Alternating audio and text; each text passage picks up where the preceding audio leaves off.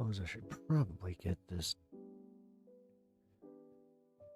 done here.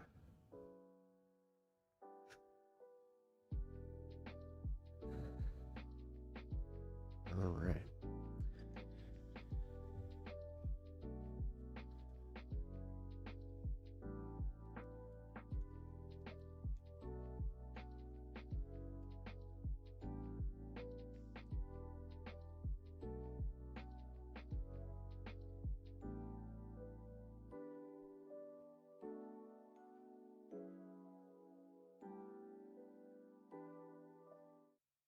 Who the heck is Pep Talks?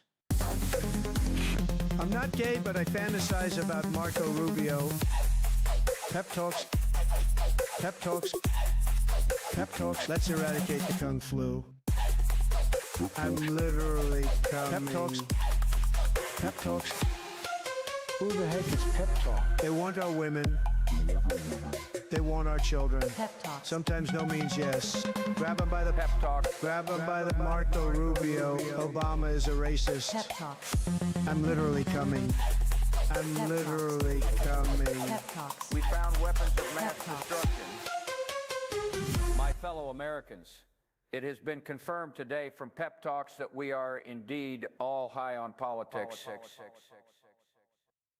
Good afternoon, everybody. Welcome to Wednesday's edition of High on Politics. I'm a little late. Ran into some technical difficulties in the form of a computer update that I did not give permission to go through. So it's one of those automatic updates that I had to sit and wait for. That was awesome. Yeah, just a quick little note. Screw Windows 11. I'm not too pleased with it. So what up, Anna? How you doing? It's good to see you. Miss you. Hope you're doing well. What up, Starman? How's it going? That is a tame welcome for you. What I thought that you were going to say something else, but how's it going, Starman? Hermit, how you doing? And then Zach, how are you? Hope you guys are all having a good day. I had a day full of some stuff. You're great, actually. Awesome. I'm so happy. Oh, that's great. Yeah, I had a bunch of errands to run, but even though I was in errand mode, I was able to. Oh, you're just here for the pupper? Well, I see how it is. I might let the cat down. In a little bit, we'll see. He is on watch right now. He is in a mood today where I was like, you know what? He's going to just derail the show, especially if I have him down here for the beginning of it. So we're going to keep him up there for now. But yeah, we'll bring him. Freaking Steve just chat banned me for saying he looks really. So you have officially joined the ban list for people that are on the bad side of Steve over at Agenda Free. Well, you know what? I'll give you a badge for that one. Here. Let's see. It'll be coming from Twitch. Let's see. What's a good band badge? Here we go. There's your band badge. Oh, man. Well, Anna, I back to you. Just want to say I'm really happy for you. That's awesome. Like, I'm really glad that you're doing great because at least somebody I know, like, is. Jeez, like, I don't know. Things have been fluctuating. Actually, you know what? Today was a really weird day where I kind of felt the vibe shift where things might be getting, knock on wood, things might be getting better. My wife is starting to take the turn towards like the real good turn. Starting to get her energy back, really starting to show that she's responding very, very, very well to this treatment. I can't even. I have no words. It's so cool. It's so cool. You know, to see her finally be able to do some crafting and like to actually just be able to have a conversation because that was actually becoming a thing. Yeah, chemo wrecks you guys. Chemo, it is no. I know that I'm breaking new ground here by stating that chemo really wrecks your body, but you know what? She is the trooper right now. Like, she is trucking along, and I am very, very happy about that. And also, just in general, like a general vibe shift kind of happened, where things started kind of going okay for me. You know what? Things were coming up, Pep. So I think that, yeah, this is good. So that's awesome. Thank you guys. No, it is really fantastic news. I also kind of, did I tell you guys last week? I think I did, about how I randomly found something that they put out early, and I was just so happy about that because it was a Magic the Gathering thing. I know you guys might not be into it, but it was just like they dropped it early, and then I got to the register. They wouldn't sell it to me. Didn't end up getting that, by the way. That was awesome. Oh yeah, no, I did cover that because I covered it Thursday and Friday. But that was one of those times. I only bring it up because I didn't even think about it before I spoke, where after they said they couldn't sell it to me, I just looked down and I kind of I was so dejected, and I just went, I really needed that win. To the point where the girl behind the counter, she gave me one of these. Oh, I was like, you know, and that kind of pity also didn't feel very good. Where I was just like, oh man, apparently I'm having a. But no, things are starting to go pretty good. Had to go and do the grocery run, which. I like how that's like a big event for me, where I'm just like, I had to go to the grocery store and I hated every second of it. So, although I was able to acquire something that I was not able to before. So, I think I can kind of talk about it a little bit, little hint, because you know, we gotta keep it within the 420 realm of being a little vague, but got a new little toy. Is this one is starting to go, so excited to try that out. It's pretty cheap, but you know what? They had, let's just put it this way: they had a nice sale for to kind of clear up for Christmas. So we already know that you partake in illicit substances. This isn't new. Serena. You know what? I thought I was breaking news here. Come on, man. So, all right. I just want to get this off my right off the bat here. We'll just start the show with it.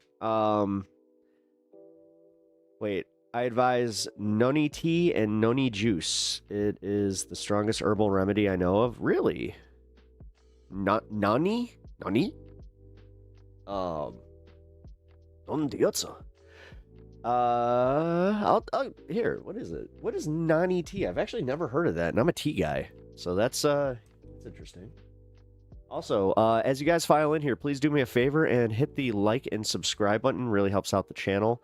I can't actually see how many people like and subscribe to the show right now. It is kind of annoying. They changed the way that I can see my analytics on my YouTube Studio now. So, yeah. It's going to be a mystery to me throughout the stream, which hopefully I'll be able to fix, because yeah, I did all these updates. Again, why the show is late today.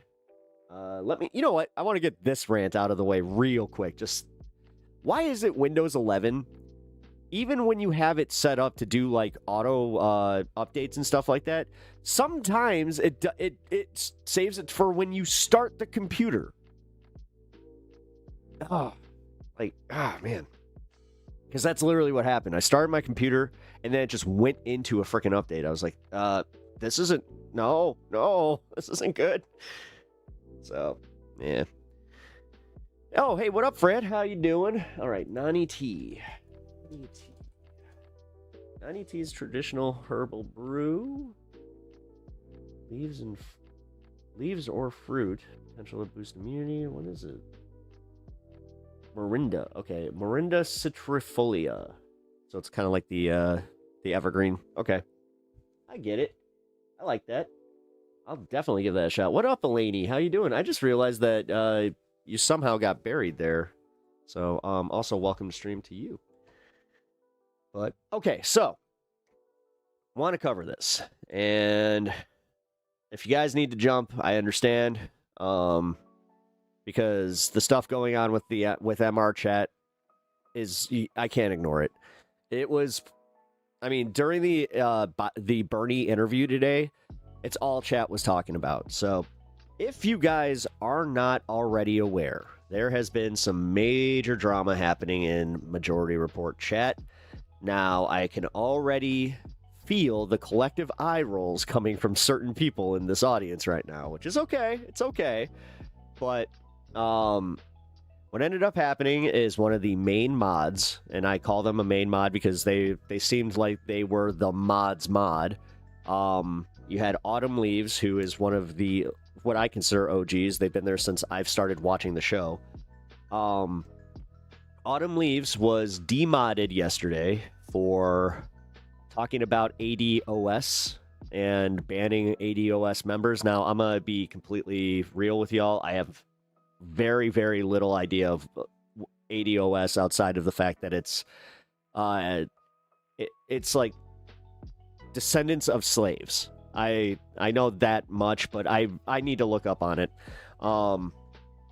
But yeah, it was kind of crazy. I guess they unmodded him. And also, yeah, I'm glad I'm not the only one that thought Autumn Leaves was a girl. But you know what? As a jazz guy, it actually makes sense. And I think that they're into jazz. Yeah, Autumn Leaves is officially unmodded over on Majority Report chat. And there's massive drama behind it now. Like there's massive drama. And I hate to say it, like, because the rest of the mods that are still there, if they didn't think that people were going to collectively lose their shit over that, I don't know how they thought that was going to be a thing. But yeah, everybody was collectively losing their shit. There was like a free Autumn type of thing. And then a lot of people were asking just in general, like, what happened? You got banned too from MR chat? Really? Wait, did you get banned? Oh, wait. I didn't know what ADOS is, but seems pretty cool actually on the surface. Yeah, on the surface. See, and that's where I think that, like, because this is where the drama starts, because it seems like Riley Cool, it's either they brought it to Matt's attention, but like Riley was the one that was kind of saying like, hey, that's not cool. Why would you do that? But yeah, Matt addressed it directly. Now, because I'm banned from the Discord, I actually have no idea how he did this. Did he send an email? Like, if you guys have any more information, please feel free to chime in. I'm just going based off of my understanding what happened, and it could definitely have some holes in this, so please do take this with a grain of salt. So it looks like Matt informed Autumn that, you know, their services have been appreciated, but they are no longer going to be modded. I went and read what happened in Discord. Pinkerbell, can you do a quick summary for me? Because again, I unfortunately am one of the band. I am one of the band. When I say band, BANNED. I'm with the band. Yeah, the band. I can never say that word without thinking of Jake from the Blues Brothers, which, you know what? I actually have a video from our very own Sylvie to watch that is from Really American. They use my favorite clip from the Blues Brothers. And I'm going to assume that because she still has monetization, that it's okay, because it's under 4 seconds, so we'll see. Very worst case, I have to do a quick clip out, but yeah, going back to this whole thing with the drama, which it is mod drama, and it sucks too, because if Matt let her know, or let Autumn, I keep doing that, if Matt let him know personally, and then broke down the reason. I don't know. Like if it's not permanent, then that kind of makes more sense. But the way that things tend to happen over on the Majority Report, whether it be Discord or Majority Report or like the chat, yeah, it does kind of seem like they're just like, yeah, just ban and no second chances, which I just don't agree with that. Because they don't just time out. And then I did see something that I have to call out, because one of the mods that is still active, I will not name who it is unless they need me, like unless I absolutely need to.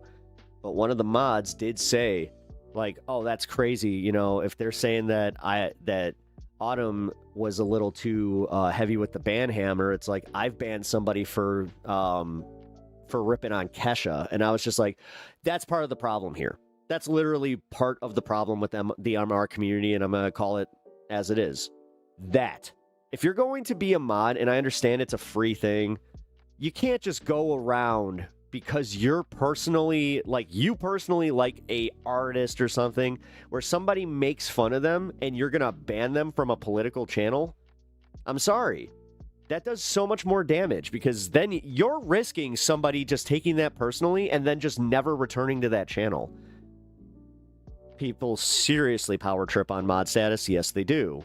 I mean, I addressed this yesterday that I am one of the channels that I would love to pay you guys. I would love to pay my mods. Right now, that is just not that's not feasible. Like, I barely make enough money on this channel, and I'm being honest, because like I want to do this full time.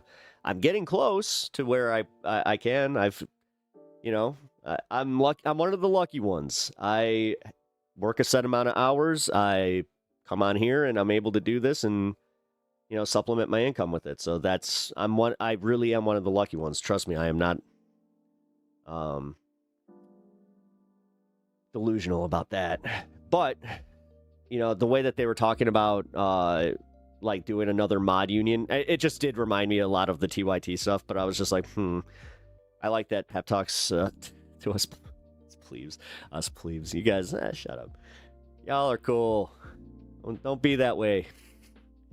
What's the point of chat anyway? No one should want to talk with me anyway. I'm a filthy leftist, much less talking with the host as if they'll ever look. I look. I don't know if a point will ever come where I don't. Even if I like get to a certain point of you know, being a little larger, then I am keeping this promise to you guys. I will make sure that everybody that is an OG, I got you on this one. Whether or not I have to start a website to keep you guys in like a priority chat, or I can just, I don't know. I'm trying to figure out the work with that, but this is also where I can kind of make a little announcement. The channel is growing. I finally sat down and took a look at the analytics. Yeah, channel's growing, and I'm pretty happy with the direction of it. I'm really excited for the future of the channel. Got some big plans. Also going to, shape up just a little bit. I think that it's time to put on the professional hat a little bit, but in general, like I said, I'm very, very excited, and yeah, we're going. 2K, let's go. Exactly. I want to hit that 2K. Let's do that. Let's get me there. We're almost to 1600, man. I honestly, I'm floored. I'm floored that I'm even there. Like, the way I had it described when I started my channel was that I would be lucky to hit 500 within 2 years, and I was just like, yeah. I'm still kind of shook by it, where I'm just like, wow. Oh, wow. But, okay, so here we go. So I don't know what happened in YouTube chat other than the one screenshot. Okay, you did. Yeah, I got that. In my honest opinion, it seems like a crybaby, intentional troublemaking situation. Okay. Autumn could have handled it differently, but then the other person went to the Discord to continue to argue about it, like really combative out of nowhere. Okay. That's weird. See, that's weird. Where it's like, if this other person was knowingly a problem, I'm surprised. Because, yeah, the big thing is, like, a lot of people were insinuating that Autumn was not going to be around anymore because they took it personally, which I would. If I was a mod for over 10 years and they just dipped me like that, again. But I'd also, there are some internals there. Maybe they do have a warning system. Maybe, it was a 3-strike thing and they were on their 3rd strike. I don't know. Genuinely, I just want to know what's going on. This is one of those things where I kind of wish LT were here because I have a feeling that LT knows a little bit more. But Pinkerbell, I really appreciate you letting me know what's going on.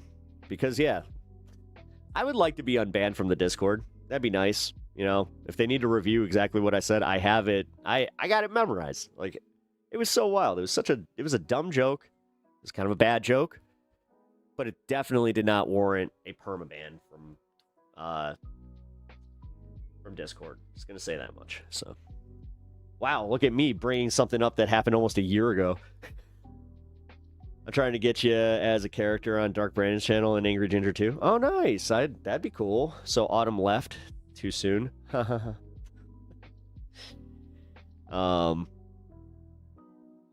it sucks. Too soon.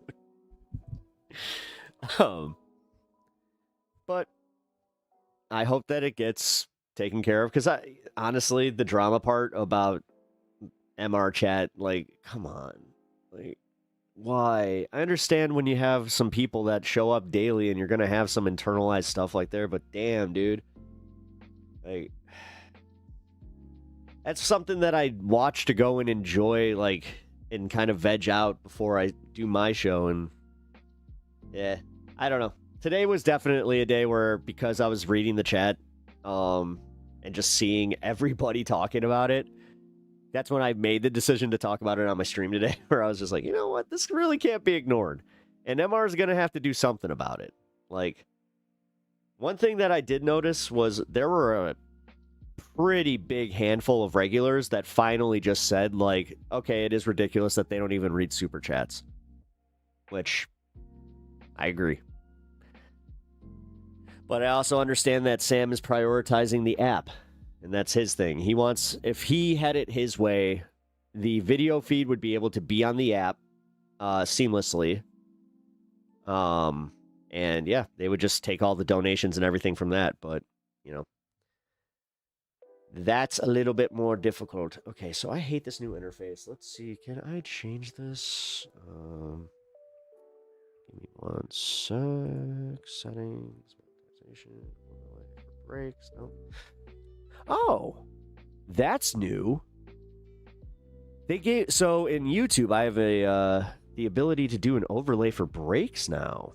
Oh, there it is. Cool. All right, so I just have to go to this now. All right. Never mind. All right, I'll get used to this new interface.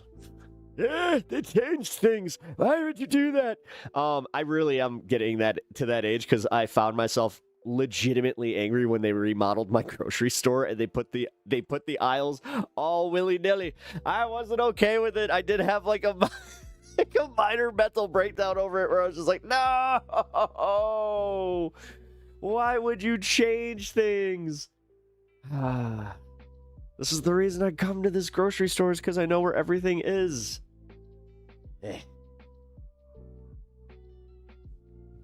Moral of the story is, I'm getting old, guys. But, alrighty. Fucks with the muscle memory. It does. No, it really does. Because, yeah. I remember walking into the bread aisle and being like, why is this cereal now? I don't like this. Like, I really don't like this. They even put the coolers in a different spot. That really pissed me off. I'm starting to realize that I like, because I'm still I am angry about it, that maybe, just maybe, I might have taken that one personally. Low-key finding the right foods when already high and experiencing munchies is a crisis. Yes, no, for real. And yeah, I do go grocery shopping a little too blitzed out of my mind sometimes, where that is kind of the problem. They do it that periodically to make people stay longer in the store. I don't know. No. So you're telling me this is going to happen again? You know, this is actually one of the craziest things. Like, I'm pretty sure that... God, yeah, because I started going to that grocery store when I moved.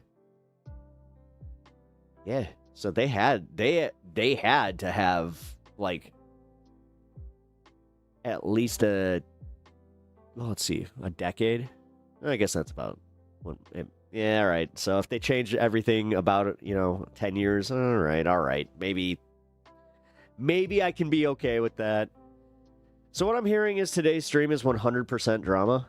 No. Today's stream, I'm just starting off because, nah, you know how I go here, where I'll either talk about something personal in my life, how I'm doing, which I'm doing well. Like, I hate to say this too, not a lot to talk about. Like I said, things came up, Pep, and I'm feeling good, I feel like things are going in the right direction. Like I said, with my wife, she's doing very, very well. And just in general, I'm having other things in my life kind of happen where I'm like, oh, wow, cool.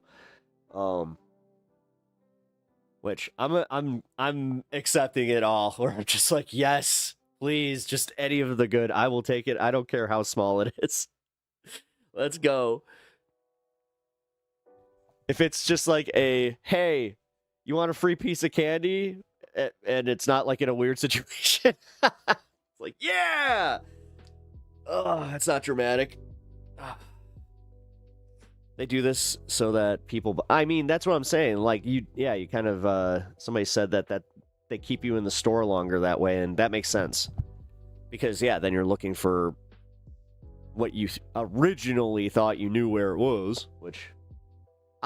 See, now I'm that stubborn jackass that just is like, oh yeah, you're gonna move it? I'm gonna go to a different store. And then I go to that different store and they move things. All right, no bullshit. That happened to me one time. While my store was remodeling, I got mad. I went to Target, which that was already kind of a mistake. But yeah, man. Then I go to the back and Target's remodeling too. I was just like, I can't win.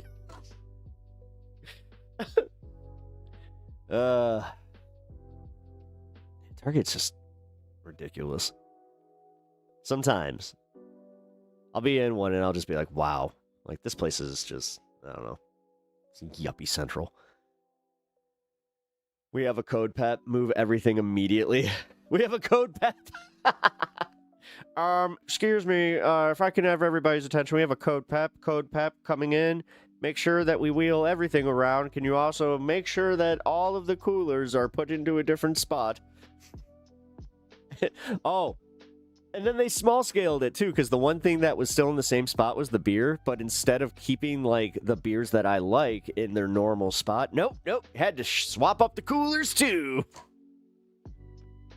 I like how this is my big hang up. It's just like, bro, get over it. It's like, yeah, I know. I should probably get over it. Fine. When I go to stuff has been in the same spot for 30 years. Yeah, see, like, I still, like, occasionally, I have to go to, like, the town I grew up in. Got family and stuff. But, yeah. Oh, okay, LT. Thank God. I was hoping that you were you were in here. Hey, Pep, Autumn Leaves was not banned from MR. He was just stripped of his mod status. That's all. I'll be back later. Cool. Awesome. No, I appreciate that, LT. Thank you for chiming in. Like I said, I was not trying to, like, speak out of turn. I was very open about the fact that I only had half of the information. So thank you for that. Well, I kind of figured when it comes to mod stuff, LT knows what's up, especially in these communities. LT's got his finger on the pulse. So, but yeah, man, I'll catch you later. And like I said, this is kind of a, I hope everything gets cleared up. I hope it is just silly, a silly timeout, and that they can discuss what was meant by it, because I didn't know what ADOS was until yesterday, so yeah. Also, I don't think that I said that they got banned. I think that I was, because I knew that. I didn't know that much. I know that they didn't get like a ban or anything like that. I was saying I got banned from Discord, which if anybody has any sway over there, can you please, like, I don't know, do a little wink, wink, nudge, nudge, and tell them, you know, Pep is sorry? Honestly, I'm gonna be that guy too, where it's kind of like, you know what? I guess I'm fine. I only heard he got demodded. Yeah. Okay, yeah. So I covered that right. That they just took the mod status away. Yeah, because that was the whole, like, somebody brought, I think it, oh my god, who the fuck brought it up? Somebody was going off in chat about it. And they kept saying that, and then somebody chimed in and they corrected it. So, yeah. But they brought up that, you know, they probably wouldn't be active in chat because it's like, why would you watch a show that treated you like that? It's like, okay, well, and I understand, but yeah, no, seriously, like the first half of that show, there was a lot of that kind of stuff. Luddite Cast, what up? What are you guys talking about? We are talking about some silly mod drama that happened in the Majority Report today, in chat. So it's very, very, you know, it's a very niche subject. But welcome to the stream. This is your first time? Hell yeah, man. Well, Luddite Cast. I am Pep. I'm the host of said show that we are watching, or you are watching. I could have done that better. But yeah, no, hi. Nice to meet you. I'm Pep. Welcome to Pep Talks. We are indeed high on politics, and I'm also talking about how I get mad because my grocery store changed things, and I don't like when things change like that, and especially when they, like, I don't know, move the coolers to the other side of the fucking store. Sorry. I'm still mad about this. Why would you move Why? Why would you move the coolers? They've been in the same place. I'm done. Here in Canada, they make a maze to go pay with lots of products. Isn't that what a grocery store is? It's a giant maze of products that you just have to get to the end, and you win when you check out. I'm gonna make it a game now. I've seen you stream on my FYP a few times, blowing up right now. Really? Oh man, thank you for that. See, guys? You see what I said about the positivity and, like, how, like, yeah, all right. You know what? That means a lot to me. Thank you for that information. That was really, really cool. Either that or we're kindred spirits. Hey, well, here, you know what? Since you're new here, I'm gonna just ask, what type of content do you usually frequent? Because that makes me wonder, like, does it do it by, like, so you like this content, maybe you'll like this content. I wouldn't be surprised if, like, you know, Kyle Kolinski, I cover a lot of his stuff, but just in general too, like, you know, little 420 culture, that kind of, I do tend to pop up in people's feeds for that, so I always, but either way, I really appreciate that, thank you, because that's crazy. Like, when I made the front page, that was absolutely insane to me. Like I said, like, is this what humble is? I guess I'm humbled by seeing that, you know, my stuff is out there, that the show's growing, and that people, you like me, you really like me. Sparks up another round. Well, let's see. You know what? You guys could deal with this with me together. Let's try and unclog this and see if my head explodes. Nope, we're good.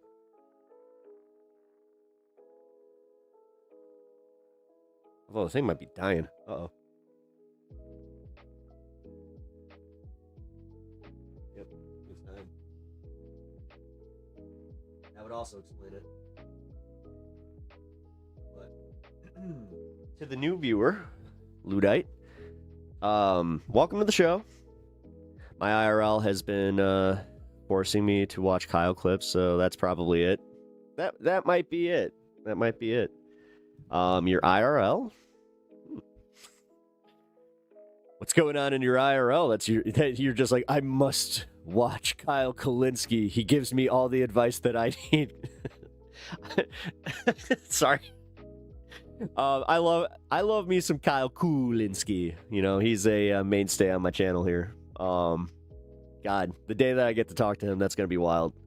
You notice how I'm saying the day that I do get to? Because it's gonna happen. It's gonna happen. Ask him about some of the millennial stuff and just ask him if I'm right. It's like, hey man, so I know that you're like really into Saved by the Bell and stuff, and you literally cosplayed Zach. That's why you have blonde hair right now. But it's just, hey, were you actually that guy in high school? It kind of strikes me like you were. But then again, every once in a while he'll surprise me where he's just like, I still have my Pokemon cards. It's like, I'm proud of you. But before I stunlock there a little bit, which does happen on this show, it's okay. Ask him if he's jealous of RFK. Shut up. We're not doing that. I was looking at doing Taylor Lorenz's clip about the RFK situation. Can't. I really can't. Ask him if he's still... I can't get over... Yeah, it's bad. He has tribal tattoos. Yes, he does. He has a tribal tattoo. I mean, he literally has a tattoo that looks like he got it... Like, he looked at a Limp Bizkit album cover and was just like, I want that. Which wouldn't surprise me. No, I actually remember the lore about it. He got a Metallica tattoo that he didn't even know was Metallica. It was the lightning bolts in the square. And he's just like, well, that could definitely be... Because he was talking about Graham Plantner, and he's like, well, that could be misconstrued. It's like, well, not really, but the fact that you didn't know it was a Metallica tattoo and you got it anyway, that tells me a little bit of something. Just not going to judge too hard, but I'm going to judge. That's for sure. But I keep doing this. Luddite.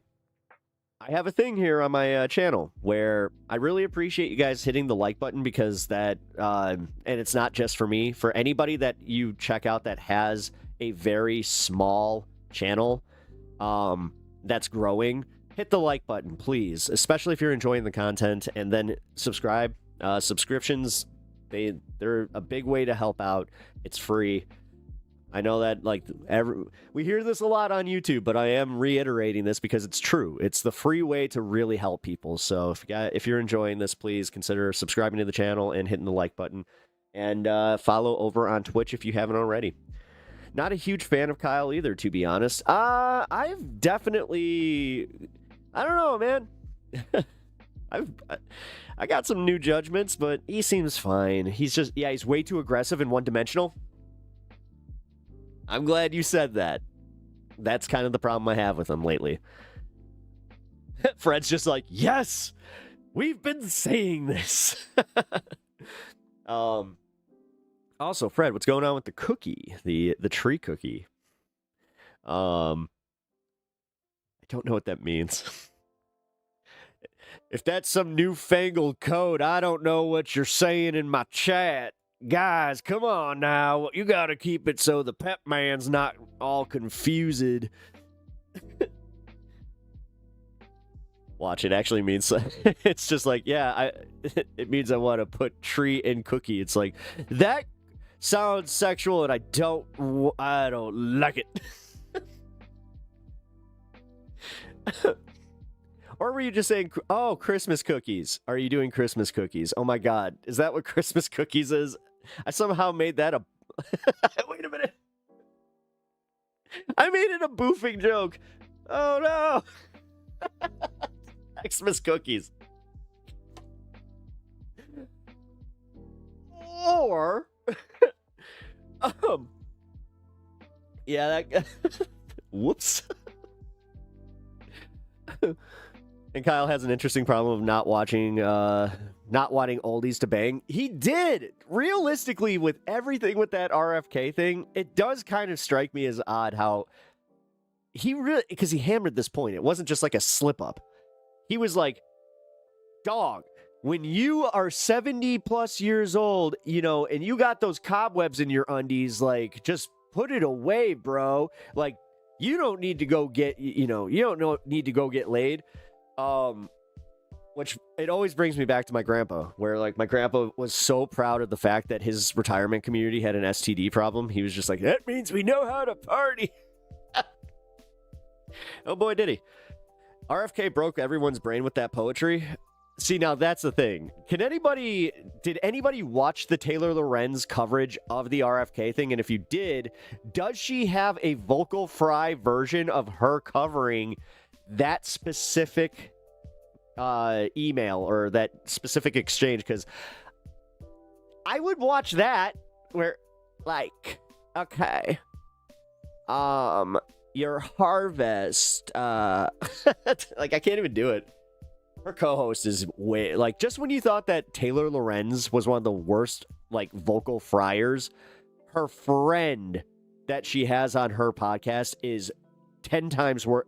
Literally, there's like, okay, that's just the way you talk. Then it's like, no, you should have definitely, if you're doing this, you need a vocal coach, because I don't know. When I was in broadcasting school, we actually were taught how to speak and enunciate, and specifically if you were going into news broadcasting. Most of the time, you would be taught how to do the news, enunciate. I didn't have to work that hard because they were always like, in news, we like to speak with a Midwestern accent because in news, people can understand the Midwestern accent. And this is why we also enunciate. This is why I don't do that crap, but then Taylor Lorenz comes in like, okay, so I have this problem with, like, everything that, like, the left is doing. I suddenly take you, more seriously now? Wait, why? Working in an office, I make a call all the time. People just mumble. People don't know how to talk. No, like, seriously, I make the joke but I actually might be, like, one of the last professional broadcasters because I did take broadcasting classes. So. But I'm also a certain age. I'm not even sure if they do that anymore. The last time that I was looking into, like, what broadcasting school is now, it's like community colleges offer influencer classes. I saw one of them literally has it's how to be an influencer. I'm like, that's disconcerting. So I'm hearing that Pep is volunteering to voice coach some of my trans femme friends. I mean, if I have... Oh, I see what you're saying. Well, okay, I guess I could train you on how to do a perfect Taylor Lorenz. Actually, her friend. Like I said, I don't do a very good impression of her. I just know that she literally speaks the way that... Because I had this one teacher, he was always harping on how we said like a lot. He had a like jar, for real. That we would have to give a dime to every time that we said a like. He kept to it, because he would come up to you and just be like, like right there and there. Sometimes, of course, we would just be like, but that one needed to be there. All right, I'll give you that one for free.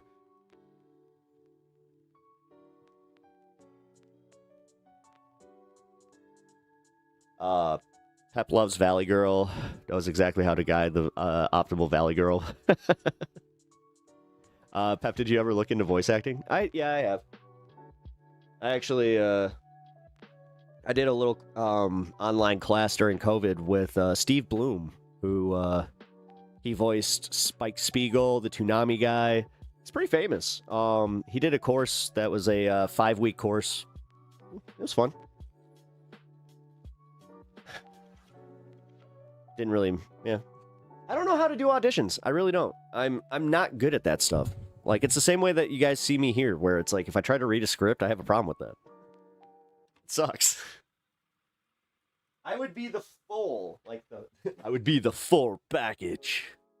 If I could just, I don't know, read a fucking script and not start giggling.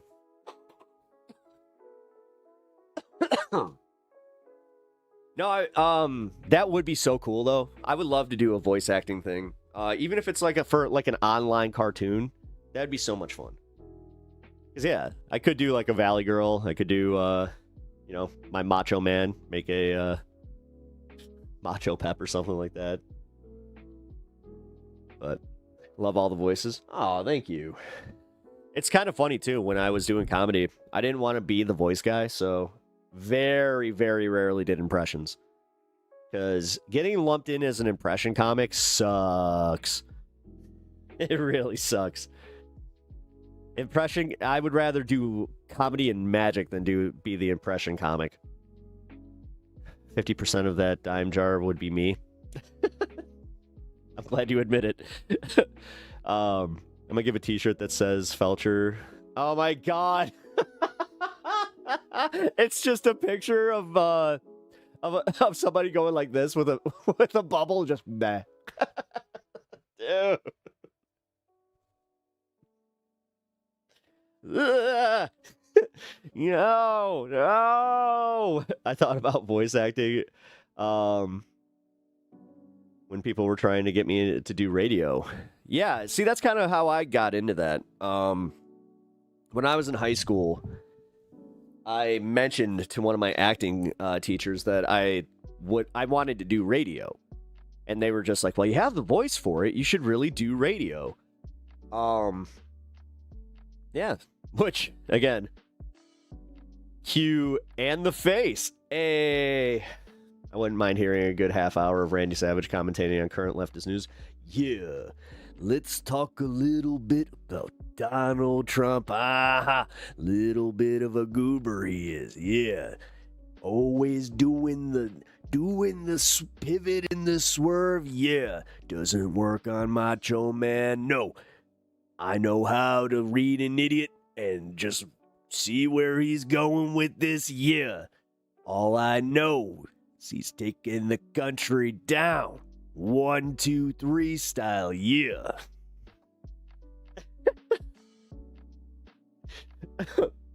Trust me. I watch guys that like literally cosplay Macho Man, and I do like an okay Macho Man. Like Dan Soder does a perfect Macho Man impression.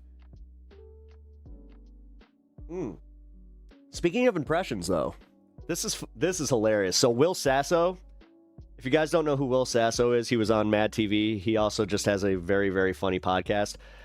Check this out. This is not Alex Jones. He does an Alex Jones impression. Somebody got him an Alex Jones wig because they figured out, they're like, dude, you look exactly like him. Here, listen to this. Back a little bit. Or else it doesn't look. Dude, it looks real. It looks like that's your real hair. It does look real. Really? It does. Here, wait. Yes. Okay. That actually helps me. Yeah.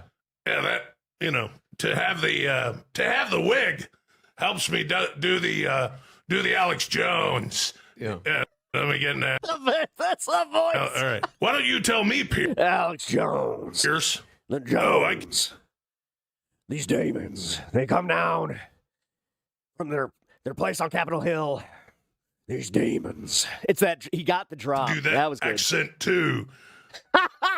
This is Alex Jones doing a British accent. I'm Alex Jones. Pip pip cheerio. Pip pip. Nice, dude. All right. I got up in the middle of the night to get a glass of orange juice, and when I opened the fridge, a schism pulled me through time, and I wound up living 12 months in the year 2063. Dude,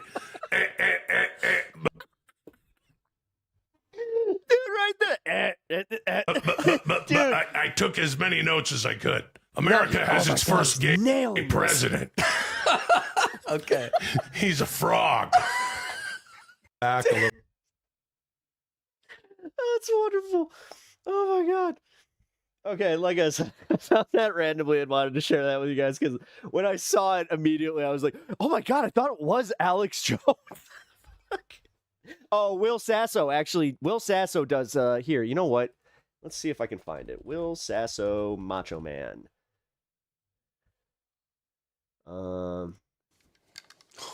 Here we go. Yeah, let's see what he's got to say. Not sure if it's good or bad, yeah. Yeah. Hulk Hogan, let me say it out loud. Oh my god! No, he does it better. Yeah. Yeah. I ate your guts! And now, better than all Oh my God, he's got the the breathing thing. the rest, even on Insight. Yeah. Yeah. I'm here with Chris Van Vliet. Yeah. Insight, looking in, looking out. No Looking out, yeah. pukesters to my left. Freak out, and man, no yeah. pukesters to my right. No. No.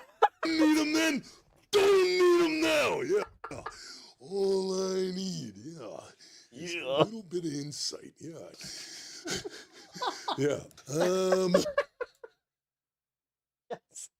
Big wrestling fan. Yeah, wearing a hat and glasses. Yeah. Okay, yeah, sorry. I'm not gonna do like a whole Will Sasso thing, but the quiet savage voice is a gift. It really makes the impression. I mean, that was my when I was starting to do Macho Man, that's everybody. I've told the story before where everybody does the "oh yeah, Bonesaw's ready." Like everybody did that shit. Nobody got the cadence. See, he did that perfectly. It's about story time, yeah, with Macho Man. Macho Man's telling you a story, yeah. Gotta bring you in. Yeah, it's about the build up. He got that. He actually got it better because of when he did the breakout, because that's exactly how he did his promos. And the way, yeah, Hulk Hogan, like he did like a heavy breathing thing. There's always work to do. Yeah, gotta get the impression. Gotta sound like I was just mowing the lawn. Yeah. Coming in, getting a little bit of a lemonade, Elizabeth. Yeah. Where's that lemonade? You give it to Hulk Hogan. That's it. About to disassemble the mega powers. Yeah. Over a lemonade fiasco. Sad part is it's not too far off. R.I.P. Macho Man. Yeah, dude, that one I was sad. I remember exactly where I was for that. He may have been a POS in the ring and outside the ring, but he was also POS. Hey, you know what? He was a really good dude. Before John Cena, he did the most Make-A-Wish grants. There's so many stories of him just showing up to a children's hospital in full character.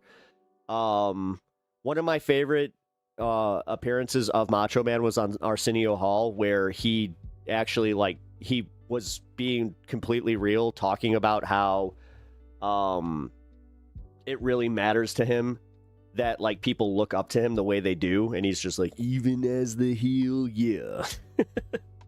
he knew what was up. Now Roddy Piper really played the character.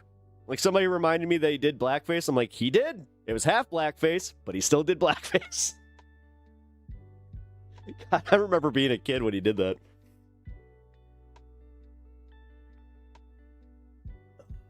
But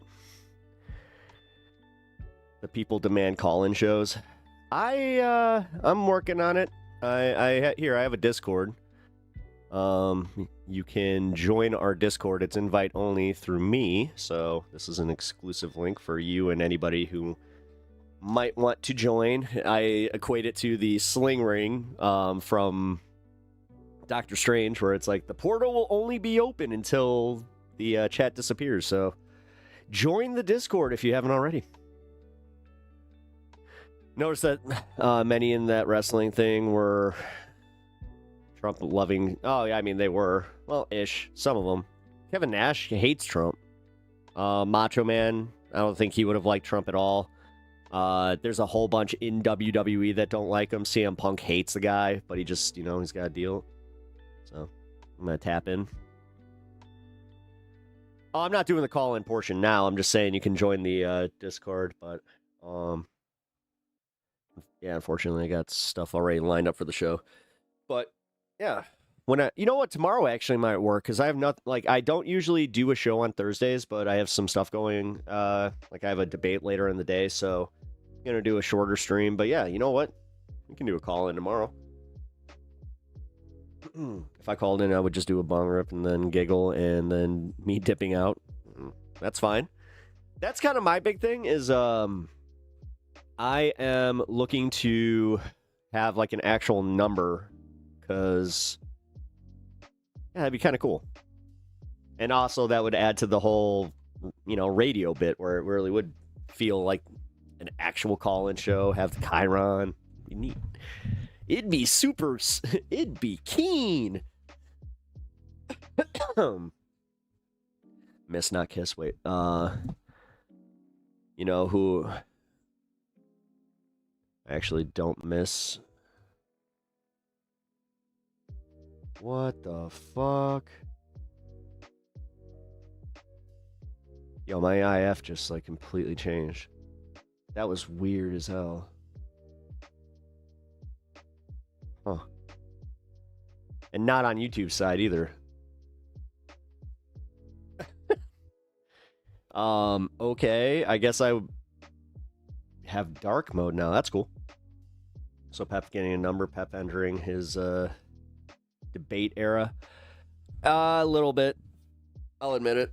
I took a booking on a right-wing show. I know exactly what it is. I know that they're going to try and use me, and I'm going to do one of these to just see if there is any hope that I can kind of talk some of these, these guys off of their ledge where it is. I'm not going to try and bring them to our side, but I'm going to just try to get them to see leftists, the way that they view them aren't as bad as they think.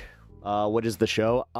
Speakeasy, which I watched the hit piece on Speakeasy. Somebody had said that he somehow was involved with underage girls. It doesn't seem like that, so the gang will support you. No, I'll make sure it's linked. But yeah, I'm going on Speakeasy show. It is here. You guys can check them out here.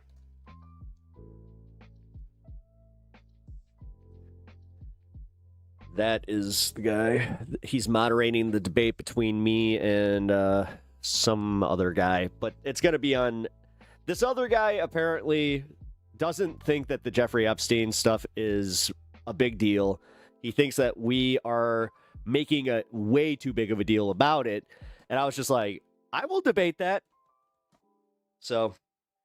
I will also say, though, I'll make this publicly known to you guys. If they try to pull it in a direction of like, hey, what do you think about, trans rights or any of that shit? I will literally dip before I start debating that shit. Not going to give them their clips. The big thing, like I said, that I would like to get from it is just for them to kind of be like, those guys kind of not as crazy as we thought. Yeah, exactly. Just a bunch of, kitty traffickers. No biggie. Yeah, I've already got the Ghislaine Maxwell bits pulled up from yesterday because, yeah, like this is a ever-evolving story. I kind of wish that this was after the 19th, though, I will admit. Maybe there could be a part 2, who knows, but... We'll see. But yeah, I did watch this. It was a hit piece on Speak, which he definitely made an enemy in somebody. And it seems like the guy is one of those libertarian, types that he's... Can I just say, what is it about these guys that they never got out of being 13 years old? Like, they peaked in 8th grade. Like, their brains were just like, yeah, that's peak comedy. That's what comedy should be. Not just the free use of the R word, but the overuse of the R word. That kind of stuff where it's just like, whoa, you're so edgy, dude. Also, the way that it's like calling each other's wives fat and going after each other's wives and shit like that. I don't get that. I know I'm not going to play into that, especially I do have a little bit of Teflon on this one where it's like, good luck. Good luck. You say anything about my mom or my wife right now, you look like at that point, you're an irredeemable person, and most people will agree with that. Even they could be the most ardent right-wingers, and they would just be like, you made fun of his dead mom? Bro. Somebody just told me a story about somebody that did that in high school. And they were like, yeah, this guy, like, he had the school bullies come out and say, like, dude, his mom is dead. Why would you say that? And for the rest of the year, the guy was known as the dude who made fun of someone's dead mom, so nobody even listened to the guy. Right-wingers are good people with legitimate grievances getting grifted on by opportunists. They definitely are. They're not inherently people. Hateful. Well, some of them are, for the most part, just misled. They can be reached. This is where I have that on my channel here. This is why I don't just ban people that are just like, Donald Trump 2028, blah, blah, blah, even though it's stupid. But, nah, realistically, I want to have discourse, and I don't like the bubble stuff.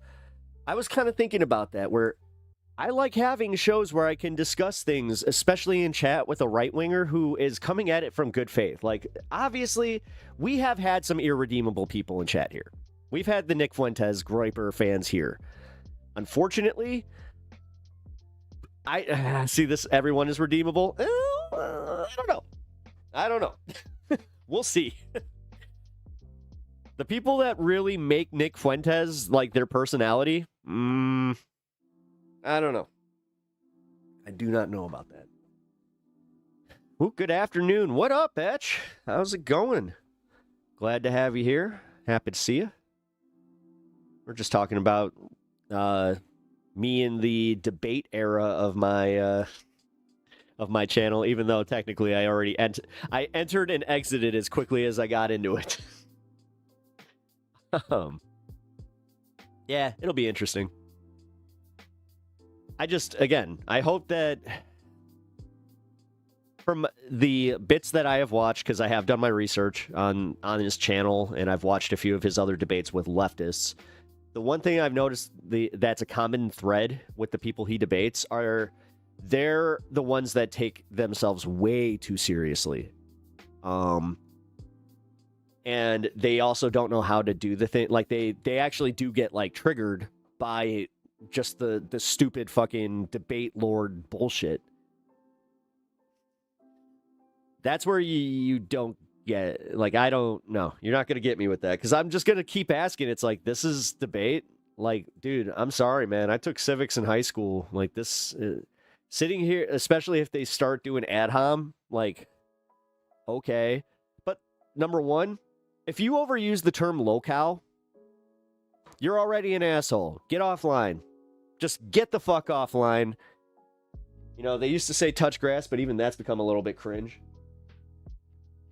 But, yeah, I've seen in that hit piece, he kept, like, doing this thing where he's just like, locale, this is locale cope, blah, blah, blah. Yeah, okay. What up, DJX? Oh, man, Etch and DJX. You guys kind of missed. I kind of went through the Autumn Leaves thing, and DJX, I gotta give you a big shout out. I appreciate the way you handled that in chat today. I think that you did a really good job. You were doing advocacy, but you were also simultaneously bringing awareness to the situation, and I think that you did a really good job. Nah, touch grass is immortal. It kind of is. I'm glad. All right, cool. We can keep touch grass. Sweet. Have you tasted the peppers? I tasted the brine. It's not ready yet. Yeah, I got it right here. Still a little too bitter. It's almost there. I added a little bit more sugar.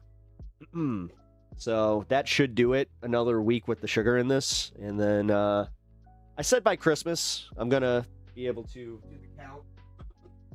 Know exactly what's happening. That was bad. I almost dropped the jar. And it almost fell on a portion of my desk that would have broken it. Thank you. I don't even know the details of what happened. See, okay, so I'll give you the details that I know. And I know I'm not going to revisit it entirely, guys. I'm not going to make another hour about this. So, oh, wait, what is this? Here we go. Sorry, I lost my place. So, apparently, Autumn Leaves said yesterday, somebody screenshotted the message, ADOS can and will be silenced, F off. Now, right here, you can see that Riley was like, what? And then NR Gray also was just like, what are you doing? Yeah, American descendants of slavery. Yes, yes, yes. Like I said, I don't know much about that, but I do know that that is what did it. I'm still trying to get an answer on whether or not Matt did he handle that on the show? Like, did he actually, like, say that on air, or did he handle it by sending Autumn a farewell? Because from my understanding, Autumn did receive some correspondence with Matt. Matt said, we're not going to allow this anymore. Honestly, we appreciate your contributions, but I think that you have to go and just not be part of the mod team anymore. Which, again, I could see why somebody would take that, especially if they've been a mod for 10 years, and it's a non-paying gig. So it's like, no, they definitely benefited from you being there. How would I identify politically? Genuinely curious. I'm a Democratic Socialist. I am a card-carrying member of DSA, so. But, like I said, I don't like having bubbles, so I like being able to talk to other people. I grew up in a Christian school, in a very, very Christian background, but not conservative Christian background. So, made a birthday video song for Letterhack today. Nice! Hey, you want to do one for me? Mine's coming up in about a week here. Locale is fine if you use it correctly. It just only applies to those who could not survive outside their performative content. Oh, yeah. They keep saying Autumn got fired. I was like, what? Yeah, exactly. And then that's where there was some misinformation going around that Autumn got banned. That is not the case. No, they just got demodded. That's all I know. I know that LT was in here, offered their quick take on it, and then yeah, had to go. But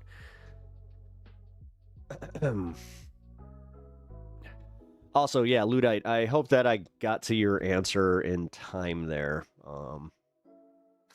I also hope it's okay. I know you're genuinely curious, but sometimes people, like, they find out that I'm a lefty, and then they're like, oh my god, you're a lefty? I can't watch your content anymore. It's like, why?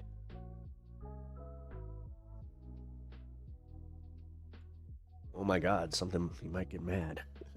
Nice, DJX, looking forward to hearing it. Yeah, but also, I am not joking, by the way. My birthday is in about a week here, so. Fun times. I can no longer say 38. Boo. But I ain't there yet. I get one more year. One more. So. But yes, I think that the yours is Friday. Well, happy early birthday, and I will definitely make sure to do a shout out for you. 12/12. Nice. I'm not going to say mine entirely. I'm debating what to do with that, so. I mean, I just joined your Discord, so I already knew you're some sort of leftist. Well, okay, yeah, true.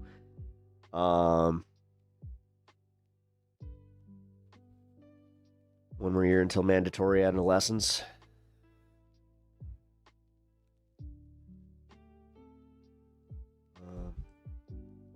Your obsolescence, adolescence. Hey, I forget how old I am sometimes. Yeah. If I wasn't so close, I think, wait, Pep, your birthday is a secret? Is secret? Kinda. Yeah, you guys know the month and the year, but yeah, no, I don't. I haven't really been open with the day. Still trying to figure out if I want to. Honestly, I think I'm at that point in my career where, yeah, why not? Who gives a shit? People are going to be making... Once I'm at the point where people start going on Reddit, to figure out stuff, but... Oh, yeah, yours was on the 1st? Hell yeah. Well, happy belated. Pep's birthday and his original hair color are both highly confidential. I don't color my hair. I've only colored my hair one time in my entire life, so... Hello, everyone. Here to bring the step to your pep. Nice.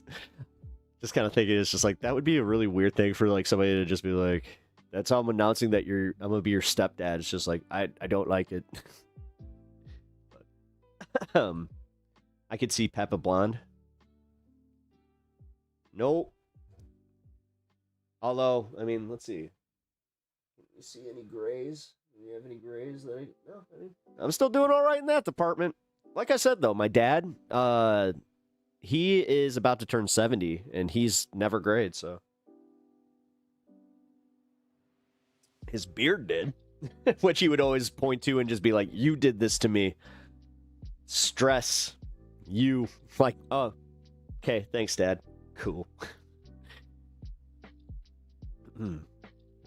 Actually, Luddite, what would you consider your political ideology here? Even though I could probably just check on the thing because we do make the members say. Where's the newest?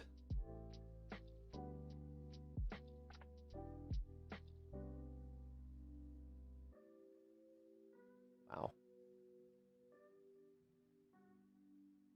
I just realized that this is really weird the way that they do this, so I can't really see unless I...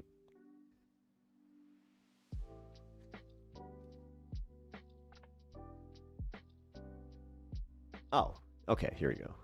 Anarchist, okay. Well, interesting. Are you like Jamie Peck level anarchist, or... God, that was another thing that people brought up today was Jamie Peck, and how there was some stuff there, too. Man, dumb drama. Can people just be like, okay, so something happened, it pissed me off one time, but they, like, God, they just seem like they want to hold on to this shit.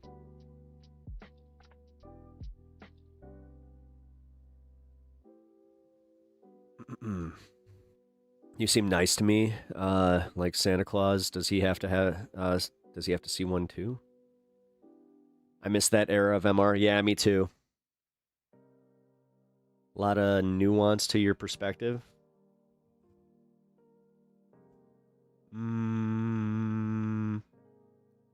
Maybe later. You're 59 and I'm the base color of all colors. What?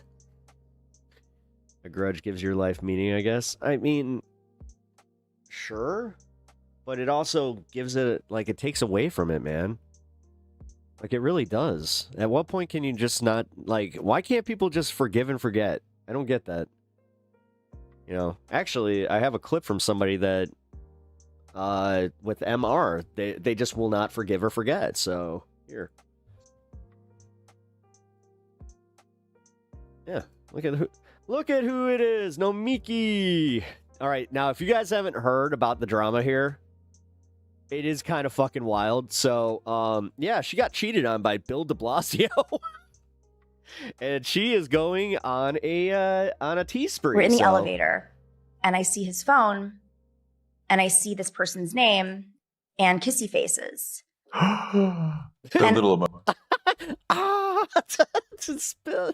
Mm-hmm. I just said to him, it's real. Who is that? And then he goes, the mayor of South Tucson. And I was like, are you fucking kidding me?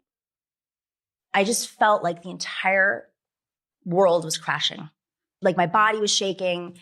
He goes, I'll explain. I've been meaning to explain. I've been wanting to explain, but I didn't want to do it until like the end of the trip. And I was like, oh, you were explaining it right now. Also, if she's kissy faces, clearly you've had sex with her. He told me that they had lunch. He took her back to his apartment. And then after that, came and had dinner with my friend that I hadn't seen in 13 years. And then slept in my bed with me, as my friend said, you know, a salad with a side of fuck. I admit that your friend, that is a little funny. What the fuck, geez? Yeah. She's a real gem. Well, I mean, it seems like she did a lot of damage to her career with, you know, her whole running against... God, who did she run against? She did so... I remember the drama there a little bit, but yeah, even that's starting to fade. Damn, yeah, I mean, salad. Yeah, but, Earthbag Homies. How's it going? Don't recognize the name. If I know you by something else, just let me know. And if I don't know, if you are new here, welcome. But yeah, Nomiki. God, I always loved how Sam had to do that. um, yeah, it's kind of weird. She's playing all the fields. It does kind of seem like, I don't know, but she is also, a grown-ass adult that can have her own life. So that is something that I thought was weird when people were kind of like, why is she with de Blasio? I'm like, why not? Like, wait, what's going on here? Not in front of my salad, too. Yeah. She should have booked a cruise. Use your imagination.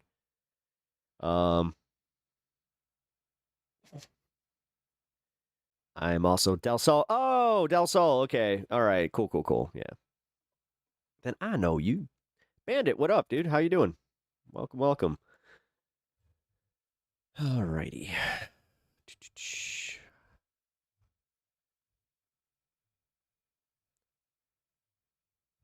So you want to wait, if you're familiar, I'm a big fan of Ivan Illich, Jekwa Elul, Murray Bookchin. What? I have no idea who any of those people are. Really, go figure, another cheater. Yeah, I mean,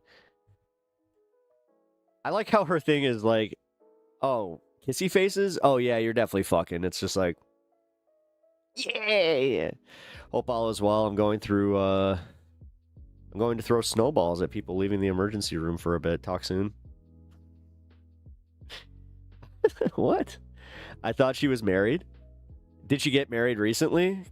Because I don't see, if that's the case, then she dated de Blasio and then got married within like a year. Because I remember hearing that she was with de Blasio on Majority Report like about a year ago. Here, actually, usually don't Google this bullshit, but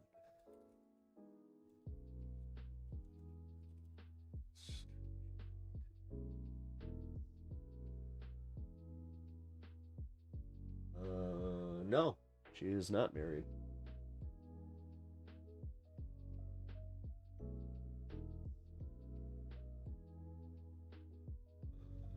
Actually dropped her endorsement of her former opponent, Kristen Gonzalez. Is that what it was? Oh, that's right. She was from Tucson. Oh, that's oh, wow, that hurts. So the mayor of Tucson? Man, he had something for Arizona, I guess. Which ended in November 2025. Oh, okay. Yeah, she's definitely not married then. I remember when there was rumors that she was with Hassan for a while. Like, God, that was... Dude, that's back when Michael was alive. Because I remember them talking about that and Michael being the one that's just like, I'm not playing that game. Like, I don't care. It's like the hand on the hips and, yeah, back of the head hug. Yeah. I had to go do something, so I missed some of the combo. Oh, I just played a clip of Nomiki Konst talking about how she got cheated on by Bill de Blasio. If you let a grudge drive you, wait, if you let a... What is this? Hold on, your chat just froze. There we go. If you let a grudge drive you, you aren't living your life in the present. You're living in the past, and the grudge is living your life. Yeah. Is Phantasmal Flame good TCG pack? Fuck yeah, it is. That's one of the brand new ones. And yes, you can. That's the one where you can get the alternate. God, I want to call them EX Pokemon. I forgot what the fuck they're actually called. Mega Pokemon. My life is all about grudges. Joking.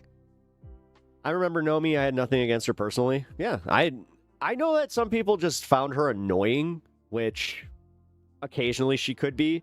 I always got the vibe that her and Jamie, they did not like each other. And I also got the vibe that her and Emma did not get along either. So take that for what you will.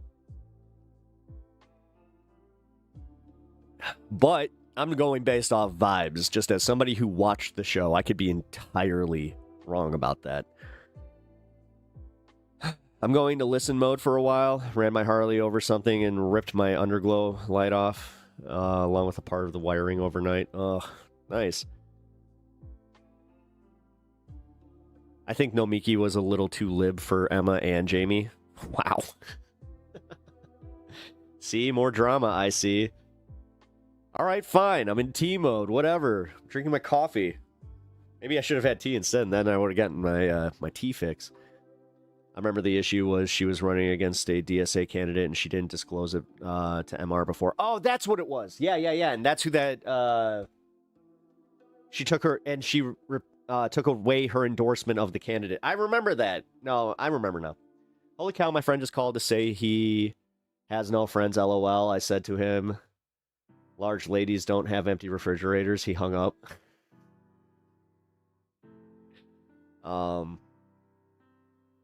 Well, I hope you're kidding, man. Pepper tea time, let's go. Yeah, I mean... I'm not one to hyper fixate on drama. I won't just ignore it either. I had that thought with the MR stuff because I didn't want to give it too much air, but I also saw other people were talking about it, so it seemed more like an NY thing, so no one paid attention to it. Well, see, the funny part was I remember that she was on the show like on Thursdays, and then she just stopped going on the show, and then I just remember nobody would talk about her. And like when people would ask about her in chat, they would just glaze over it. So it seems lettuce Earl Grey. I mean, excuse me. But it is also kind of funny that, like, the fact that Bill de Blasio, you know, people were talking about, like, how he wasn't a bad mayor and he did some good things. And then it's just like, well, he was also a piece of shit, apparently. Which, hey! I want to say that's what you get for dating a politician. And that's what I'll say. You're telling me that a politician wasn't an honest person? No way.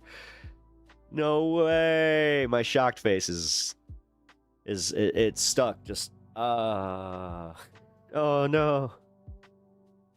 Oof. Seems all wealthy people are shit. Well, it's because, yeah, when you are wealthy like that, you think you're entitled to not just sex, but you're entitled to a relationship. And you're like, most rich dudes, they think that they're entitled to having a hot wife at home who has the understanding that he's going to go and have his fun, but they can't do the same. Look at Trump and Melania, for real. Tea time, spark another. I'll spark another in 20 minutes.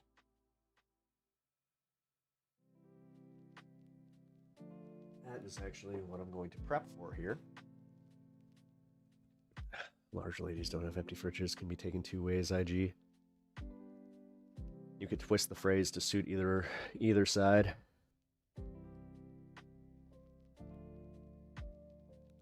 Aguma.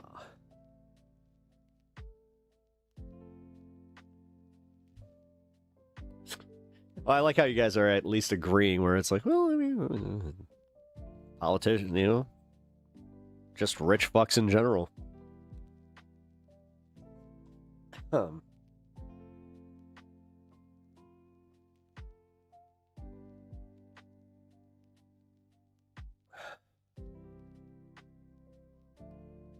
That's Sopranos for Mistress. Aguma. Oh. Sad part is I watched The Sopranos, and I don't remember that. But, yeah, I find it interesting that, let's see, that happened on the 25th. That's also weird that they actually have, like, a date. Oh, my God. It was on. So wait a minute. They were probably on Thanksgiving. Oh my God, that's what it was. They were on a Thanksgiving trip to Tucson to go see her mom. Oh, that's wild. He cheated. Oh my God. Oh my God. That's dude. That's even like I don't know. The fact that he like just told her too, just like, yeah, it's Mayor of Tucson, and she's just like, oh, okay. And then she puts it together that it's just like, oh, so you went and had lunch, and then I see what you did. Okay. Big oof. You know what? Fuck it. Since we're gonna do the drama stuff. Hank Thompson, formerly of TYT and fellow contributor of this space, posted this on Twitter, referring to TYT Anthony Antamanuik. I don't know how to... I think I got that right. Shares about trusting hustlers in media. At Franny Fio compares Jenk and Anna honestly. He can't actually let the veneer fall. He can't actually admit he's disingenuous. Also, lacks some basic morals. About with those Turks folks is like, I remember being at some Politicon event, and this is a hard truth, I think, for a lot of people watching stuff like this, is you really got to sort the people you watch, because there are so many folks, by the way, right and left, who are just disingenuous actors. They actually have no principles, and they have no core value system. They're just trying to hustle. That seems like 99% of people in right-wing media. And listen, I don't have a... And, I mean, you can, if you're going to be fair here with the Turks, left-wing media too. problem with the... Well, if you can call them left-wing anymore. Hustle, in the sense that... but if you get called out for the hustle, you got to admit it. That's my thing. If your hustle's so bad that people can see through it, don't pretend at that point.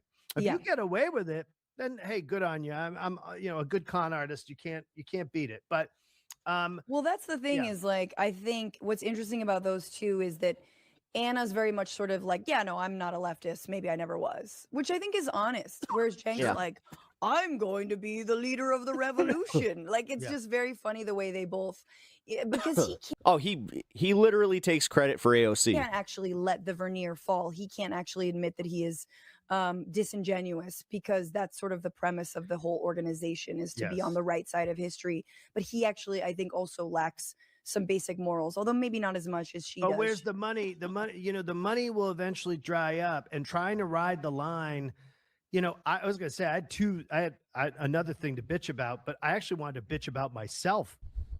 That's why I watch you. You approach things with nuance and don't assume a position until you have information. I really try. The thing is, I've been burned. I'm not sure if you guys have had this happen. I can actually explain why I am a lot like that. Because I've had a very embarrassing moment in my life where I went in with just one little bit of information, and I decided to act a fool on it. I mean, I blew up a friendship over it entirely. And the thing is, I literally found out like the next day that it was like, you didn't have any of that information right. And on top of it, some of the stuff that I accused them of, it turned out that the other person was doing. It's like, oh shit. Well, so yeah, you don't assume intentional malice either. No, I try. Yeah, no, it sucked. It really sucked. And you know what? I'm glad that it happened the way that it did, at least where I could learn from it. Because that embarrassment that I felt, and just overall realizing, like, dude, what did I gain from jumping to that conclusion? And then feeling, there was this brief feeling of, I accomplished something, like, oh my God, dude, I did so well. Like, pats on the back. Trump always talked about Al Capone, a mob boss that became mayor of Chicago. What? Al Capone was never the mayor of Chicago? What? No. No. Like, I'm sorry. No, you're that's just wrong. I have been to his, he has 2 graves here, by the way. He has his one where that's, his family plot, which people think is the main one. It's not. He's actually buried in, like, an unmarked. But people figured it out, and they were just like, this is Al Capone's actual one. It says church.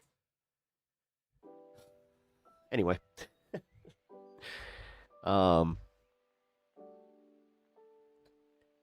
I don't think there was a mob boss that became like here. Let's look at that. Because the thing is, I could actually believe that could be a thing. Happy before birthdays, Pep. Thank you. I appreciate that. Early birthday. Who was the mayor? Who was a crime boss?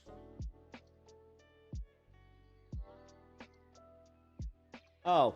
Wow, no, you are right about that was in Chicago. Michael Cassius McDonald in 1880 stands out as a powerful crime boss who became a political boss, essentially running Chicago's machine and gambling world, while figures like Richard J. Daley were powerful political bosses accused to having mob links. Okay, so I think that you're thinking of Daley there.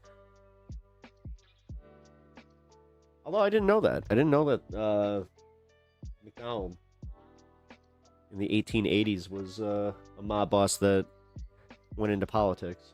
Huh. I learned something today, so I appreciate that. That's the robber baron era. Robber barons. Oh, man. Now I feel like we need to get Kyle Kulinski in here because, you know, that's his thing. The robber barons. Robber barons. You know what? We're going to just go backwards today. That's how this is going to go. I'm not sure if I can watch the whole thing here, Sylvie, but shout out Sylvie for sending this to me because this is a great video. I watched the whole thing already. Actually, I will make sure to link this for you guys because Really American is a cool-ass channel. I highly recommend it. But I also want this to be in your mind palace. I couldn't think of a better term. But for real, if you've never seen the Blues Brothers, at least this scene should be in your repertoire. Illinois Nazis. I hate Illinois Nazis. Same. But do you know who I hate even more? Yep. Indiana Nazis, who take a road trip. I love this sort of eat. And then they all jump off the bridge. I'm gonna block this though, just because I think she used too much of the movie Arkansas clip. in a damn U-Haul. But I love that they got pulled over and had to take off their masks so they could be identified by police. A weekend road trip for a bunch of Indiana Nazis ended with a pretty humiliating confrontation with Little Rock PD. Members of the Blood Tribe were seen piling into the back of a large I can already tell that she lives in a historical house, and I like it. U-Haul truck. That truck was quickly pulled over by Little Rock Police and Arkansas State Police. These dumbasses are members of Blood Tribe, dudes who love to dress up in costumes and protest drag shows. But the drag community is actually thankful for their help with fundraising. Because of that negativity, Kaleidoscope has raised over $65,000. Over the weekend, 22 members of a hate group called Blood Tribe from Indiana took a road trip to Arkansas. They wanted to gather some video footage of their members marching in front of historic sites like home of the Little Rock Nine, Little Rock Central High School. But on their way out of town, they were pulled over by Little Rock PD. Is it bad anytime I see somebody that has a lot of pineapple decor, I immediately just go like... and had to file out of their U-Haul. If I see a mixture of pineapples and flamingos, you did it to yourself. Arkansas freeway like the clowns they are. We do begin with this shocking scene over the weekend of neo-Nazis demonstrating in Little Rock. Tonight we've got new reaction. Well, this guy's using broadcaster voice. action from the community. The group is known as the Blood Tribe, and they were seen marching down streets like Dr. MLK Jr. Drive and Daisy Gatson Bates Drive over the weekend. Many in the Little Rock community are disturbed by the sudden appearance of this neo-Nazi group boldly marching on the streets of Little Rock. Pineapple decor. I'm watching in Psych. mask and Nazi flags for all to see. Marie Hollowell. Yeah, when I found out about upside down pineapples and then like how people who are a little too into flamingos, I was like, with the NAACP recognizes the group's actions and calls them hateful. Initially, I looked at it as just them having their right to protest. According to Hollowell, the Blood Tribe had an agenda. They were making a recruiting video for their organization. That community that they walked in is full of elderly people. These may be people who were at school with the Little Rock Now, talked to Annie Mae Bankhead, marched with Martin Luther King. These are elderly people, so for them, it was probably pretty traumatizing. It was a little disheartening thinking of Daisy Bates and thinking of all the fighting that was done there at that high school and what it took to get rights. Now the NAACP is demanding answers from local law enforcement. Yeah, why didn't we know about it? That way we could prepare or notify people what was going on so it wouldn't be a bigger incident. Another question presents itself. Were police escorting this group? According to Hollowell, that is not the case. The police were monitoring them, making sure that safety for the community as they were marching. She wishes everything could have been handled differently. Maybe have acted a little sooner. Our issue is just maintaining the safety. We don't want people to be fearful in their community. After that demonstration, members of the Blood Tribe were seen piling into the back of a large U-Haul truck. That truck was quickly pulled over by Little Rock Police and Arkansas State Police. 22 people were inside the truck. They were made to find alternate rides home, and the driver of the truck was issued a citation. well, yeah, because it's blatantly illegal to do that. I don't care what state you're in. Tribe was founded in 2022 by former Marine and self-described Norse pagan tattoo artist Christopher Polhouse. And Blood Tribe is such a lame name. they pretty much just travel around the country in a U-Haul protesting while they record counter-protesters who are recording. Every time I think about a large number of people in the back of a U-Haul, I think of Home Alone, where it's the them. John Candy and his polka. Ever heard of the Polka King? The Polka King. We're big in Sheboygan. Polka, polka, polka. Is the U-Haul My favorite part about that scene is knowing that it was improvised. clown car thing like their trademark? Blood Tribe claims to have chapters and members across the United States and Canada, but Christopher's biggest project to date epically failed. Back in 2022, he purchased over 10 acres of property in Maine and relocated there. His dream was to create a training center for Blood Tribe members. He was only able to recruit 6 people, but according to him, that wasn't his fault because, of course, it's not. I'm sure nothing is ever his fault. He blamed the militant leftists.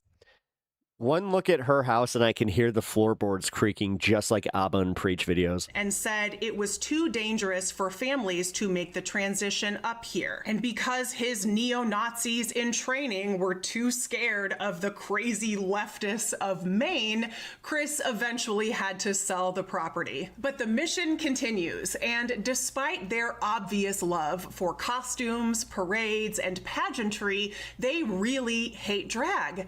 But their biggest and seemingly only accomplishment to date is helping to raise tens of thousands of dollars for the queer community in Ohio. In a feature for the Columbus Dispatch called Columbus Conversations, Why Drag?, organizers of the event actually thanked the hate group for all of the attention they garnered. The event at Land Grant, the 21 plus drag brunch, that was my brunch. So we had a goal to raise $5,000 just for that brunch, that hour and 45 minutes. And for the fact, yes, actual Nazis. Was I confused? I said, interesting. Good for you, whatever. Because of that negativity, Kaleidoscope has raised over $65,000 because they showed up. So That was the name of the art school I went to. I'm not mad at them. One, they all had masks on, no big deal. And they terrified no one. Girl, I put a mask on when I put my makeup on. I ain't worried about you. But oh my god, he's like a black version of the oh my god, what's his name? He played the brother in Mrs. Doubtfire, and he was also in Independence Day. I think they're doing so much harm. What you did was rally the community because Columbus, I have to call you back, Mom. if nothing else, will stand down together. And we raised over Harvey something. $65,000 in an event. He was a character actor. I think he's still alive. So Firestein. thank you Yeah, very Harvey much Firestein. for your hate because you helped LGBTQIA plus children. It's one of my favorite scenes in Mrs. Stuff. Are we close? If we were any closer, I'd call you Mom. Youth and their family. I love that drag performer said he was not bothered by the hate group's masks because he puts on a mask every time he puts on drag. He's spot on. That's all drag is. It's just costumes. And watching these dumbasses wear costumes while they parade around protesting costumes. Man, you got homegrown in Hawaii? Man, that volcanic soil ain't no joke. I use volcanic soil. Hilarious. And it reminds me of the Elvis impersonator who introduced legislation to ban ring-a-doo, and drag. Seriously, this is Indiana's Bruce. What the fuck? I was not prepared for this. Borders. And in addition, he looks like a character that Oliver Platt would have to play. In addition to being an Elvis impersonator, he is. Oh my god.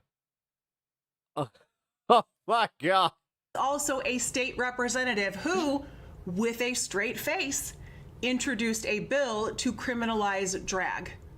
It's just a chicken attacked his hair. Costumes, Bruce. Obviously, you love costumes, but that's the kind of insanity that you get in a place like Indiana, which is why it makes total sense that the driver of that U-Haul clown car over the weekend in Little Rock, Arkansas, was Zachary Platter from Indiana. But why did Zachary and and my neighbor state?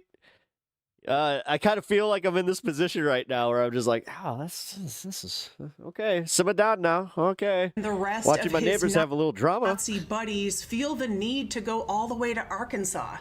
Is Indiana not racist enough for them? Because it's pretty fucking racist. When you get south of Indianapolis, oh boy, racist. You can't really tell the difference between Kentucky and southern Indiana, that's for sure. As I speak, the Indiana state legislature is actively working to disenfranchise black voters by considering proposed congressional maps that would split the city of Indianapolis into 4 different congressional districts. Indianapolis is housed in Marion 420 County. It is the only county in the state that is being split into 4 districts. It also has the most black and Latino residents in the state, as well as a growing Asian population, as well as a growing African population. And the district lines run directly through black neighborhoods. This is wholly unacceptable. After months of back and forth between the Trump administration and Indiana Republicans finally caved and called a legislative session to consider the new maps. The timing of that was really suspicious because it followed several Indiana Republicans being threatened. Some of them even had their homes swatted. But Republican Greg Walker refuses to be intimidated.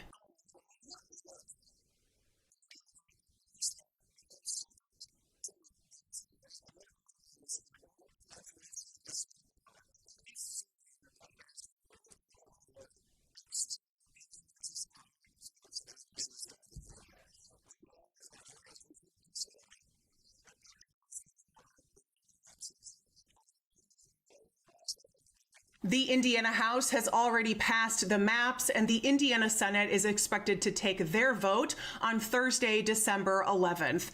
And you bet your ass we're going to keep covering this shit show here at Really American, so make sure you subscribe. Yep, I'm going to do that. All right. Like I said, I wasn't planning on watching the whole thing. I'm going to wrap that there. But if you guys want to check it out and watch the rest of the video, you can put this in your queue. And then watch it after I wrap up, folks, because I'm not going anywhere. Alrighty. And now that kind of eases us into the news. One thing I need to look at, though. Give me a sec.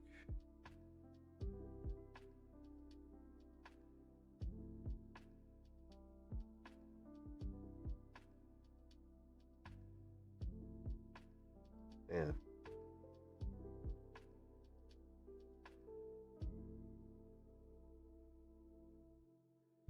Today, what the hell? There's drama in the comedy world too? What is going on? Everybody's just like, it must be the holidays or something.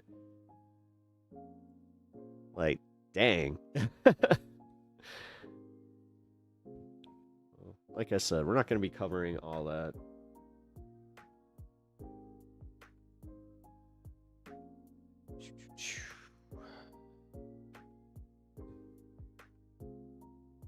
Oh, here we go. You know what?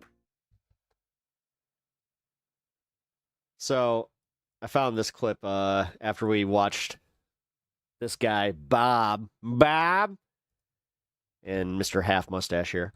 Again, cannot get over how it's like, hey, man, I mean, just, I don't know, like, you would just think that just, I don't know.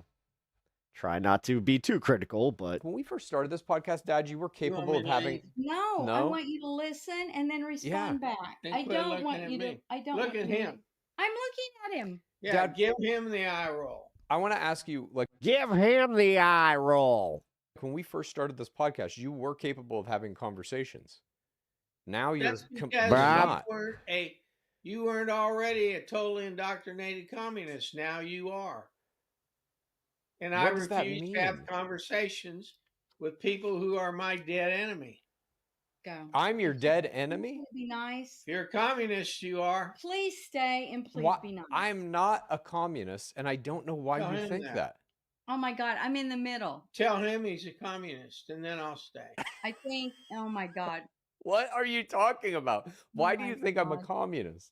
I'm starting to have... Because you are. I think I'm starting to have a seizure. Okay, because you are is not any kind of a conversation. You're not offering me any details now. How did you arrive at this conclusion that your son is a dead-to-you communist? Because of what you say you believe. Which is what? Freedom for everybody? Equality for everybody? That poor woman. For everybody. Yeah. I mean, she can be just as bad sometimes. 100% communist. That's in the Constitution. No, it's not. All men are created equal. It's, yes, in a republic. Okay. Okay. Not in a communist country. When we first started this podcast, Dad, you were capable of having... No. No. Usually I don't do the repeat view, but like just seeing, I need to see his demeanor here. Listen and then respond back. I don't want you to. I don't look at him. I'm looking at him. Yeah, Dad, give him the eye roll. Yeah, right there. He's so over it. Give him the eye roll. I'm just glad that she's even finally waking up. It's like, nah, Bob. Hey, Bob, you're a hateful piece of shit. Makes me very happy for the situation I have with my parents, where it's like, yeah, you know what? My dad don't think like that, so that makes me a little bit more thankful. The fact that she's wearing a full Trump hat, just wants to put up her hands and wander off like that, seriously. Well, again, this is what I can't stand about family dynamics sometimes. Have a little backbone. When you have somebody telling you how you're not human, I'm sorry. I know it's kind of painful, but it is actually kind of like no, you should disassociate from that. Like, this is where being a millennial, I'm glad that I'm not trying to make this generational, but it is, like, according to, the boomer generation that is getting disconnected from, they love to say how us millennials, you guys just run from your problems. It's like, no, we've accepted that we do not need to be part of that.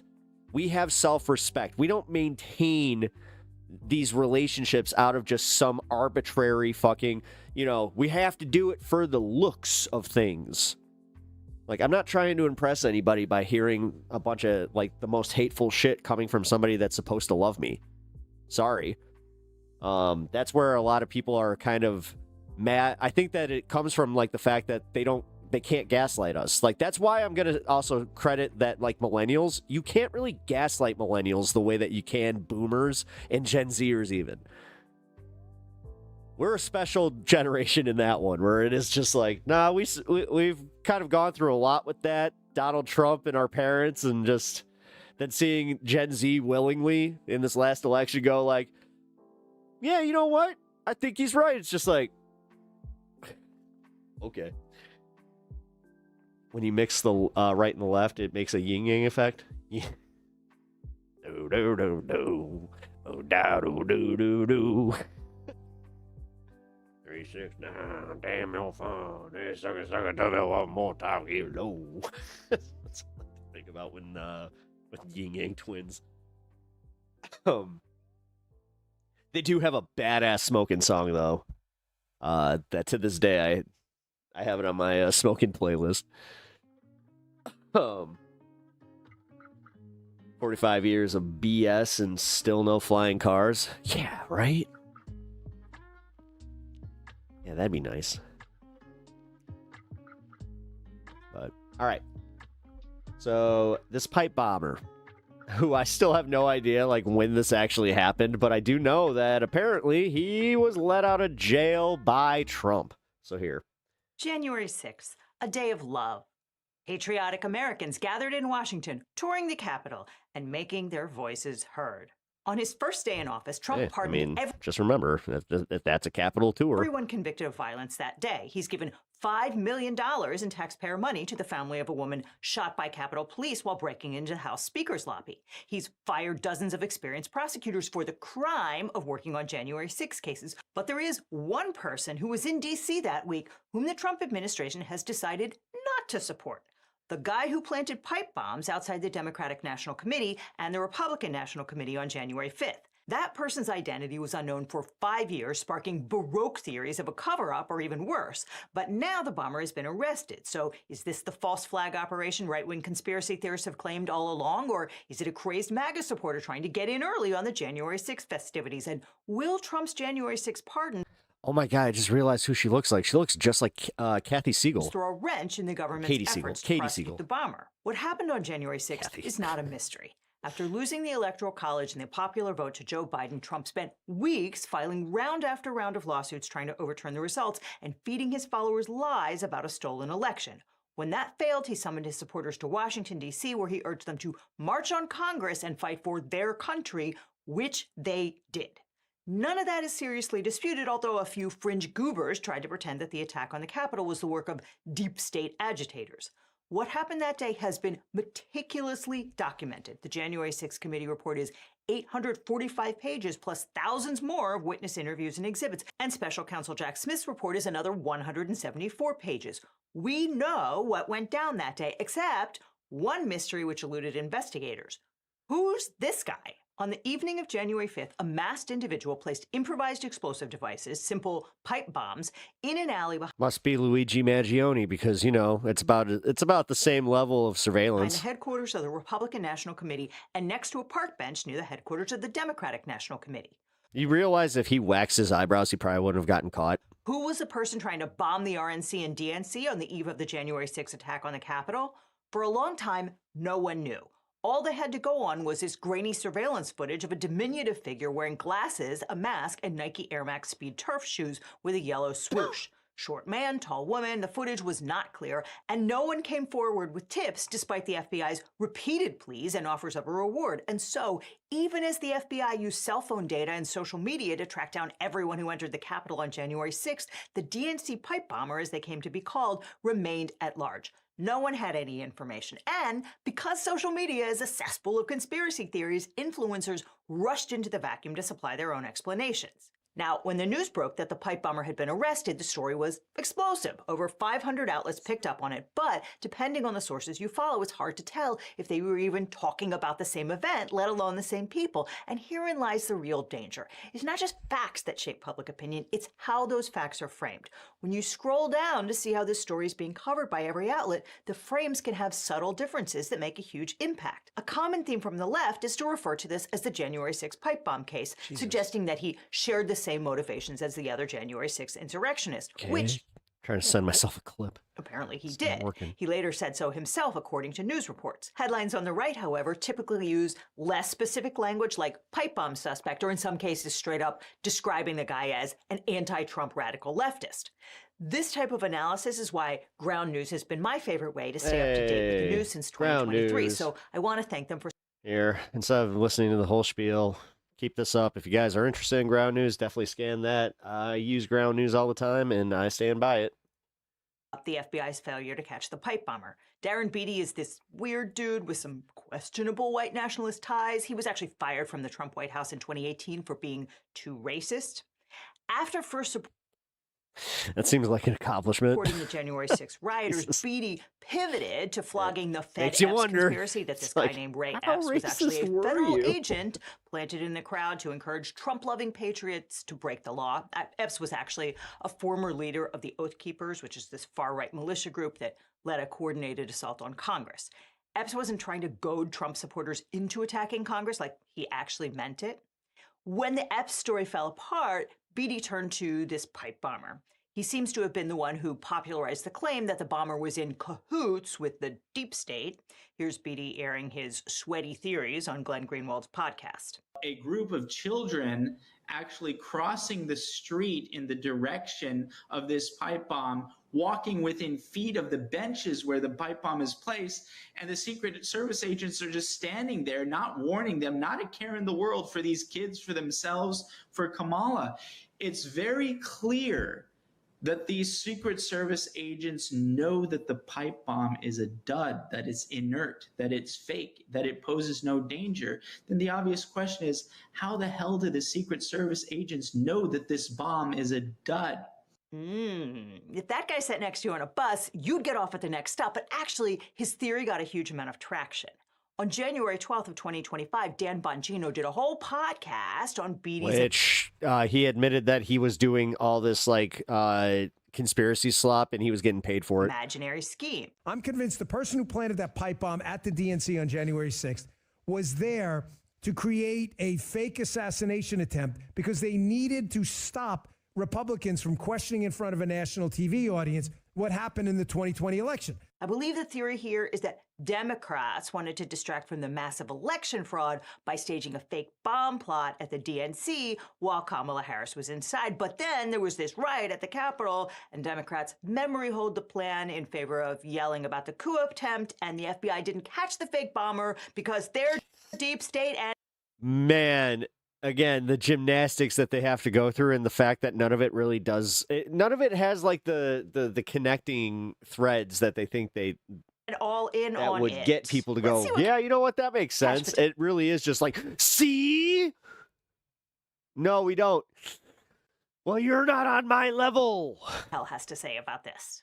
The point is that the evidence is now mounting, thanks to Darren's great work and your great work, and others, that there's a reason the government gangsters at the FBI under Chris Wray are hiding this information about this investigation, and no one in the Republican-led majority Congress is demanding a single case file, a single source file, a single piece of information that's saying what the heck happened.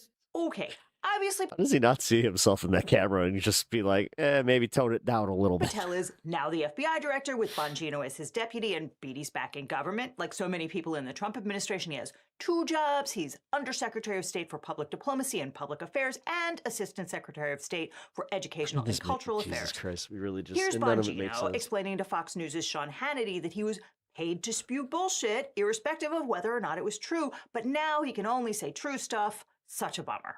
And you said there's a massive cover-up because it's either a connected anti-Trump insider or an inside job. You know, listen, I was paid in the past, Sean, for my opinions. That's clear. And one day I'll be back in that space. But that's not what I'm paid for now.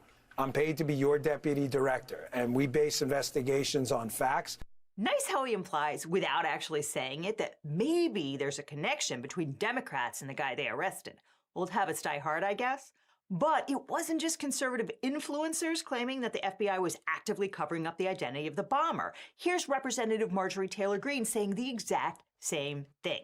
This shows you that the FBI doesn't care about finding the pipe bomber because they know exactly who the pipe bomber is. But all of that seems almost rational when compared to Blazegate, or maybe Blazegate, since it rested on the extremely questionable science of gate analysis. Science. Here's Glenn Beck at the conservative website The Blaze hyping the story. There she is. Yeah, you knew this was you knew she was a pop-up. Scandal of my lifetime. And I said, you have to see this.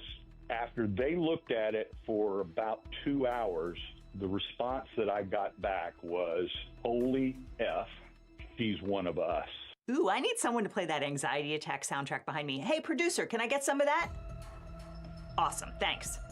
Okay, the theory was that the bomber was actually a former Capitol Police officer named Shawnee Kirchhoff, quote, a software algorithm that analyzes walking parameters, including flexion, hip extension, speed, step length, cadence, and variance, rated Shawnee Ray Kirchhoff, 31, of Alexandria, Virginia, as a 94% match to the bomb suspect shown on video from January 5th, 2021. The veteran analyst who ran the analysis for Blaze News said that based on visual observations the program can struggle with, he personally pegged match at closer to 98%.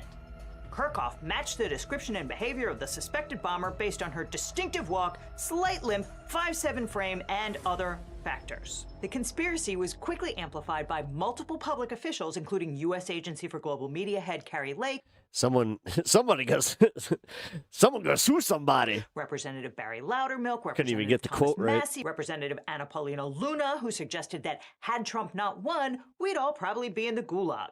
Kirchhoff's lawyer Steve Bennell told the Washington Post these shameful allegations are recklessly false, absurd, and defamatory. Ms. Kirchhoff categorically denies them. Her name's Anna Polly Moon in English.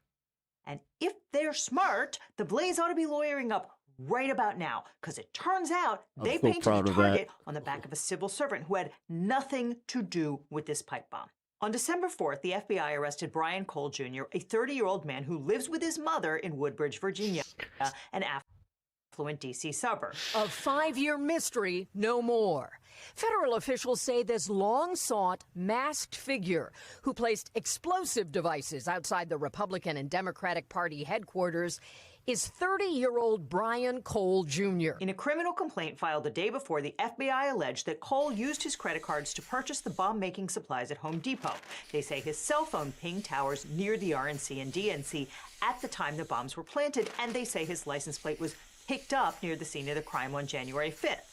As of this recording, Cole has not been indicted. Remember, a complaint is an allegation presented to a magistrate judge presenting probable cause that the defendant committed a crime. In this case, the crime is 18 U.S.C. Section 844D, transporting explosives in interstate commerce with intent to kill, intimidate, or damage, and 844I, attempting to damage a building or property. Now, to be clear, that's not an indictment. A criminal complaint starts a 30-day clock for the government to go to a grand jury and seek an indictment. The government doesn't always file a criminal complaint. Usually it's reserved for cases like this, where the suspect is considered dangerous and needs to be taken off the street and arrested before the government can have time to go and seek an indictment. And that's just what happened on Friday, December 5th. The FBI arrested Cole and then convinced the magistrate judge to hold him without bail. And because we live in the worst timeline, that set off a mad scramble for everyone to characterize this story for their own political benefit. Patel, who has never apologized for falsely claiming that there was an FBI cover-up, seized upon this occasion to suggest that the Biden administration was simply too lazy or incompetent to get the job done. And the ADIC of our Washington field office brought in a new team of investigators and experts, re-examined every piece of evidence, sifted through all the data, something that the prior administration refused and failed to do. Well, it's nice to see he's decided attacks on the seat of government are bad now. Patel's buddy Benny Johnson seamlessly pivoted to claiming that it was incompetence, not the cover-up he confidently claimed less than a year ago. He's also darkly hinting that a system failure that led to a gap in cell tower data was some kind of nefarious Democratic plot. Meanwhile, left-wing publications... It's never oopsie poops, we were wrong. Trumpeting reporting from virtually like I said, Trump and Roy Cohen did more damage to this fucking country just with, like, never admit you're wrong. It's like, all right. Every major news outlet that says Cole believed Trump's claim of election fraud back in 2020. NBC says Cole has already confessed to planting the bombs. I assume by the time you're watching this, we'll have some more clarity, but to all appearances, this guy was just like a weird, lonely dude who believed lies spewed by people in power. Here's D.C. U.S. Attorney Jeanine Pirro, who has a prosecutorial Elvis was a narc as well. Not to speak about pending cases because it may poison the jury pool. My Elvis is essentially Rodney Dangerfield. Ho! Rangadoo, a rangadoo. Explaining to her former no colleague Laura respect, I tell Ingraham that this guy had no particular discernible political ideology. Guy can't even take a shit and die without getting made fun of. No respect. Else about his social media habits or his political affiliation? Anything? Look, what I can tell you is that he was very, as you say, low-key, low-profile. There wasn't a lot going on. Yeah, I'm going to go out on a limb here and say that if Cole had told the FBI he was an Antifa protester or some kind of government plant, Pirro would be... Just don't ask how old Priscilla is. Shouting it from the rooftops.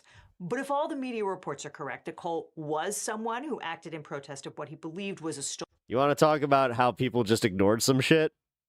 We could talk about it. Stolen election, then the DOJ may have a different problem on its hands. President Trump issued 2 blanket pardons that may come into play here.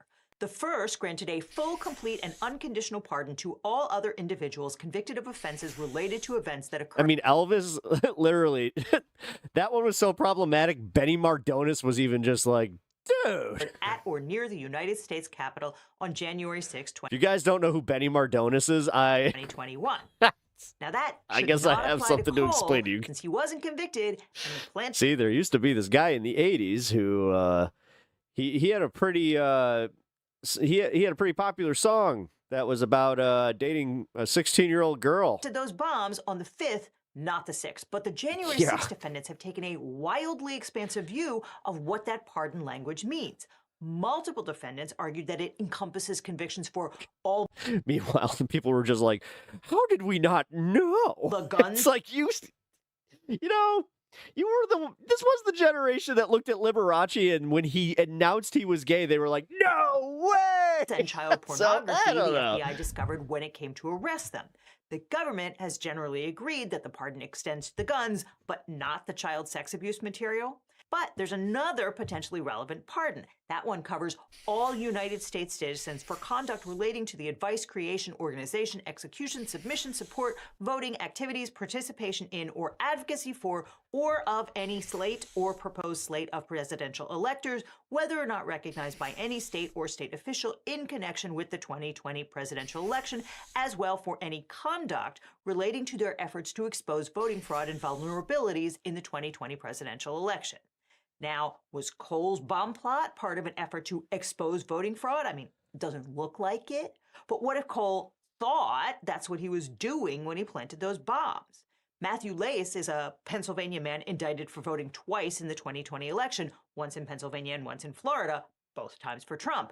And he's claiming that the pardon language about voting or advocacy for or of any slate or proposed slate of presidential electors, whether or not recognized by any state or state official in connection with the 2020 presidential election, means he's off the hook. Obviously, the government says no, although their argument seems to be because that's not what we had in mind. We only meant this pardon for people we like, which is the quintessential definition of arbitrary and capricious government action. The Trump administration is...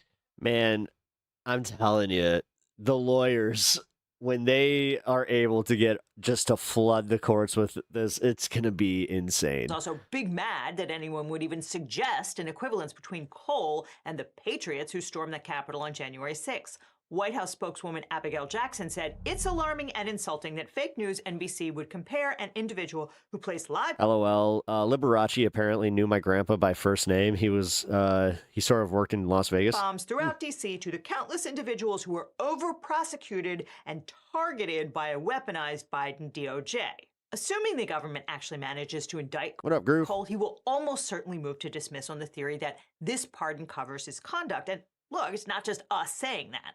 It's certainly what I would argue if I was his defense attorney. It's the first thing I would do in this case is try to file a motion to dismiss on that ground. The pardon language is expansive, the way it was written. As you pointed out, it is supposed to cover all crimes. This is why, dude, for real, this is why they don't want to talk about this. I get it now. I totally get it. I was wondering about that. Related. It's like, why? I thought that this was like, again, their whole thing. What happened at the Capitol on January 6th. Here, the pipe bombs drew law enforcement resources away from the Capitol. Remember, the bombs weren't discovered on January 5th when they were placed. They were discovered on January 6th as all of the chaos was unfolding in front of the Capitol. So law enforcement had to deal with that and couldn't respond to the riot that was happening. So there's an argument, and I'd make it if I was his defense attorney, that his crime was related to the Capitol. Now, I don't think that's going to work, and maybe Cole will just quietly cop a plea. But that is the problem with blanket pardons meant to cover as many of your buddies as possible. Saying, oh, this is for everyone I like and not for anyone I don't is a recipe for disaster. And you know what else is a recipe for disaster? Spinning up disturbed people with lies about your opponents stealing elections, eating dogs, and perpetrating bizarre false flag bomb plots that are covered up by the deep state. I'm glad that Legal Eagle finally is just like, you know what? Fuck it. They hate us anyway. We might as well just give our blanket opinions here. On the other hand, Glenn Beck may finally get to learn about defamation law, and when he does, we will be all over it. Now, all this highlights ways. Yep. All right. Does the big read for the Legal Eagle team. Legal Eagle is the shit. Just in general. Big fan. Big fan. Alrighty. You know what? Screw it.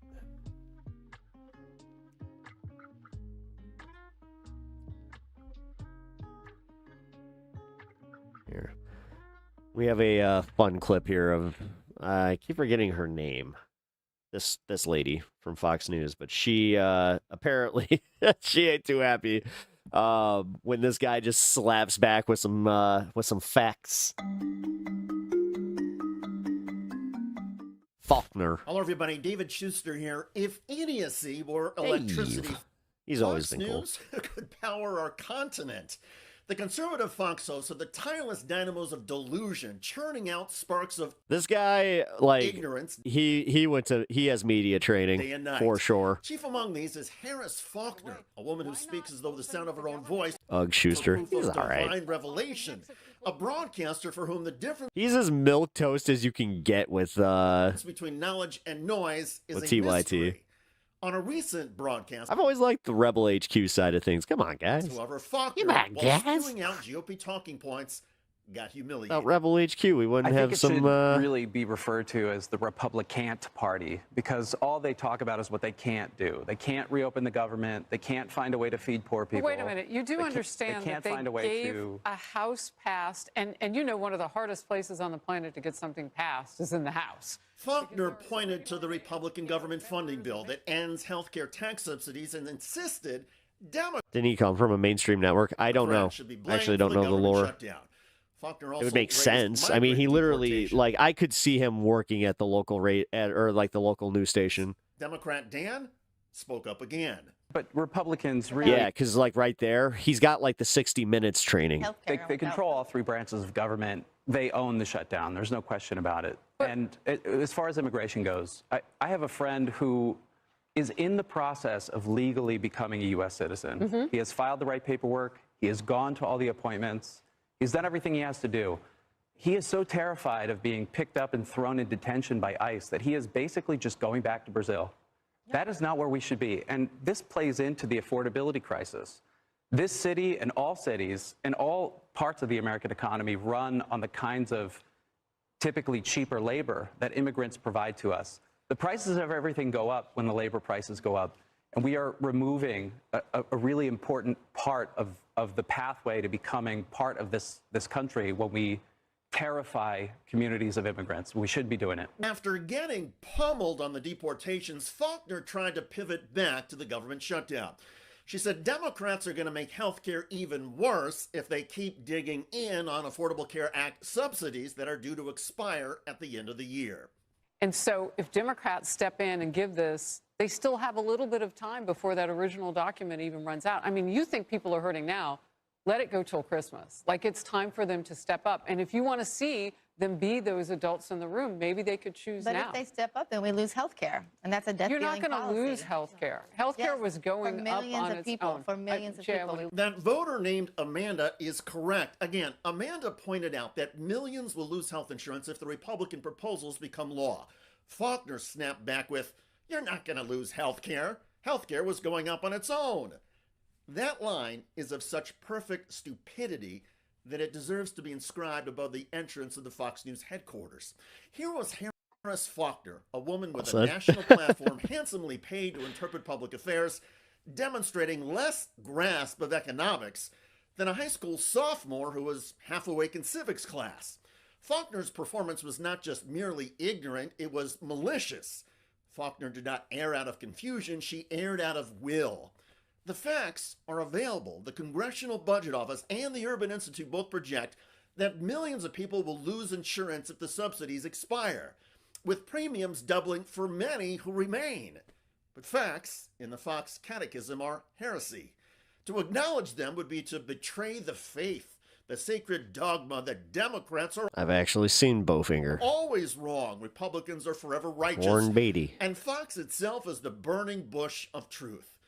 So Harris Faulkner did what every third-rate propagandist does when cornered by reality. God, that was one of those movies that had a song that became bigger than the movie. She barked, she deflected, Ghetto Superstar. and she tried to shout the truth out of the room. Republicans have passed a clean resolution, said Faulkner. Jay, another Democratic voter, also refused to bow. First and foremost, I do not think that that is a genuine argument, simply because their argument is that they want to pass a clean budget reconciliation bill. The last time that happened was in 2012. That's not a real thing that happens. This is a body that's designed for compromise. As someone who worked on the Hill, we have to be communicating. You don't just get to say, I passed this bill, and we're going to go into recess and never come back. Let me ask you because this. we want to fight this argument. So Democrats now have done what you said, okay? And they came to the table, they said, look, we want to talk about health care. And one of the sticking points in there are the millions of dollars that we know go to those illegal aliens. And look, Dan, you bring up that some of them are here and they're waiting for their paperwork. Well, how long have they been here? And that's what the government, but let me ask you. That is not true, said Jay. Yes, that voter showed more determination and respect for the truth about health care coverage than most mainstream broadcast journalists.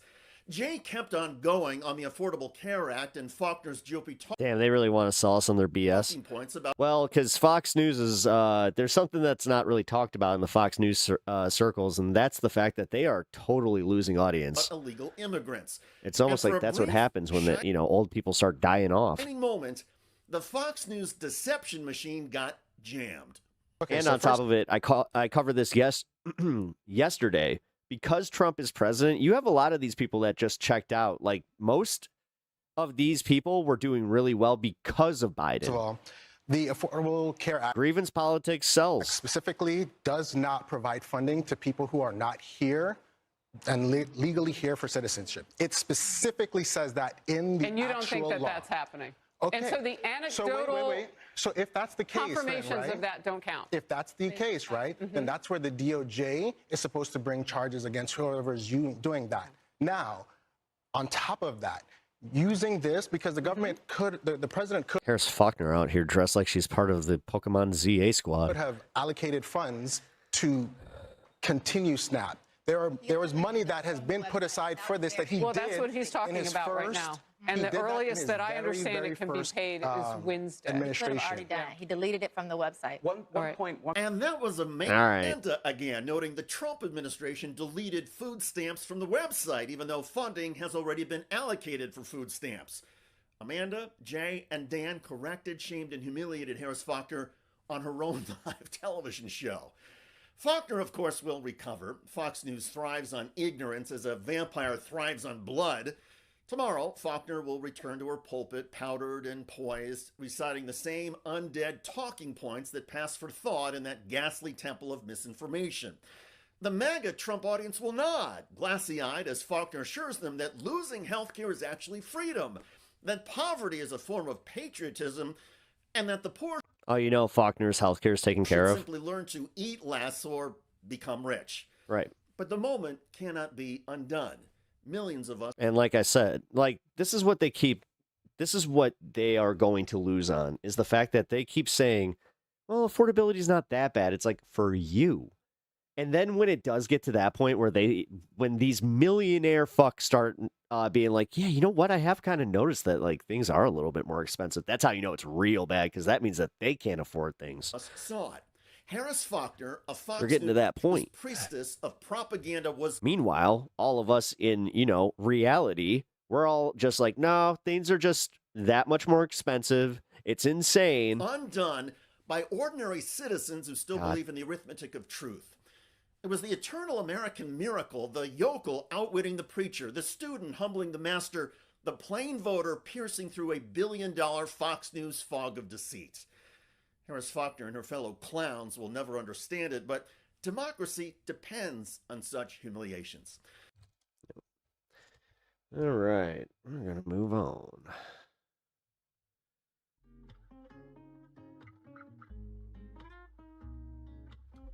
All right.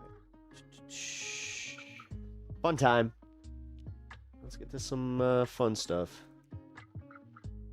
All right, so yesterday, I covered the Tim Pool thing here. Actually, you know what? I'll bring it up on Twitter, because there I can at least just get the clip.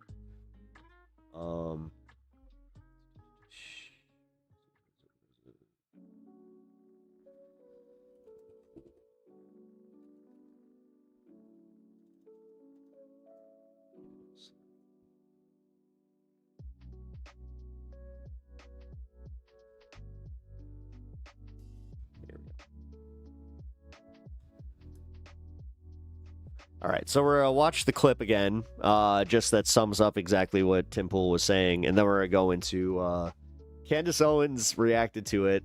It covered it a little bit on Majority Report, but honestly, they barely scraped it. So I want to do the entire segment. It's about 10 minutes on her side, so this should be maybe like a half-hour segment. Just giving you guys a little heads up. Let me answer some chats here, and then I'll go into it. SNAP and USAID were ways to stabilize markets for farmers, food processors, distribution networks, truckers especially, and grocers. Yeah, actually, Chicago, because we're one of like the main hubs for like food distribution. We've been seeing some increases in like the prices of like bringing things in and shipping things out, as far as like even like Coke, like Coca-Cola. Fucking storm of sorts, perhaps. Oh, by the way, Starman, I know that it happened off the coast of Japan, but did you guys deal with anything? Any fallout from that earthquake at all? Any bad weather? Choppy waves?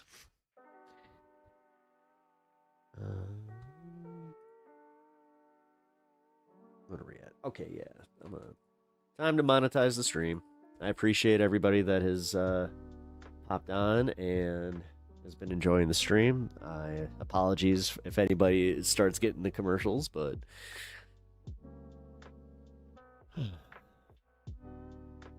free half, fun half type thing, you know? Even though I'm not technically in my fun half yet.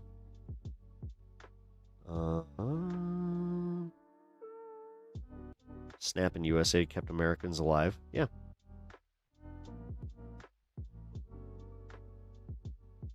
Gotta get yours? Oh, yeah. No, I do. I do. But I was consciously doing that for a while. Like, literally since I've started. I'm not sure if you guys have noticed that. But, yeah. I don't usually start the ads until at least after the first hour. So. Has helped the channel grow a little bit. Because I know how it is. Like, guys, I haven't always had YouTube Premium. Like, legit, that will be the last streaming service I ever cancel. YouTube Premium's the only one where, when I hear people are like, yeah, I don't use Premium, I'm like, how? I don't understand that. I don't think that I would be able to function. But I am kidding, by the way. Not online, or I wouldn't be able to function as a streamer, though. That would be a little bit much, so. Yes, I use the F out of it. Oh, yeah. I have talked about that. I've canceled other streaming services, and kept, YouTube, and then I kept, Majority Report. And I got rid of 2 other ones. Although, I recently came back to Netflix to watch Stranger Things.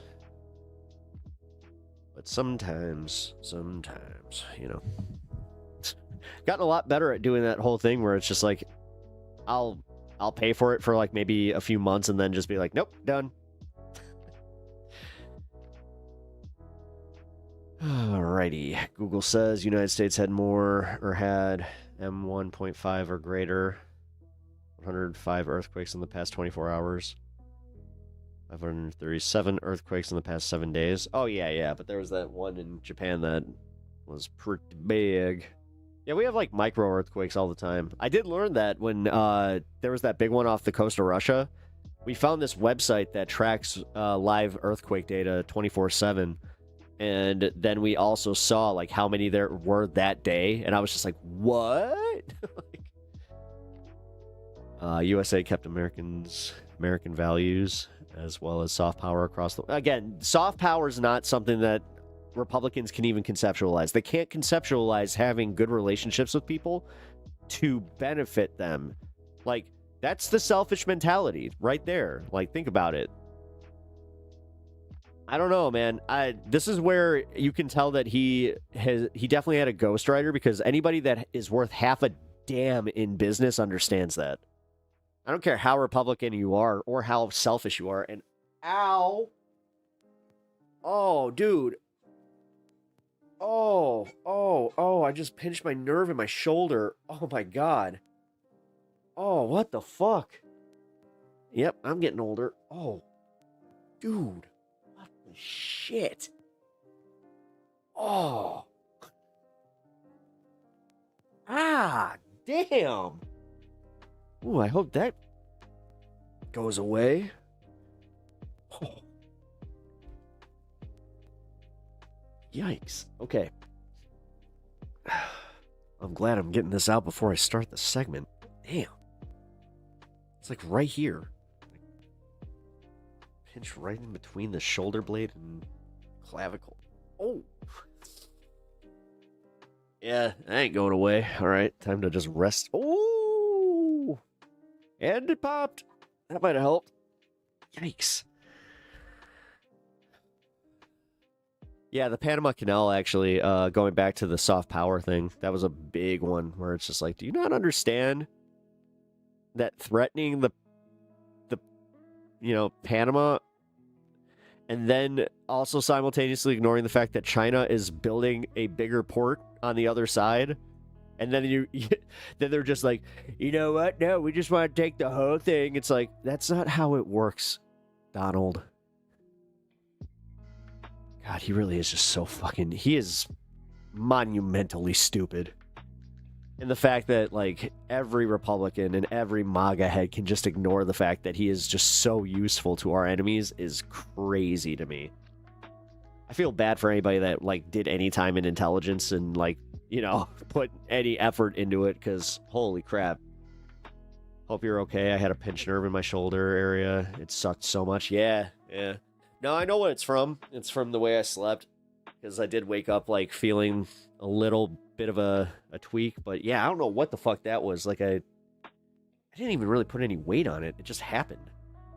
Ooh. Yeah. Shit. Yeah, pinched nerves suck. Hot take from Pep Talks. All right, guys, let's do this. All righty. Well, we have the response from Candace Owens to Tim Pool, but just a little quick reminder, this is what Tim Pool had to say about Candace Owens, and this was in response to talking about a shooting that happened at his compound, where I guess somebody fired 3 shots at his home-office area thing. And now he is saying that Candace Owens is directly contributing to the culture of backlash, but is a fucking evil scumbag. She is a degenerate cunt. Oh, yeah, I probably should have done a warning that he uses the, I'd say the hard C, but man, I was saying this yesterday, that he puts such an emphasis on it that it's like, no, that's with a K. Is burning everything down. And she's gloating and smiling while she does it. And you know what you fucking told me? She has no security. She doesn't fucking deal with the shit we have to deal with. Tim, you're so emotional. She's a piece of shit. Oh, he needs a hug. Somebody hug Tim. Tim, also a nice skateboard, because you know what you can do with that skateboard? Kickflip. She's making everyone else suffer. And all of these fucking conservatives out there that send me these fucking messages have no fucking balls to call her out. I do love how MR was just like, Tim, you're being emotional. More and more people have started doing it. They send me these fucking messages. If you don't know the lore, he totally said that, like, he was being condescending to Sam Cedar on the show, just saying, you're getting emotional right now. Good for you, Tim. Good for you, Tim. Someone's triggered you. I was the first person to do it. I'm not going to take credit for that. But don't fucking DM me like I did something for you as you cower, as you fucking cower. My son is telling me he's a grouper. What does that mean? Why is my son a fish? Scared that she'll put you on her thumbnail and claim you benefited from Charlie Kirk's I hope you're kidding. assassination, which he's doing to me I think right you're kidding, fucking but... now. Yeah, that was the... I'm fucking done with these people. She has security, just not on the level of you. Oh, yeah, the one fat guy you mentioned with no wall and no barrier in a suburban neighborhood with neighbors. She doesn't give 2 fucking shits. No one's out for her. She's lying about all of this. You told me you went to her house and she's got a 4-foot wall and 1 fat guy. And she doesn't give a shit about her security. Meanwhile, I get bullets fired at my fucking property and I have to go live in the middle of nowhere. And I got fucking strangers coming. Why is my son French kissing a cartoon frog? My house in Maryland, breaking in. I got people showing up. That sounds like something like you would ask on a random Facebook group. Oh, that'd be a good one for those. Beating up the residents who try to live there. How the fuck am I even supposed to sell this property? And you know, it's all lies. It's all hypocrisy. Well, I mean, did you think that maybe the person who was thinking about putting in a bid did this on purpose to make you take a little hit there? You did insinuate that's how they used to do things. And it is for the purpose of making money. And she does not live the way other people live. And she claims she liked Charlie, she loved Charlie, and she is burning everything down that he built because she is evil.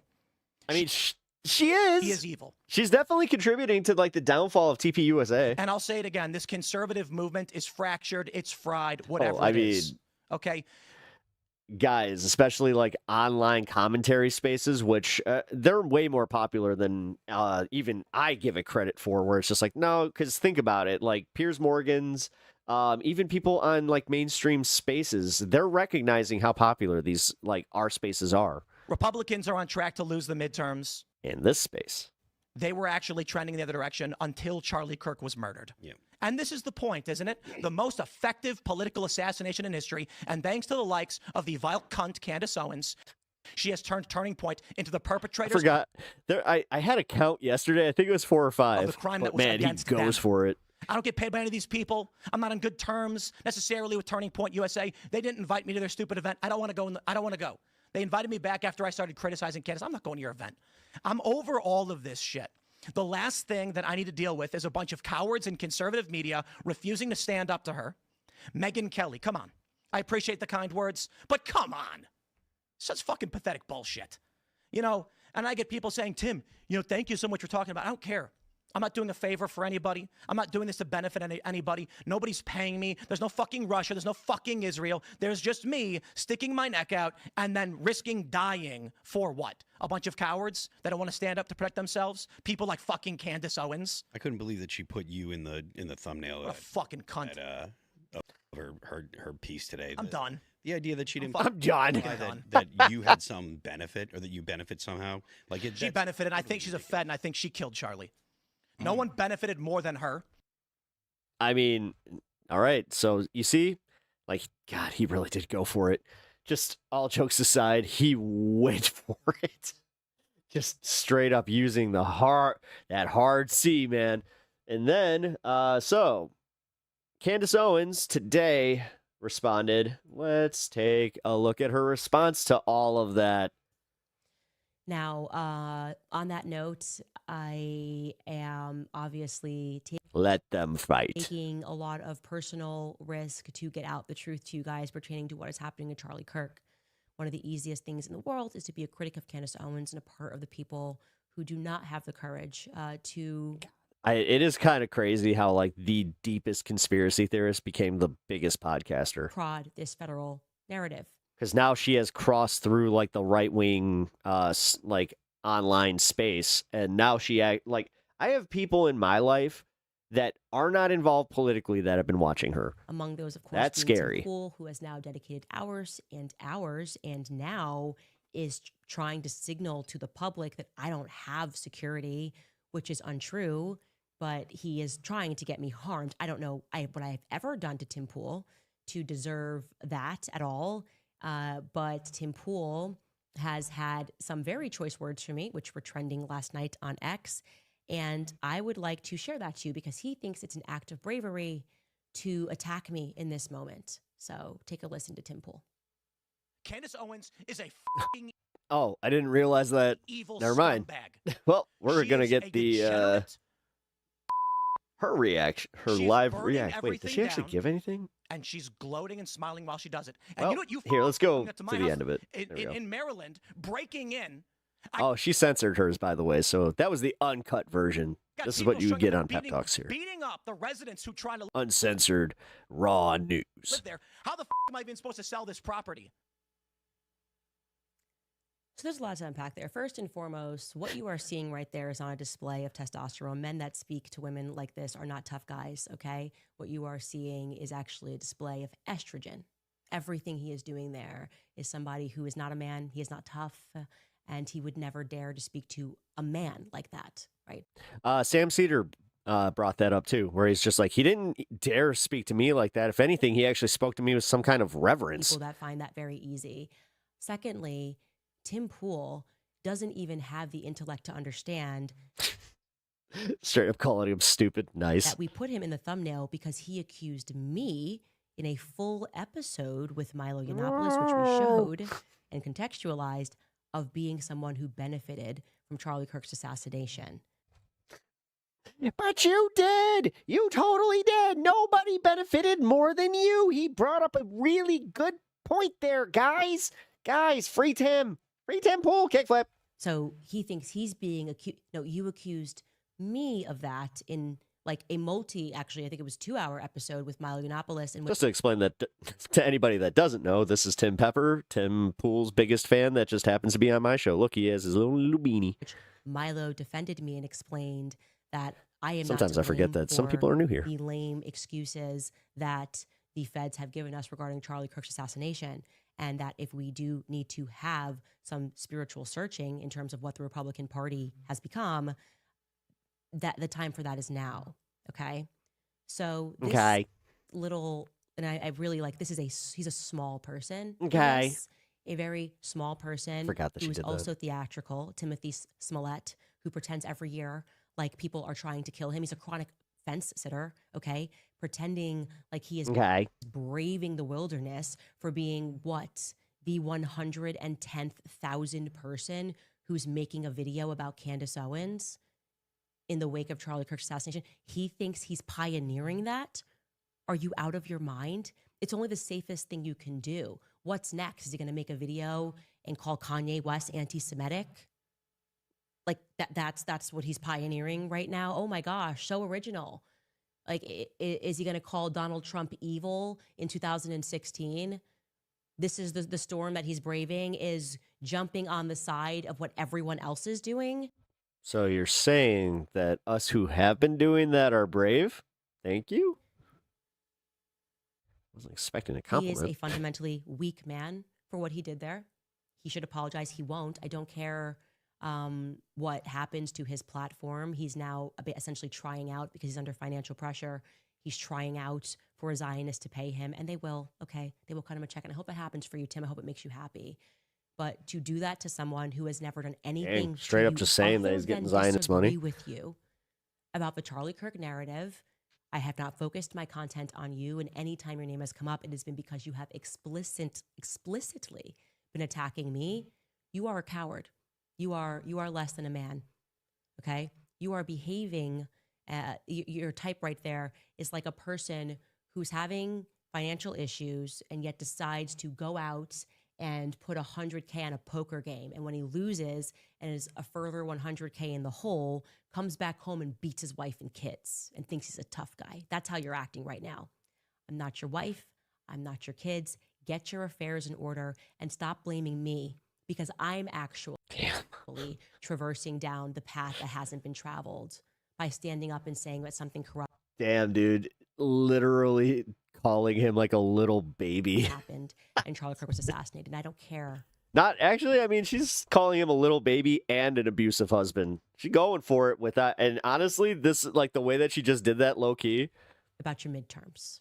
Okay. I don't care about Turn your it up a little bit. Midterms, oh, my bad. Whether or not the Republican Party is united. I keep forgetting that her audio is I low. stand next to people that would cover up Charlie Kirk's assassination. And I hope that I have made my point perfectly clear. Turn mine all the way up. We'll be back after a message from some of our sponsors. All right, you guys, it is getting cold outside. Oh, wow. Okay, so that was the end of that clip. Okay, perfect. Well, hold on. Let me turn this back down because, yeah, I don't know what's going on with certain YouTube clips, but sometimes the audio is just so low.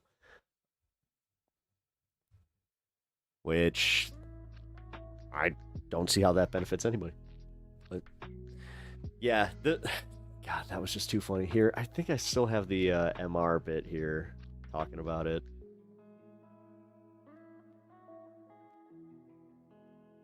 Yeah, screw it. Let's get what Sam Cedar had to say about it.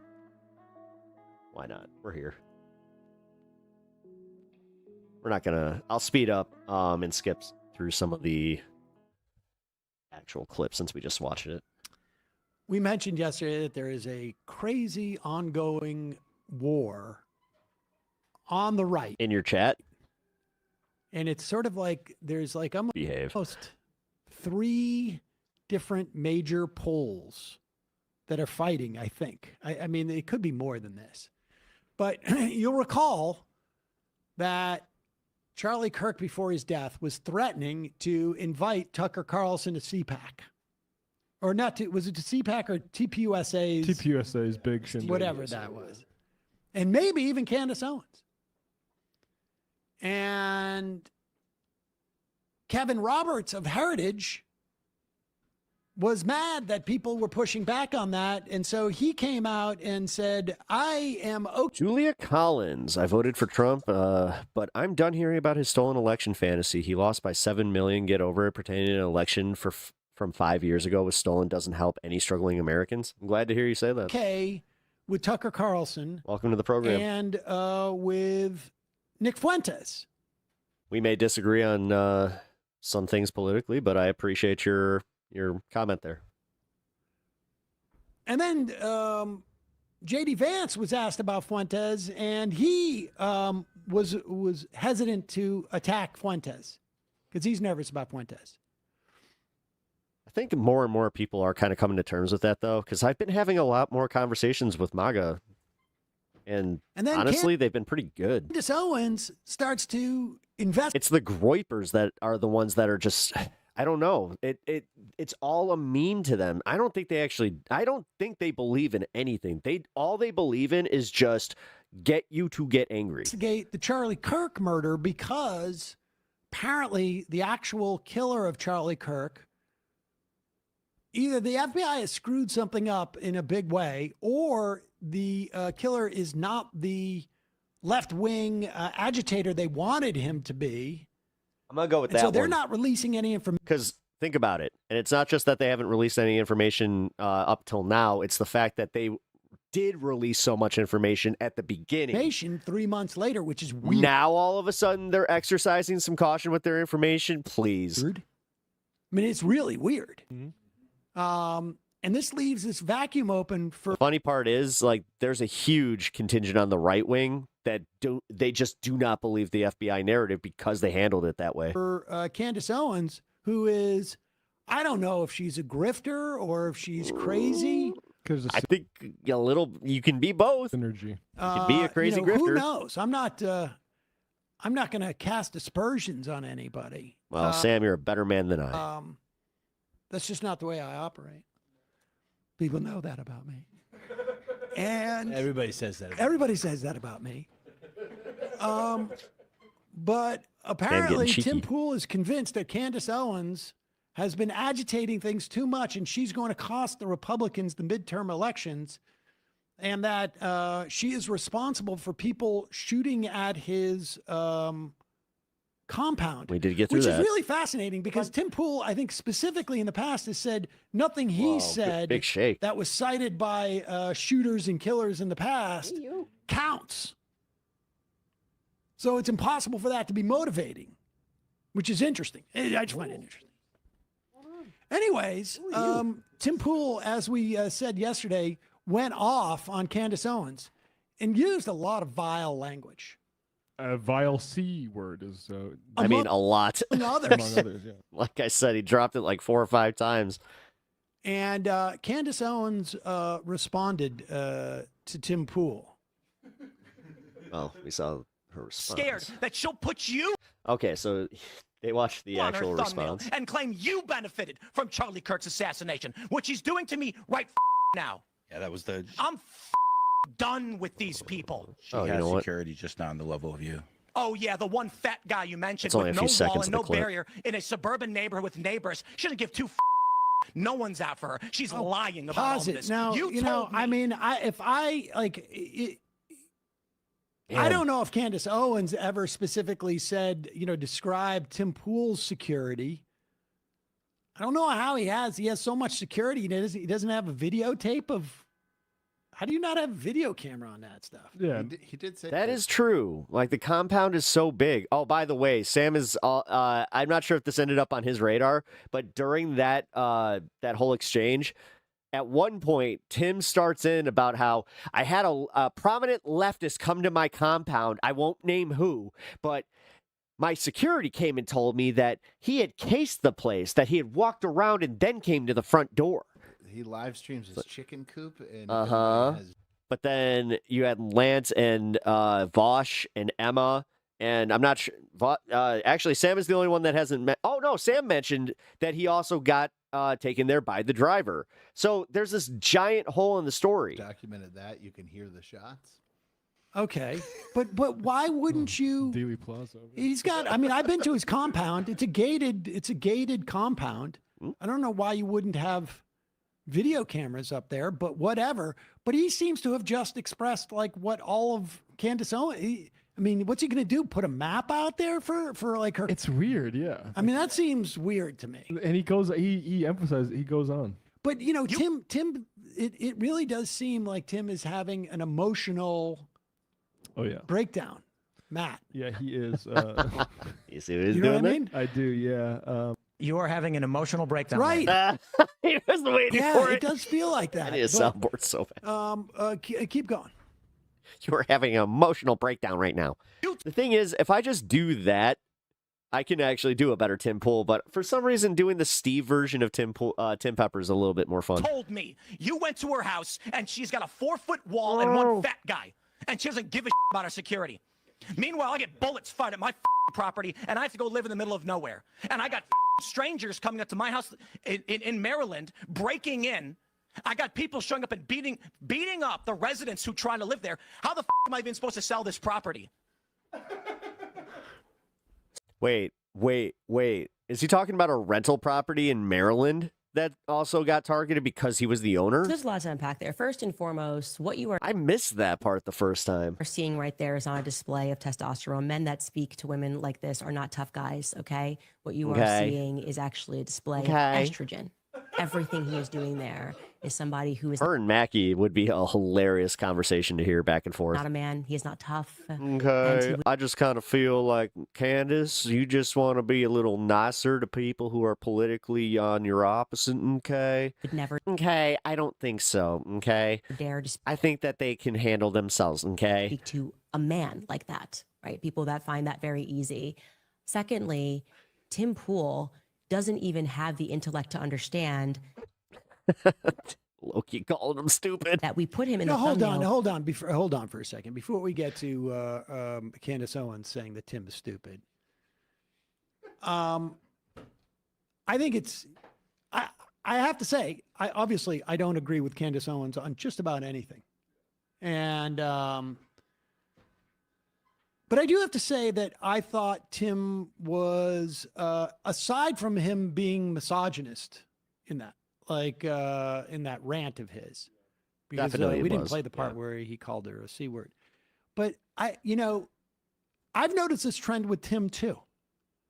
Tim does not act that way towards men. Tim did not call me what he called Emma after she left. He accused True. her of pedophilia. I didn't even think about that. When I went to see Tim, he was, and there was plenty of times where he was like tough, he never got as angry and as emotional and unbalanced as he did there. But Tim was agreeable for much of it. Well, I was going to say supplicant. That's like another he good was word, like yeah. supplicating a little bit. I mean, there was a lot of he was timid around me. Yeah. And I don't think I'm a physically imposing person. You were wearing a leather jacket. I was not wearing a leather jacket. No, I was not. You didn't strike a match off your beard? I mean, Tim did say to me when I got up from his table, like, they're mad at me. And I was like, who, your staff? And he goes, no, my audience, because they think I agreed with you so much. The chat was that tapping I out. did find, That's that funny. to be interesting because Yeah, he really it's very did. telling. He really backed down from everything. How much of it is actually his opinion and how much of it is him just placating his audience? Man, that right except there. for the fact that he thought that rape wasn't real. What was it that he said about abortion? He had There's obligations if you are raped before you can get an abortion. Oh, right. You know what? Maybe we'll go. I'm going to go over. Maybe we'll put out a couple of clips of that because I never really got to it because I had to go for the election and my mother passed away that weekend. But I think she's on to something here. Sam. I don't know if it's just estrogen or testosterone. I don't know. But I definitely think that Tim is being a little bit. It's weird because in that same rant, he complained about getting so many texts from right-wing talkers who were afraid to go after Candace Owens and applauding him. And he got really mad. But there was only one name that he said, and it was Megyn Kelly. I mean, it's like he's afraid to call out men who did that. I said it's like that. I don't know. Maybe tomorrow or today he will criticize JD Vance or someone. the right-wingers who reached out to him who were male. And he will call them, put a name to the coward label, but he only seems to do it with women. And I mean, how many right-wing women are there in that world anyways? But Candace Owens is about to make the argument that Tim is stupid. I want to see if this one resonates too. Secondly, Tim Pool doesn't even have the intellect to understand that we put him in the thumbnail because he accused me in a full episode with Milo. That one cuts a little bit more than just being like, you're stupid. It's just like being told, Tim Pool, being told, you do not have the intellect to understand what you're talking about. It's just like that one does cut harder. Indianapolis, which we showed and contextualized of being someone who benefited from Charlie Kirk's assassination.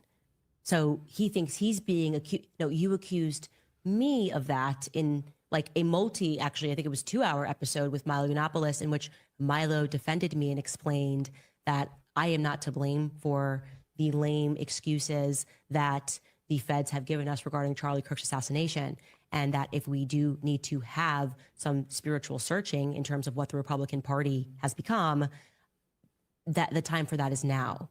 Okay.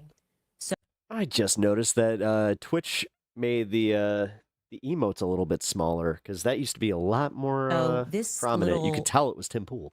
And I really like, he's a small person for this, a very small person who's Okay. also theatrical. Timothy. I'm going to disagree with Candace here.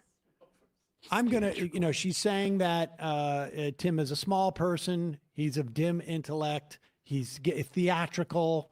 I think she's saying that he's sort of like putting on a show, and he's not really, none of this is really true. He's Now that Sam's kind of running it back, I'm like, I'm not sure if I disagree with her. being insincere. And I'm going to disagree with Candace Owens that I think the Republican Party needed to reflect spiritually a long time ago.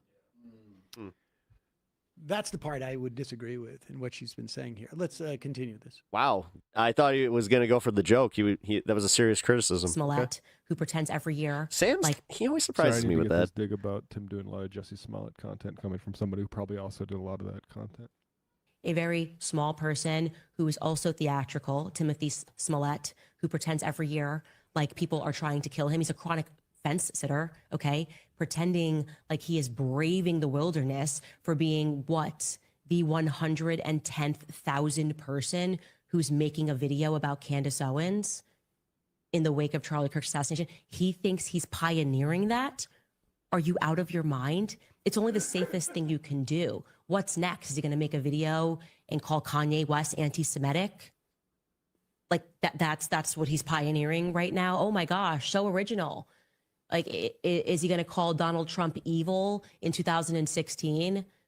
This is the storm that he's braving, is jumping on the side of what everyone else is doing. Tim was probably bullied.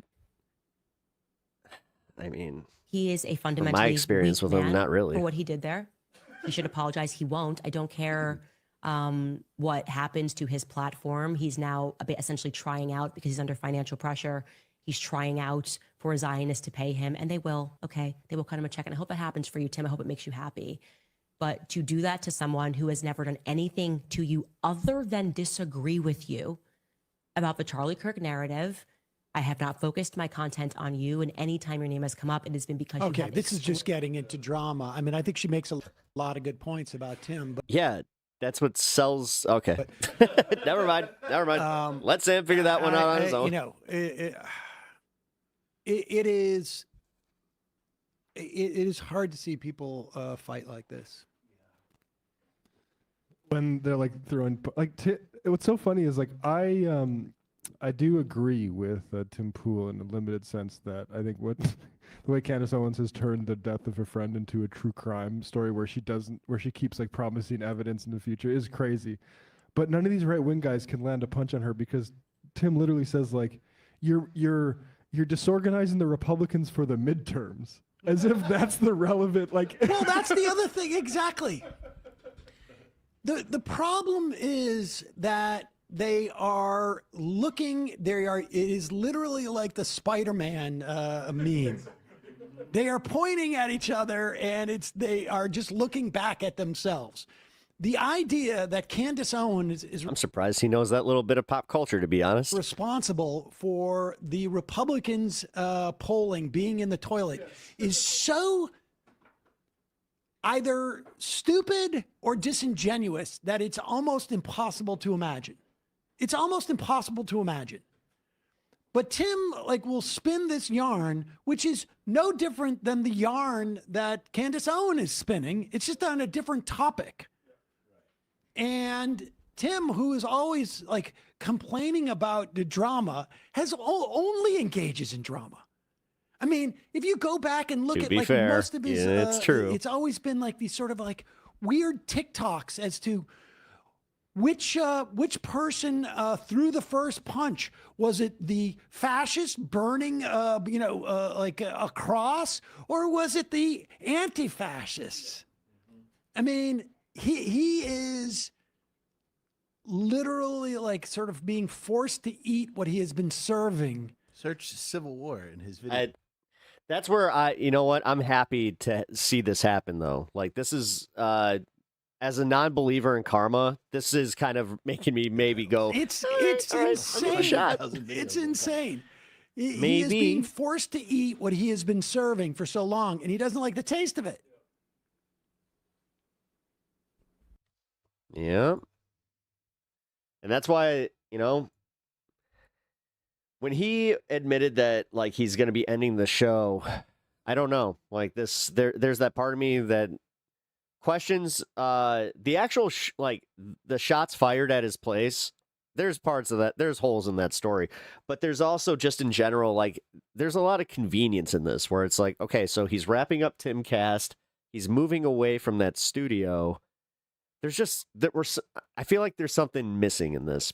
If you got an answer, definitely shout out in the comments and let me know what you think. All right. Look at that. We got a segment in the bag. Woohoo. Oh, I don't even think I really need to edit that one. Yes. Less editing for me, the better. Wait, is Tim getting Ben Shapiro'd? He's Ben Shapiroing himself, apparently. Like, he's the one quitting.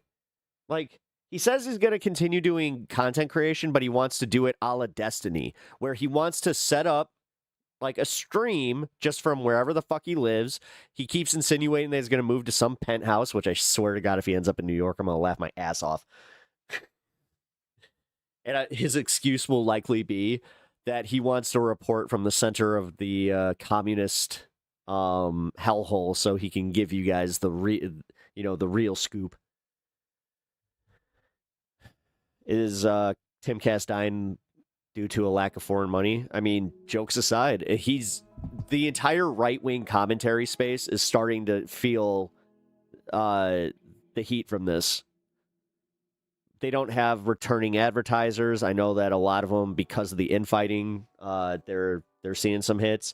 There's audience drop off. You also have to really look at the fact that they just released the information about how many of these accounts, like even Nick Fuentes, are foreign bot accounts.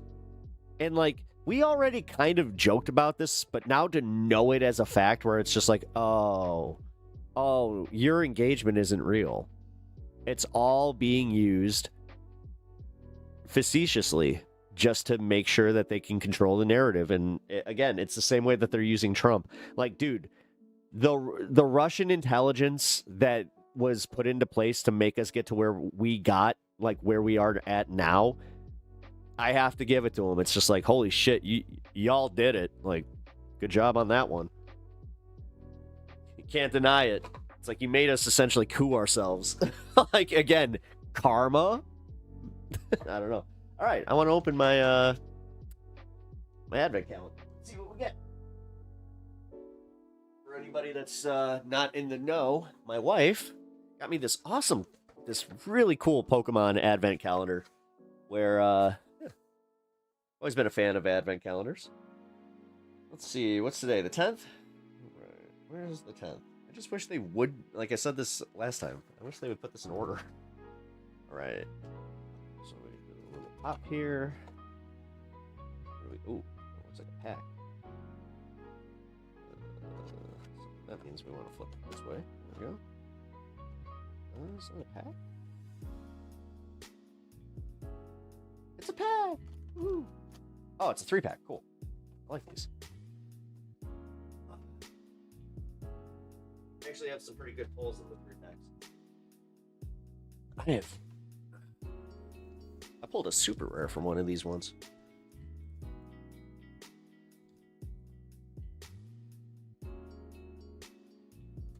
Alright, let's see. How awesome would it be if every single tech company cracked down on botnets? It'd be awesome. Like they did it over on Twitch, which was cool. Oh, got a Flogato. And Enzarura. Alright. I don't do this for the gambling, though. Oh, no, I got Tropius. Cool.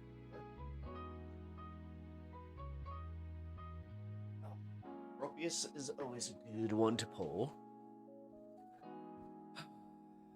I always like a good Pokemon that has over 100 HP that you can play in your first turn. They are scared to find out that the network is propped up by bots. Yeah, no, absolutely. That's why, like, these reports coming out, tech companies, they don't like that. Especially with, like, the AI bubble being what it is. Like, we're already, like, starting to catch on that all of this is fake. It's a whole nother thing when you realize that all of, like, the engagement when you see millions of people is fake. Citizens Unite against Citizens United? Oh, absolutely. I'll focus on that when we have a little bit more power, though. Right now, don't waste the energy. Put that one on the back burner, and literally, like, we'll get to it when the time comes. But right now, we need to focus on the turkey. We need to focus on the main course. You know what I mean? Then we can focus on the sides. Normies are talking about the AI bubble, which is a bad sign. Yes, because they all see it. Because everybody that has had a cursory conversation about AI gets to the point where you're like, well, okay, how much are these companies bringing in as far as profits? They're like, there is no profit. Then they're like, how is this going to continue? If there's no profits being made, what the fuck are they doing? And then the obvious answer is like Sora. Sora, they are taking that L because they need that realistic AI, the realistic AI deepfake videos to confuse people. That's how they'll control the narrative. At least that's the Pep Talks theory. These are the explicit views of Pep Talks right now. I don't want to speak for any of y'all. So, but yeah, Atch, I'm glad that you brought that up because yeah, once the when you have your just average person that is not online brained or, you know, news brained, yeah, that's when we need to start worrying about, you know, financial bubbles. Which again, this one bursting, dude, like this is going to cause a lot of damage. But again, Trump is already calling affordability a hoax. Trust me. Nothing will be worse for the Trump administration and the Republicans in general than when the insurance premiums do spike, when people start getting kicked off their rolls, when people start losing their jobs at even more record pace, because that's already happening. Because just remember, we don't even have the AI layoffs happening right now. We're still waiting for that one. No. Like, AI is literally going to send us into the next American Great Depression. It's going to happen. And it's going to cause another depression around the world. Like, yes, China, Russia, they'll probably weather that storm. But again, like, this is going to have major effects all across the world.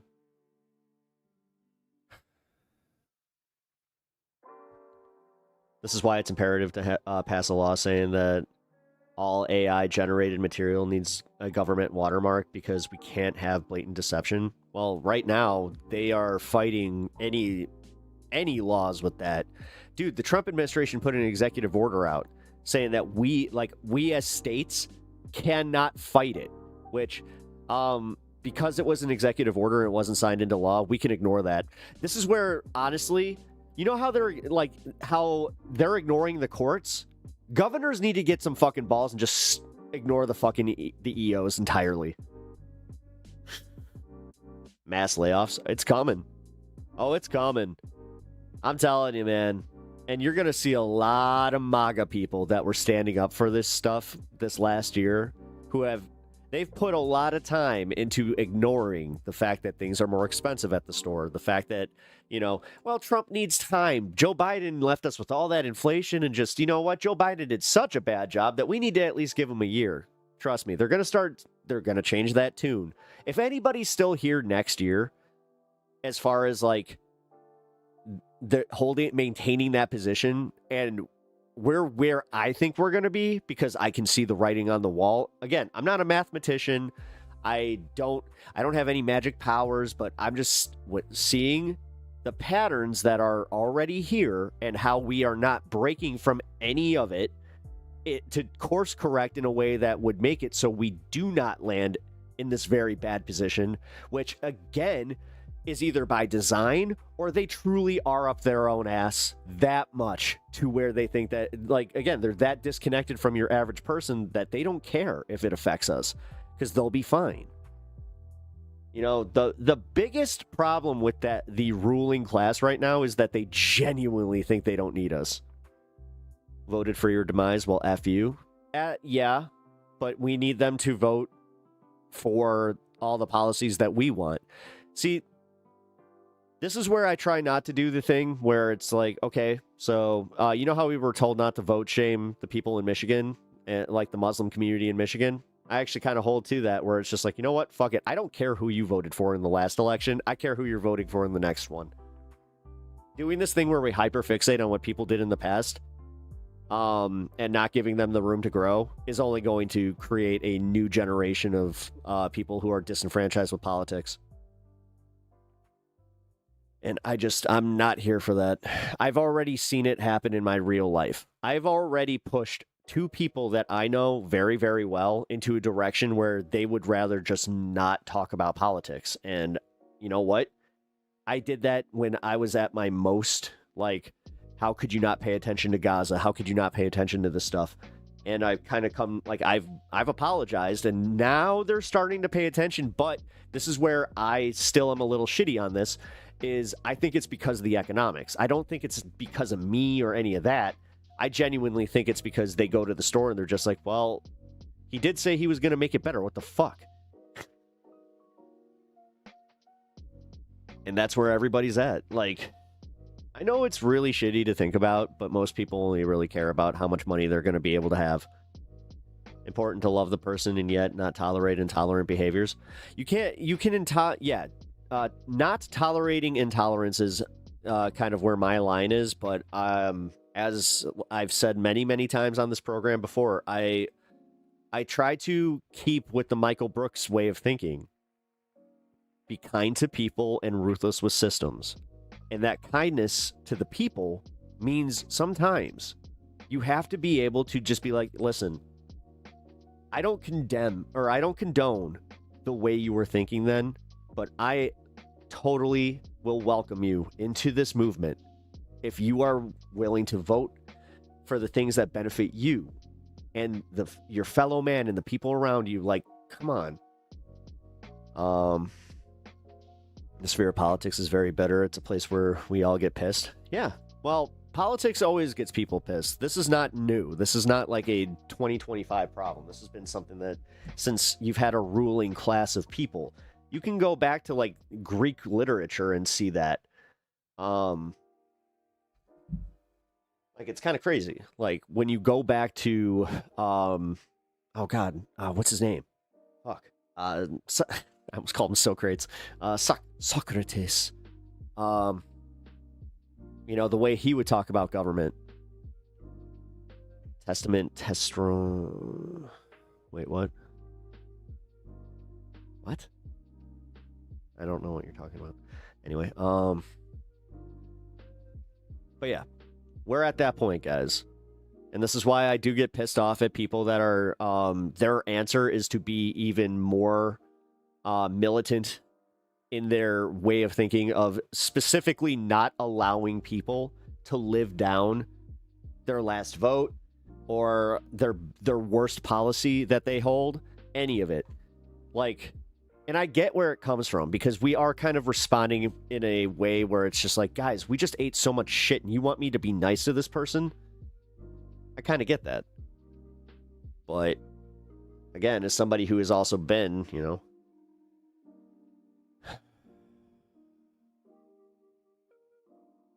Starman, with all due respect, I have no idea what you're talking about. You're kind of just, yeah. I literally have no idea what you're talking about. People don't open their eyes to suffering of others until it is pointed at themselves and their loved ones. It sucks, but it's very human. Yes. Yes. And that's where it's like pointing out that things aren't great to them in a way that makes them honestly go, yeah, you know what? You're right. Because, you know, we live in a time, I remember listening to, I forgot the guy's name, but he was just a statistician who, he literally does not work in politics at all, and he will not apply politics to his analysis, where he was talking about just overall happiness and well-being of just the human race. And he said, it feels like we are at the worst point mentally. He's like, because technically we are all unhealthy because we're all connected to this device. He's like, but he's like, materially, we are actually at like a precipice where a lot of humans can ignore like even like those worst atrocities because they're comfortable. Like, humanity is the most comfortable it has ever been, whether it's just from being able to obtain, you know, housing, basic things. Like, I know, weird, right? As it certainly doesn't seem that way. But his overall take was just like, the news only is going, like, your brain is paying attention to these news stories because the news is only paying attention to these stories because it sells. And he's like, no matter what they are selling you on something, that's just like, it's a dopamine thing. They're making sure that your brain goes, oh, and that's how you do it, is this bad. Because when you constantly say how good things are, or like, hey, maybe don't worry about this, then you do get like, that's where complacency starts, you know, festering. So I don't know, guys. I think that we can benefit from looking at that, not always freaking out entirely, because I as somebody who's online a lot, I have a tendency to do that. But also, like I've been really hammering here, is we need to be more open to people that we do not agree with coming to our side, and we can capitulate on some things, just going, you know what, it's literally agree to disagree. We can agree to disagree on certain things. And then you get these people that are just like, well, we can't agree to disagree on trans rights. It's like, yeah, that's actually a good line. That's a fine line to have. And honestly, if we can do this in a way where it's like, you know what, that's a social issue, does it? And like, you can start breaking it down, like, does that affect you materially at all? Then I wouldn't worry as much about that. And maybe we could investigate why you feel that way, like do the therapy aspect of it and try and break it down later. But when it comes again to creating better material conditions for your average Americans, which that's what we all seem to care about. I care about getting housing costs down. I care about getting costs down in general. I care about getting more socialized programs paid for by taxing the rich. You know, these are things that can be easily sold to the other side, as long as you don't get steeped down into the other, like the other bits about it, where they can constantly just be like, oh, but that's communism. It's just like, guys, take that away from all this. What does having a better fire department give you? Higher taxes? It's just like, Jesus Christ. When it's paid for by the billionaires and the billionaires, well, then they're going to leave us. Like, dude, we really have battered wife syndrome, like, as a fucking collective, just people from these rich fucks. Like, you understand just what I did right there, how easy it is? Because am I not dead on that that's just the pattern of how you go to it? Sorry, I've basically given up on trying to convince others, but I know we all agree with common sense. That's what I want. Well, again, it depends on... Listen, I'm a political commentator, so I'm a little bit more apt to discuss this with people, even in my real life. But don't just give up. If you can, like, because you kind of said it right there. You know that you can agree with common sense. Okay, the common sense should literally be, like, bringing it down to, why are you fighting for a healthcare system that's broken? Why are you fighting for a status quo that you know is broken when we have not tried this? Why do you keep listening to people that their only incentive is to keep you from actually trying these things? Because Why would they hide this from you? Why would they not? Like, honestly, this is a good argument. If communism and socialism is so fucking bad, why don't they want to have anybody utilize it? Why in America? It's almost like they don't want that to be an example of something that could work. They're so fearful. That's why Mamdani took a lot of shit. It's because he's the first one that gave a platform and a bunch of like actual programs that could work. And guess what? The biggest one is that free healthcare things. Cops are socialism. Yes, they are. Yes, cops are socialism. Things that can be seen as authoritarian is also sometimes socialist. Banking regulations. I know that most people on the political spectrum agree that none of our elected officials should have access to the stock market while they're serving us. I know that these are basic things that people all genuinely and generally agree on. The problem is, and I know that this is like beating a fucking dead horse, but it's just the culture war stuff. It's always falling for the culture stuff and always doing this. Like, I swear to God, sometimes it's like you can almost see like where a bot or just in general, like somebody that might be a psyop comes in with one comment, making it so everybody starts fighting. Autumn Leaves getting demodded. Psyop. Sorry. In my experience, it's hard to talk to somebody who's anti-vax for me, or for example, me and Jake went on someone's stream trying to convince them. It's so hard. Well, you don't always have to convince people too. If you can leave, I look at it this way. If I can leave a conversation with somebody that doesn't agree with me politically and just in general, where we have very, very little, to actually, if we have little common ground, I don't know why I couldn't get that out. I always try to look for something, just one thing, and I'll be happy with that. Because you don't fix... Rome wasn't built in a day, okay? And you can't fix an entire house. Like, you can't fix an entire house in just one day. You need to focus. I mean, hell, look at I break this down into the way I do cleaning, right? Because I have ADHD, I have a hard time always doing this. So what works for me is I do one room at a time. You know, we got to work on one room at a time, folks. Today is the 37% on income over $600,000. Yeah, I know. Which isn't much. Yeah, 70% on 200. Well, this is where I don't think that that's necessarily the way to do it because, yes, the inflation thing, and yes, they are going to always play these games, so give them their little bit more. Like I keep saying, because people are like, yeah, don't let billionaires exist. I'm like, you do understand that this is just the reason they're going to push back because they're just like, why not? So just give it to them. Just give them, let them hit their fucking bill, like let them get that B, and then every dollar taxed after that is at 99%. That alone would definitely make some impacts because the problem is, again, most Americans are pretty bad at math, but even the ones that are good at math can't conceptualize that amount of money. It's just numbers to them. I mean, hell, the people that have that money, it's usually just numbers to them.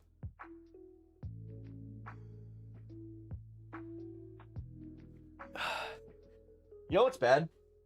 When Elon Musk did that one thing where he showed that he was living in a one-bedroom house in Texas and how it was like minimalist, I was just like, well, fuck you. Then why are you wrecking the planet? If you are sitting here telling us and you're genuine about it, where you're like, I don't need all that to be happy, then it's like, then give up your money, asshole. What are you trying to do? Get to $1 trillion? Then all of a sudden you're just going to you're going to find that where you're like, you know what? Maybe I could just pay off the government debt. Maybe that'll really help. Whatever.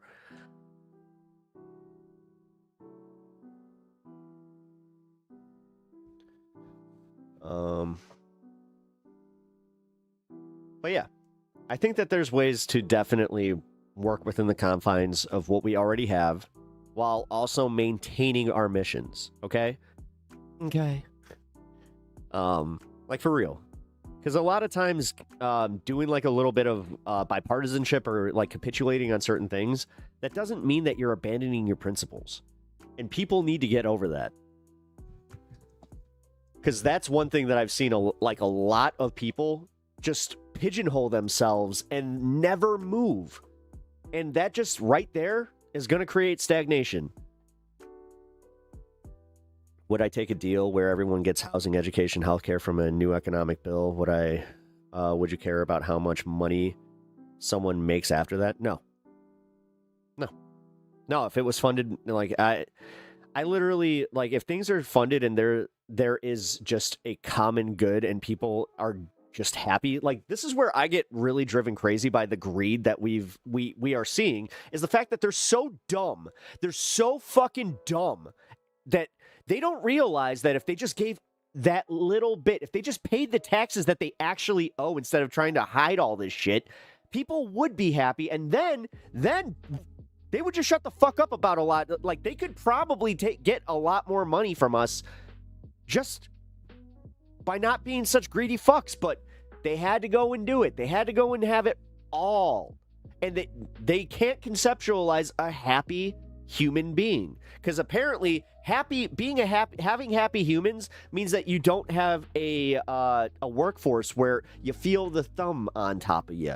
You're always worried that you might lose your job. You might, like, that's actually it. Like, they want to keep people in this constant state of flux and constant state of just uncomfortable, of thinking that the other shoe's going to drop. Like with the left right now, with the way that they did that Pam Bondi thing, that's my theory as to why they did it, is because they want everybody on the left to just be like, they might be coming for us, instead of like having the objective fact of like, well, the law does really kind of kneecap them a lot. Like, they could try it, but the second they start coming after American citizens, we do have inalienable rights, which it may take a few court cases, but oh my God, would that fuck them.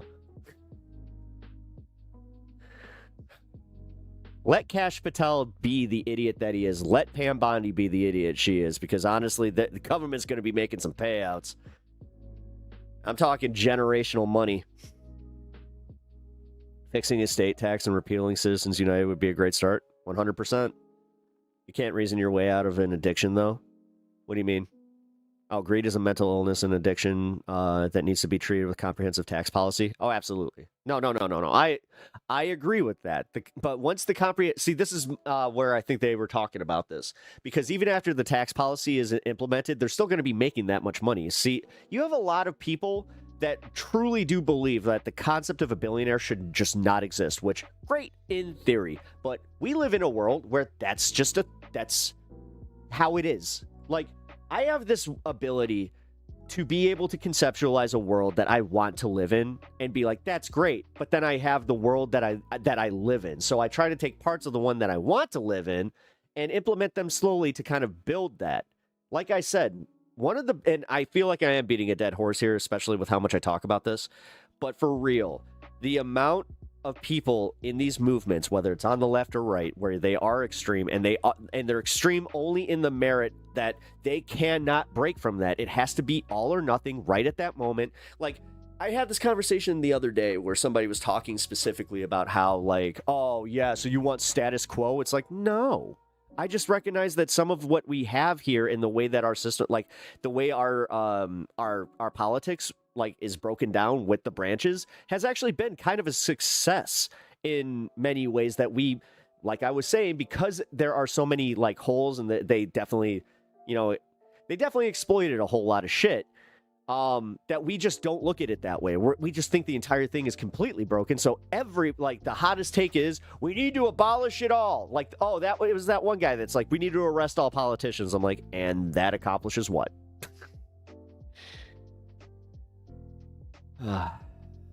Shut the fuck up. Nobody cares.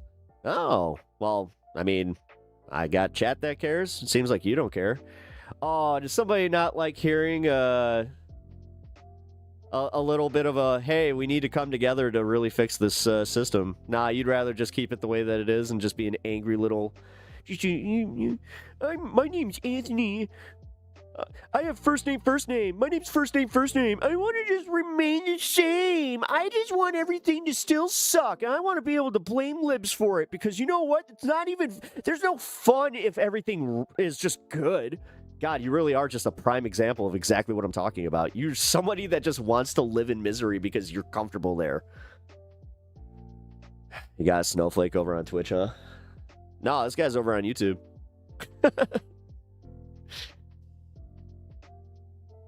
For once. I love how everybody blames Twitch, though. Every time. Man. These Twitch guys, they really they got snowflake syndrome. It's so wild. Shut the fuck up. Nobody cares. Literally, during the rant where I'm just like, nah, you know what? Let's try to be more fair with people. The thing is, guys, this is one of those things where it's like psyop. Anthony's a psyop. He's just a psyop from the billionaire class that's trying to create fucking this class division. Literally. I bet he's a paid for bot because he's not showing up on my YouTube chat. Well. I don't see Anthony.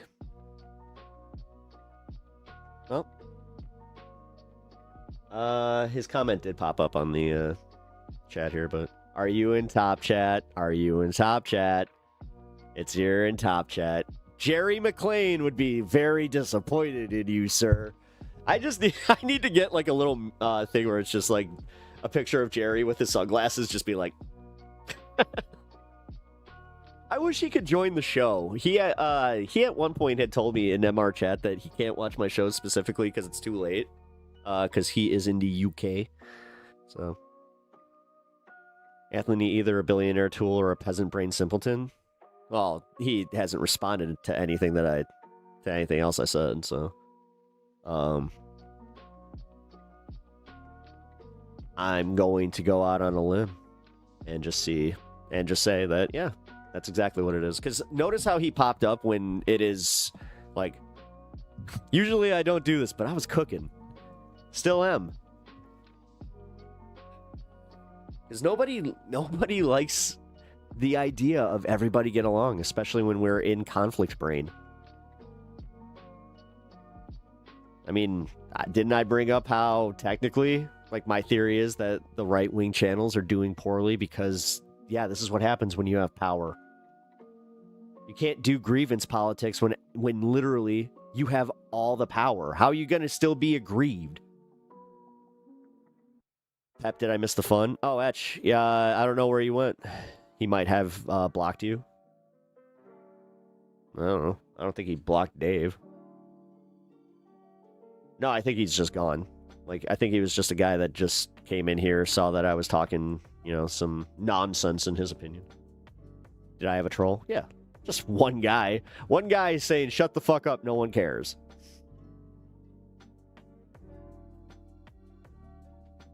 Thought he derailed the show. Actually, just kind of proving my point, though. His loss, I guess. Oh, listen.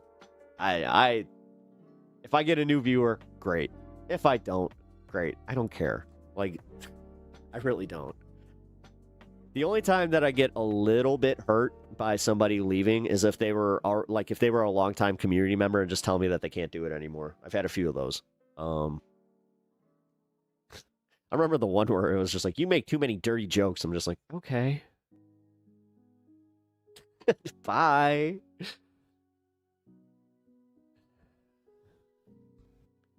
Find another streamer that you can fucking chastise. Sorry. What you gonna do? Nothing. What you gonna do? Nothing. Nothing about it. I'm gonna keep doing what I'm doing. I got, 21 people here. I'm pretty happy, If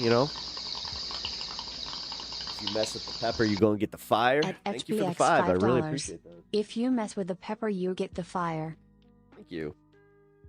Also, guys, real quick, just to do my my little spiel here.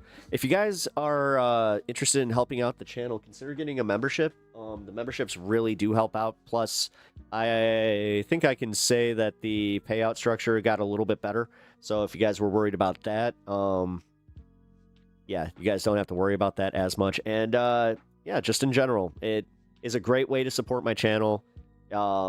Like I said, if you guys are here pretty much daily, you know, I'm trying to make it a price that is fair.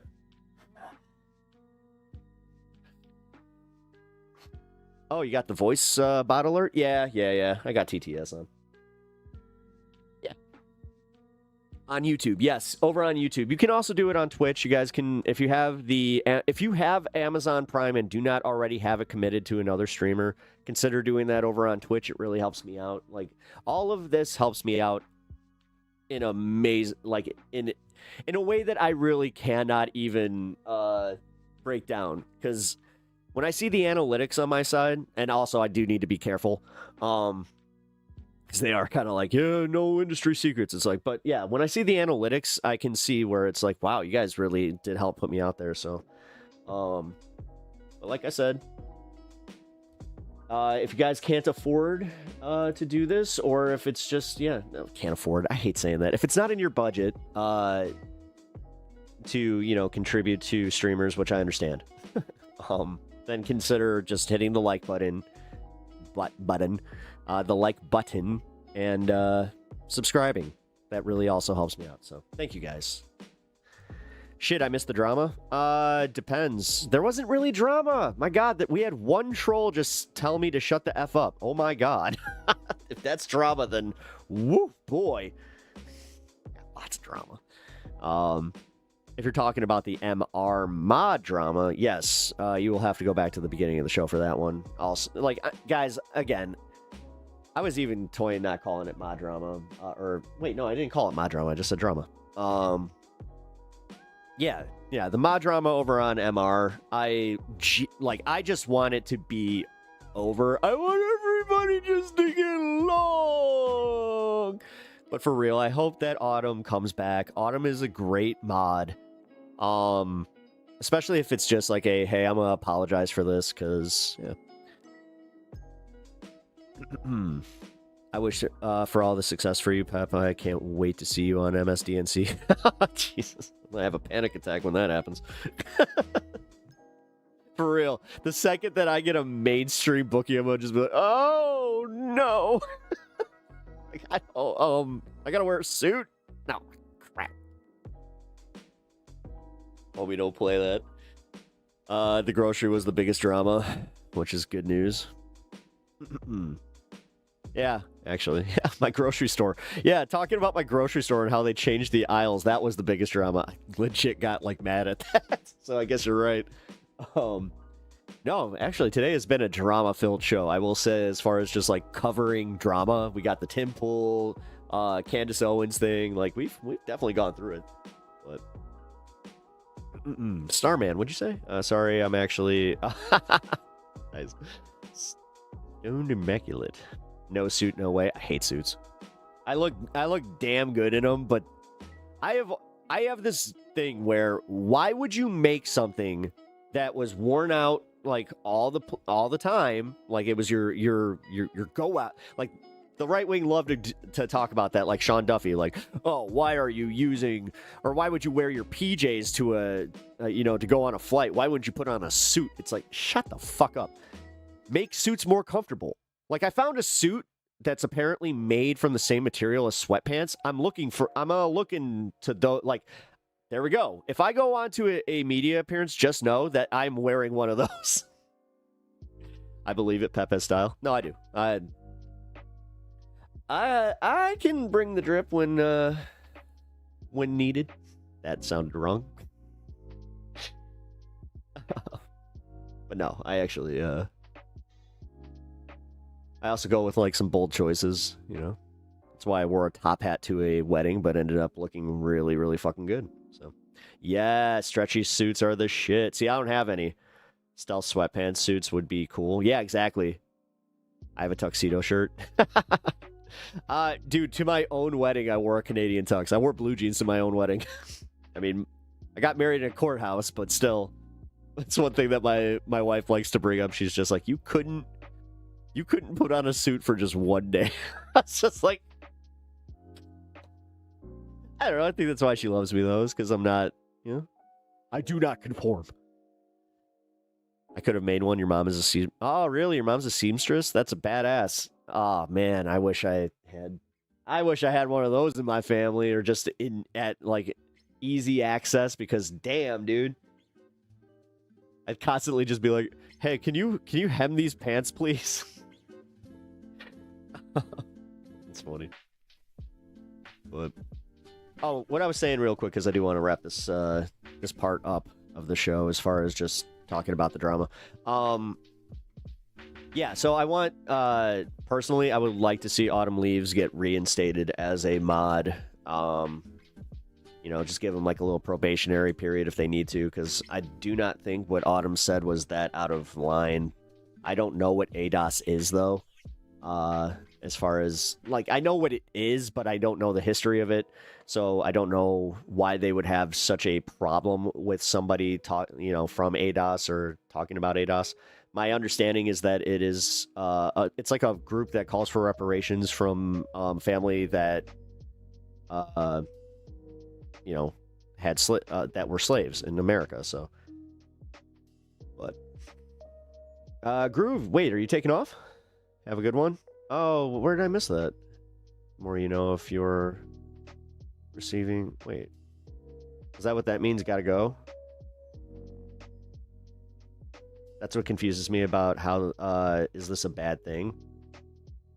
In my opinion, TMR doesn't interact with the chat. They don't know their mods the same way that you know your mods. Oh, absolutely. I do know that, and I do have some critiques about that. You actually, DJ, you made a really, really good point in chat about, and yeah, you were kind of like playing that like, oh yeah, they don't even pay attention to us. And I could see because somebody like kind of attacked on that, where they were just like, oh, come on. But then you made a really good point where you're like, they don't even read their super chats. And I was just like, you know what? That is egregious. Like, people are paying you. Like, most YouTubers will read super chats. And trust me, they have YouTube Studio up. All they need to do is have Matt chime in at the very back end of the show. Like, Sam could sign out, and then Matt can do the super chats, and then they, cue the music. But I just have to say, yeah, some comments are in the chat, but isn't showing up on the live stream. Happened to me, to one of my comments. Weird. That is weird. Well, I know that somebody mentioned that that's what happened with theirs up here a little minute ago, so. My mother, $500. The mods chide you to join their app when you do super chats is really off-putting. Yeah. Yeah.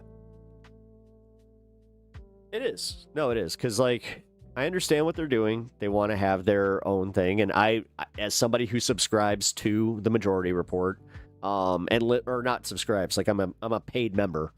So, yeah.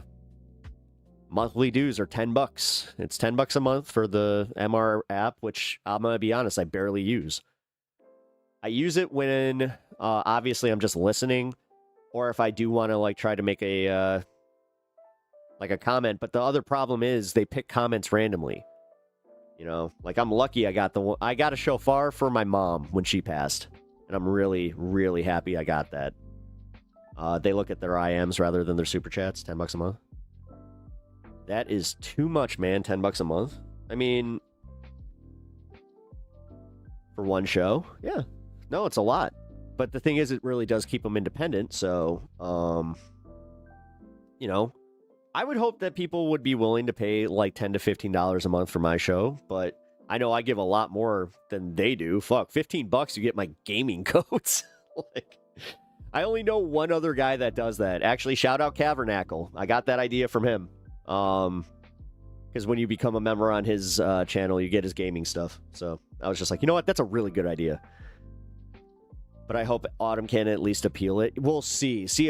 That's where I don't like this. Appeal and TMR, whether it's Discord, chat, or whatever, does not seem to be a thing. They have such a hard line on just getting rid of people, which then they bitch that they're not growing the chat or the community. Like, How are you going to do that? How are you going to allow somebody not to just have a fucking bad day or a bad take? And again, when I'm not going to say who the mod was. If they ever see this content, that they'll know who they are. When you made the comment that you have banned somebody because they were attacking Kesha, you don't deserve to be a mod. I would not make you a mod on my channel because you cannot separate your personal grievances with what would be a grievance of the show. Like, come on, man. And again, Kesha, really? We can't rip on Kesha a little bit? She went through some shit in the music industry, but she also made a song, Wake Up in the Morning Feeling Like P. Daddy. Like, fuck off.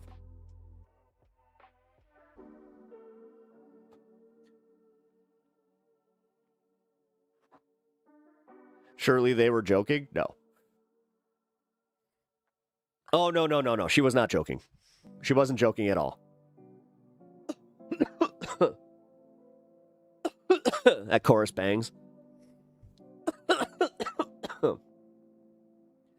I don't hate the song. It's mid as fuck. Excuse me. Then again, I'm not really. Some pop music hits. Some of it, it aged like milk. That one, in my opinion, aged like milk. Like, I like some Gaga. Like, fucking Lady Gaga has definitely aged well. Physically and in her music. Can you play a snippet of the song? I've never heard it. No, I can't. I can definitely not do that. If I want to get demonetized, I can do that right away. I can't even play 4 seconds. Just look up Kesha Don't Stop. Ooh la la. Yeah. Yeah, she's all right. Yeah, you won't like it? No, it's garbage. It really is. Yeah, right down to just like the piano riff in it. I don't know. It wasn't my thing. But, you know, Taylor Swift is a $1 billion artist that I know maybe 2 songs from. Like, and this isn't just because I'm like the contrarian punk rock or that, I don't like pop music. I used to be that guy. I was totally like, that was part of my identity, was just making sure I can't like pop music because you know what? I like the punk scene. And in the punk scene, we have to tell you how much we hate how much we hate pop music. And you know what? I watched SLC Punk, and I was like, "Oh fuck! If that's how they view me, then fuck that." And then I just started shamelessly just being like, "Yeah, NSYNC's got some good shit. Backstreet Boys had some bangers. I shamelessly like some garbage. Yeah, me too. Me too. I like some garbage. Let's see." What's the garbage that I like? Baby metal's not garbage. Baby metal rules, and everybody should follow baby metal and like baby metal. If you don't know what baby metal is, then look it up. I just realized that somebody's like, wait, is it what I think it is? Is it a bunch of just like little babies like banging on pots and pans? And it's like, no. I don't really listen to garbage music. All right, so I got Bone Thugs and Harmony here. Limp Bizkit. I got Limp Bizkit there. Okay, so there we go. Limp Bizkit. Toro y Moi. I love Toro. Jungle. Love Jungle. Oh, Jungle's not bad. Jack Johnson. That's not trash at all. Jack Johnson rules. That's literally what I was just listening to. So, that was on my playlist today. Although if you don't listen to Toro y Moi, you really should. Tessa Violet. Is that no? Tessa Violet's really good. Yeah. Okay. So I don't have any like punk or like pop music there. I just realized I haven't listened to pop music in a long time. If music makes you happy, there's nothing wrong with music. There's something wrong with the critic. Yes. Oh, being an unabashed critic is just so stupid.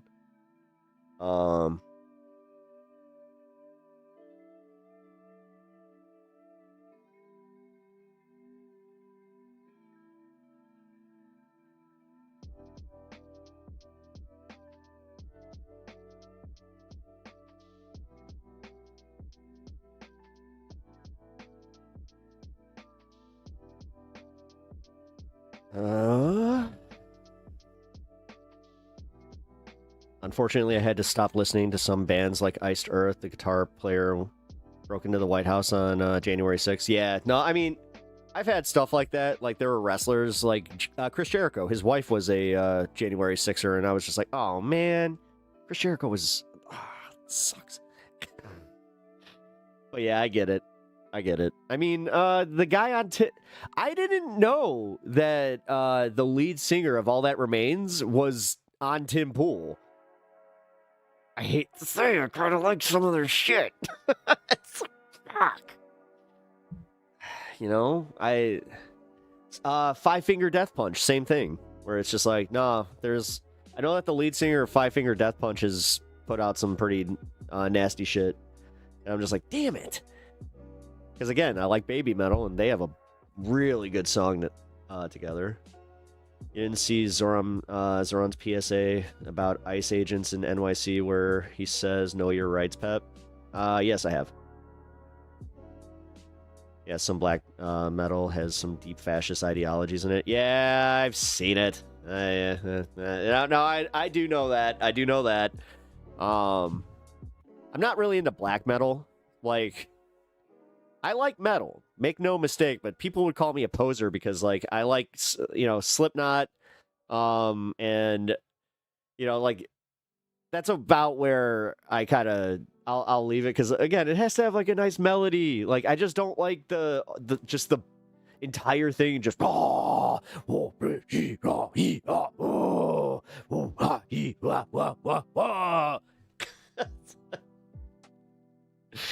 I don't mind having as long as it goes, like, you gotta have a little hook. Pantera says what?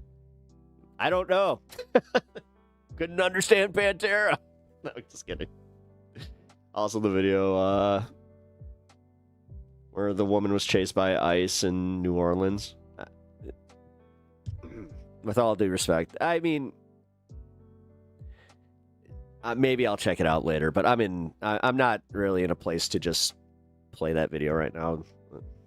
I already deal, like, dude, I've dealt with ICE since, and I mean, like, literally in my neighborhood since, like, fucking September. Sometimes my brain does kind of do this thing where I'm just like, no.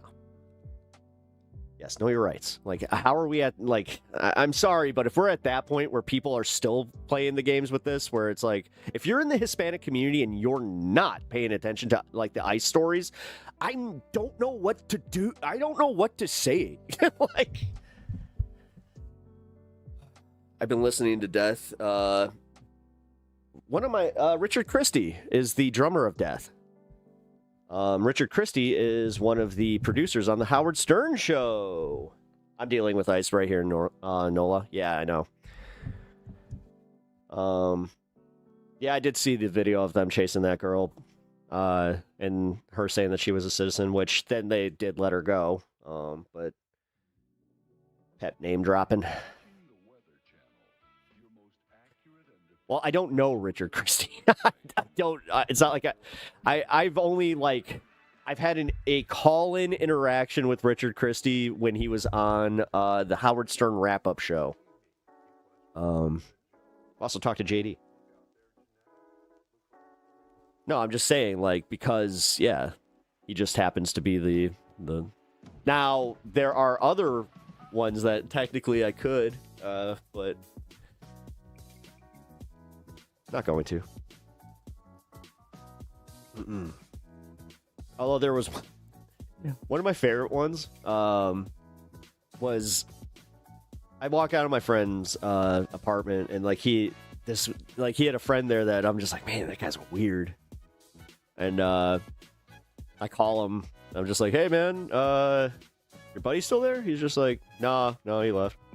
Like, can I just be honest? He was a little weird. He's just like, that's funny because he's in a pretty big band. I was like, oh shit. There's a streamer I watch that personally knows Richard Christie. He played with him before. Oh no shit. The NDA is such a tease. Oh well, sorry. Yeah, I know. One of these days. I'm actually kind of like, if somebody does figure it out, I'd be like, wow. It's not going to be as exciting after you guys know, though. Rick Wright, check out Rick Renstrom, everyone. An amazing guitarist. Oh, really? Yeah, one of my, I don't think he'd mind me talking about this. One of my best friends is, he used to be Danny Bottaducci's partner on The Loop. So he has a lot of ties to Chicago metal, like the Chicago metal scene. And, yeah. He has talked to Richard Christie. He actually, I think, still, like, he knows Richard. So. He does the neoclassical thing, and he fucking shreds. Nice. Yeah, I like the I love neoclassical in metal. That's always been really, really cool to me. That's Joe Satriani. Joe Satriani is probably one of my favorite guitarists because he learned how to play on a classical guitar, and then he brought that to his music. Which also, Joe Satriani is one of the guys that, like, he's one of the only dudes I've ever seen that has been featured in metal, like classic rock, and then jazz. Join our Discord. Yes, join our Discord. We actually had somebody join earlier today. Hopefully he'll be able to call in tomorrow. Because, yeah, he wanted to call in today, and I'm just like, nah, I'm sorry. Like, if I say call in on the description of the show, that's when I will be doing that. So, or AMA. If I put AMA, then just consider that to be a call-in show. Which I'll be doing soon. Don't worry. It's just, yeah, today I had some stuff lined up, and I only got a set amount of time that I can really do things.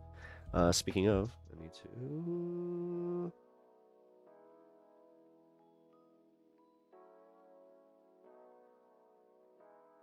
There we go. No, sorry, and thank you for that, LT. I really appreciate you promoting the Discord and taking care of that. Dude, I had a random thought yesterday, actually, just off stream, where I was thinking about, like, setting up chatbot, but then I was just like, well, you know, LT, he's better than chatbot, and he really does kind of, like, he takes care of promoting the show. I'm like, yeah, who needs a chatbot when you got an LT?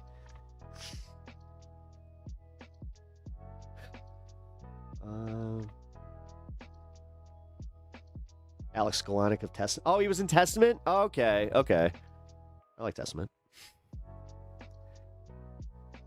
Let's see. Yes. LT over chatbot any day. All right. You know what? Here, LT. Since you were such a good sport about it, I'll check this out real quick. Is it a quick video?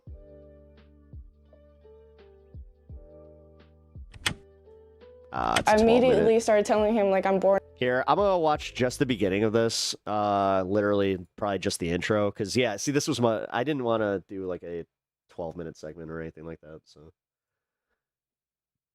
But since you were a good sport about it, and this is happening in NOLA, New Orleans. Born and raised here, like, I'm a U.S. citizen, and he did not care at all. But we can all stand up to ICE if you know your rights. People are fighting back. All right. I thought Zoran put on a... Oh, here it is. Stand up to ICE if you know your rights. If you encounter ICE, these are the things that every New Yorker should know. First, ICE cannot enter into private spaces like your home, school, or a private area of your workplace without a judicial warrant signed by a judge. That looks like this. Mm-hmm.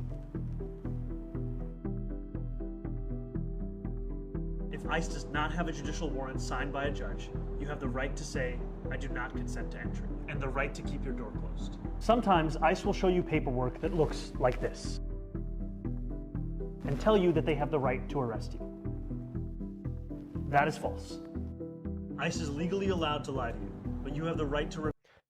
All right. Remain silent. I'm If glad you're he being made this. detained, you may always ask, "Am I free to go?" repeatedly until they answer you. Actually, Kat Abu Ghazaleh made a video like this for Broadview. You are legally allowed to film ICE as long as you do not interfere with an arrest. It is important good on to them. remain Good on calm them. during any interaction with ICE or law enforcement. Do not impede their investigation. Ooh, chicken fried steak and mashed tats.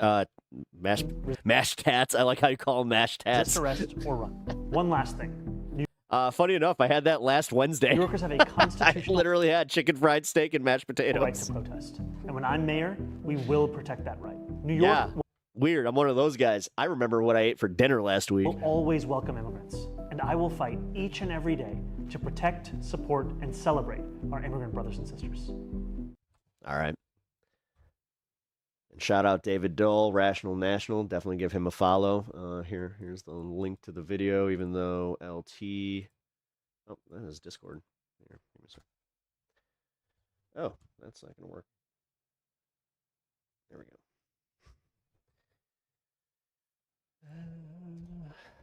Man, David Dole's cool. I'll say this. It'll be surreal if I ever get invited to the Leftist Mafia. That's how I'll know it's like, oh, dude, I think I made it. Even though I've had a few of those moments. I had that moment when I got my first death threat. Like, I remember talking to the cop. He's taking my information down, right? He actually, like, had to come out to my residence, too. So he's taking down my information and everything. And then he sees that I'm smiling, and he's just like, usually people would be a little more concerned about this. I'm like, I don't know. I kind of feel like I made it. Like, you know, as an online personality, every other online personality I've ever talked or, like, interacted with or just even watched, they all say the same thing, that, you know, once you get your first death threat, that's how you know you made it. You should definitely call in when they do a call-in thing. Who dat? Wait, who? Oh, the Leftist Mafia, whenever they have a call-in. Everyone calling was a creator already? Oh, see, I don't want to do that. I want to give, if they're doing an audience call-in show, I'm not going to use that to do free promo. See, this is why I'm bad at this. And this is why, this is why agents specifically hate me. Because I value that show interacting with, like, the audience way more than me getting some shameless self-fucking plugs out there. Like, I could call into Bender's show, and that's fine. I would be a little more okay with that, but nah, dude. No. That's kind of shitty of them to tie up the phone lines like that. Oh, God. I just realized, wait a minute. Didn't Alex call in? Okay, you know what? They're not pieces of shit, because Alex is a straight-up dude, but for real. You want to do your promos with pride? I mean, I don't get it. Sure. Again, this is why I am very bad at this, even when I was doing comedy. I talked to a manager once, and he just told me straight up he wouldn't represent me. He was just like, no, you're a self-sabotager. He's like, you know, we're supposed to be able to tell you when you're getting a booking. It's just like, no.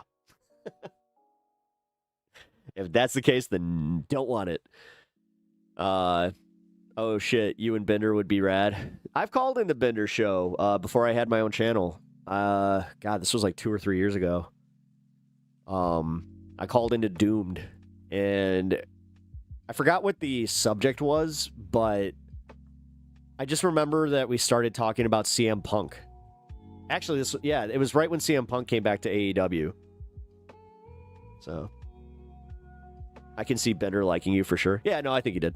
We got on because, like, again, we talked about wrestling, and then we almost he's just like, thanks for calling. I'm just like, yeah, we almost turned that into a wrestling podcast, and it was really nice because at the end of it, he went, trust me, I wish I could. He's like, that's why I have to end this now. I'm just like, hey, take care, brother. It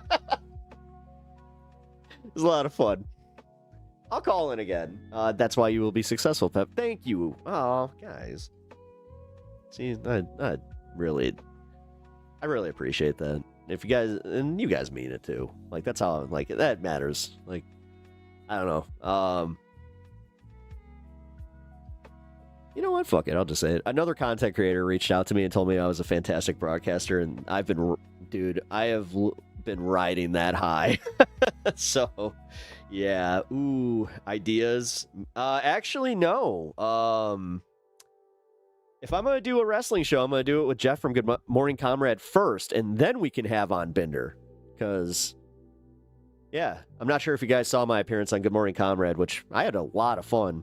Yeah, me and Jeff, we just didn't. We kind of accidentally made a wrestling podcast.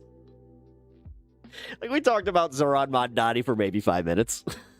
Then all of a sudden, we were on to SummerSlam 92. What you gonna do? That's my biggest problem being a wrestling fan is I don't know when to turn that shit off. So the second you make a wrestling reference, like if you say something's a work, I'm just like, that's a wrestling reference. Do you watch? Irritating even without content to run with you make content. What do you mean? Oh, you mean like when I'm not reacting to videos? I'd hope so. Like, I'll admit that when I first started this, I was a little worried because like some of the people that would comment on like even my VODs, which that's not a thing anymore. Nobody really comments on my VODs, but they used to. They used to like tell me, they're just like, yeah, you know what, you don't, you know, you watch, you either watch too many clips or you talk too much. Like, and that was kind of where I stopped listening to it. I don't give a shit. Like, right there, that comment matters to me. Like, you have fun here, and you like the fact that, you know, I like the shows where I don't watch shit. You know, I have fun with those. Sometimes I like watching more stuff. Sometimes, yes, I'll even admit it. There are times where I don't have, like, as much in the tank, so it's easier for me to put on a video and to react to it. It's my substitute teacher mode. At least I don't just Hassan that shit and just fucking, you know, chair stream it. Anytime that I chair stream, it's under 90 seconds because for some reason I have figured out that it takes me under 90 seconds to go up, take a piss, and come back down. So, fuck some. Yeah. I don't listen. Like, I really try not to listen to that crap. But occasionally, you know, somebody will make a comment, whether it be in chat or on another video. But yeah, and I try to take it to heart without beating myself up. Like, I want to improve. You know, every day I am trying to make myself a little bit better of a person. If I can be the best version of myself when I leave this planet, that'd be great. At least I can say I tried. But yeah, Etch, I appreciate that. You don't need clips. I like that. Like, okay, so, well, I mean, YouTube would beg to differ. For real. You know how many times I've gotten just a little like, hey, why don't you put out a clip or two? You might grow in that algorithm, you know, if you put like a 20-minute clip together. Because I think this is when they first started implementing the AI. I did get this really weird one where you could tell it was not a person, and they were saying just like, if you clip your VODs to 20-minute or 30-minute increments, you will see a net gain of X. It's just like, I personally think you need to pause and add relevant commentary more. I see what you're doing. You know, I'm getting better at this. See, usually I like in the early days of my channel, I would have read that comment and not been able to be cued into the fact that you were joking, but you're being cheeky. I'm sure YouTube wears a top hat and a monocle. I took the top hat upstairs. Otherwise, I'd put that on and just be like, we here at YouTube, we like to see people grovel before us.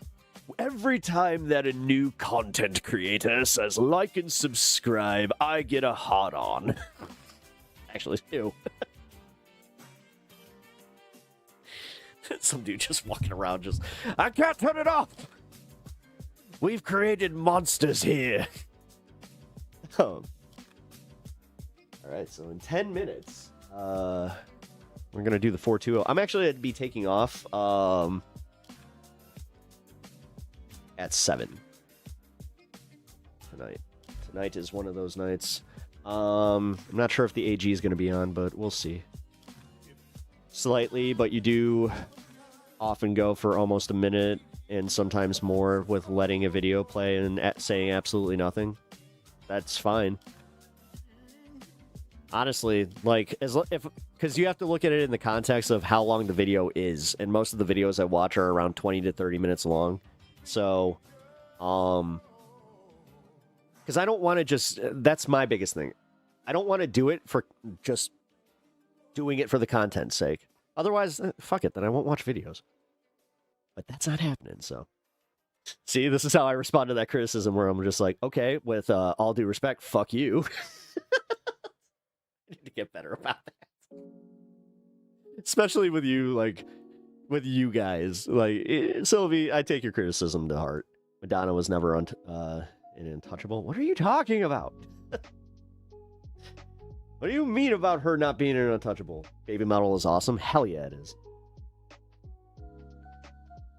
I wish I could play it. Actually, the newest song that they just did, Rat-a-tat, is awesome. That's my 2 cents. No, I appreciate it. I'll take it into consideration, but the other thing is, go read some of my YouTube comments on some of my earlier videos. Not even my earlier videos, actually. One of the ones that I just recently released, they said, "Oh, you know what? You pause too much." I'm just, all right, fine, whatever. I have a 2 cents. I can't have 2 cents anymore. Yup. Now we got to go 5 cents. Got to give you my 5 cents. Ken Schultz. Schultz. Ken Schultz. Thank you for following over on Twitch. I really appreciate that, brother. Got to get a nickel back. Look at this photograph. I look at it and it makes me laugh. It's got a little picture of a kitty doing something silly. All right. Wasn't that bad?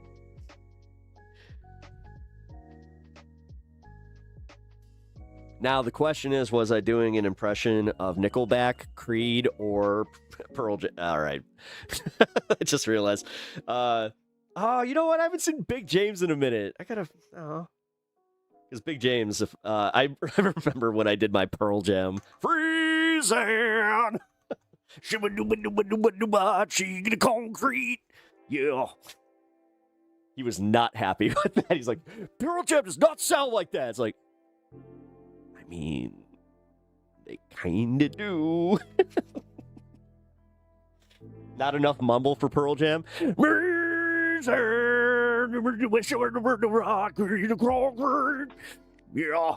You get the yeah, though.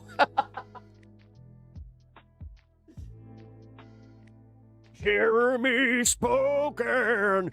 Yes, God damn it.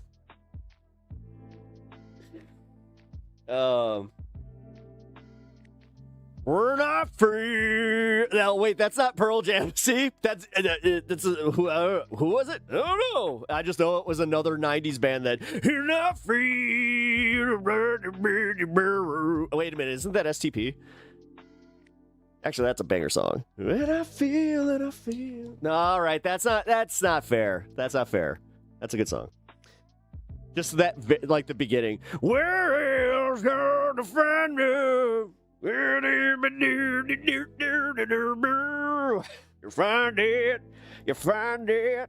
You find it. The Boredoms. Who is that? Wait, is that Jane's Addiction or is that STP? Isn't that one in San Andreas? Yes, that one is in it. Yes, it is. Yes, it is. That's a good. I actually like that song. They all sound the same to me. Literally all. I mean, they do. It's STP. That's what I thought. Yeah, it was STP. Hey, shut up. All right, if my biggest sin is mixing up Jane's Addiction and STP, come on now.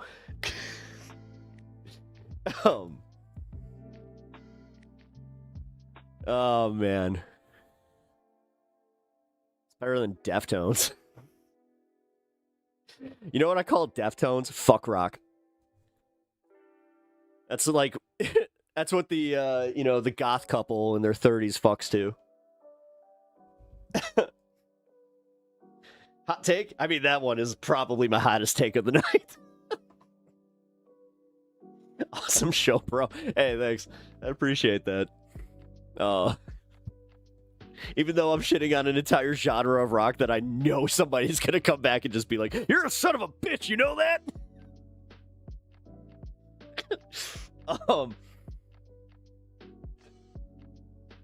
Oh yeah, what kind of music you like?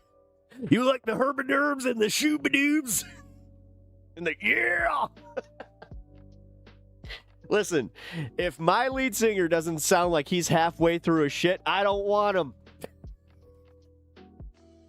We're not feeling the feel. Oh. They get a little bit older. Wait a minute, that's Pearl Jam when they get old. Geriatric Pearl Jam. Freezing, I just crap my pants again. Oh no. Yeah.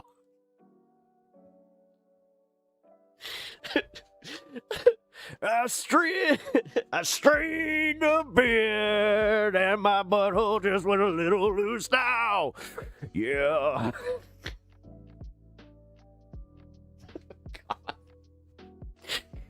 All right, I should probably. I'm gonna calm down on that one. Jeremy shit and it hit the floor. Jeremy was wearing his favorite shorts. Fucking Christ. Oh, there we go. There we go. Jeremy shat in class today.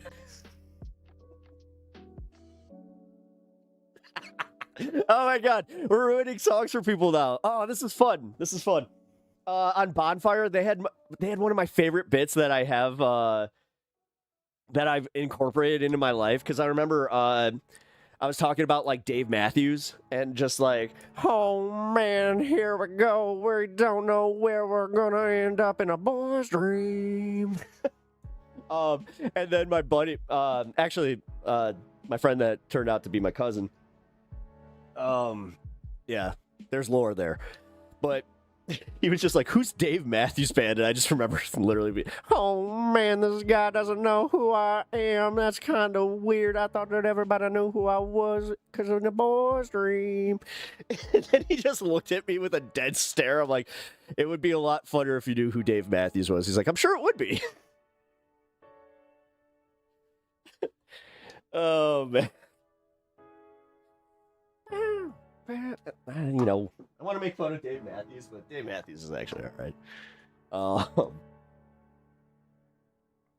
He didn't like, yeah, his was a little bit different. Like he's right on that like fine line of like the Pearl Jam, but he's his own impression. So I at least got to give him that one. Like the Pearl Jam, Creed, and all the, like that's all one impression. Will grunge ever make a comeback? I mean, I don't know. Like, I don't know if the like music genre is making a comeback. I don't think is going to happen because everybody has the ability to go see these bands, you know, every weekend. Well, at least in Chicago, it feels that way. Was that harmonica solo guy? No, that was Blues Traveler. Wait. The hurt brings you back. Yeah. I'm telling you no lies. Fucking. Actually, Blues Traveler's the shit.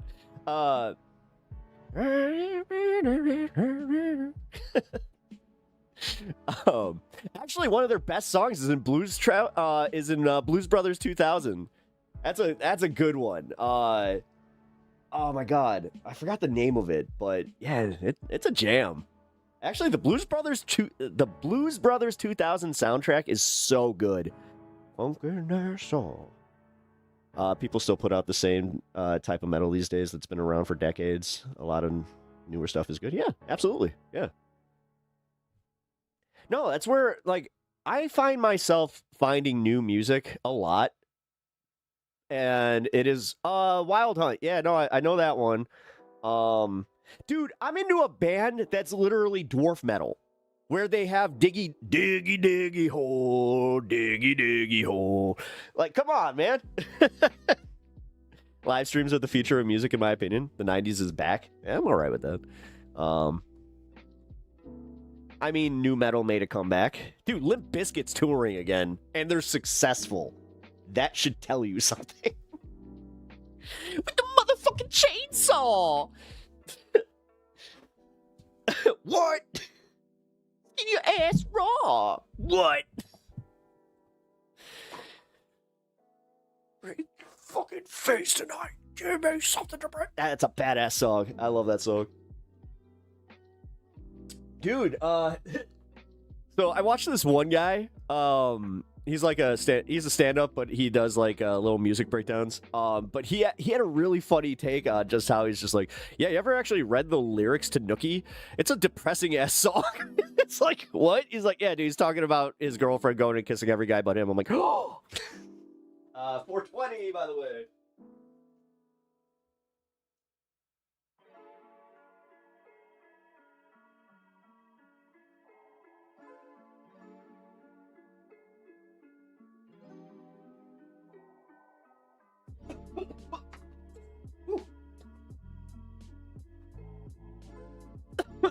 I have no idea what's happening, but rock on. I am talking about rock music and doing impressions of rock music. Essentially. I don't know. Well, that's a whole different story. Dungeon Crawl, if you like D&D metal, I do. They have a song called Death Roll. Here, actually, I think that one might be on my D&D playlist. I just had that up. Yeah. They are 6. They are the 6th song down. My D&D playlist is broken into 2 parts. I have, like just your average. I would like the Witcher type of music, specifically like when you're playing Gwent. I actually have that song on my playlist. Whenever we're like in a bar and we're setting up the mission, and then of course you gotta have battle music, and the battle music is always some hard rock. So yeah, you take that cookie and yeah, dude. I remember when chocolate starfish and hot dog flavored water. I remember bringing that CD home, putting it on the counter, and my mom was just like, this band again. She also threw away my Blink-182 CD, Take Your Pants Off and Jacket. Again, she's like, you thought I wouldn't get that? I'm like,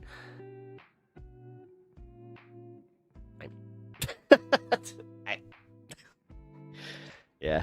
I had my CRT TV taken out of my room because she caught me watching Howard Stern on ETV. That should tell you just how 90s I am. And it had my VCR with it. I'll be right back.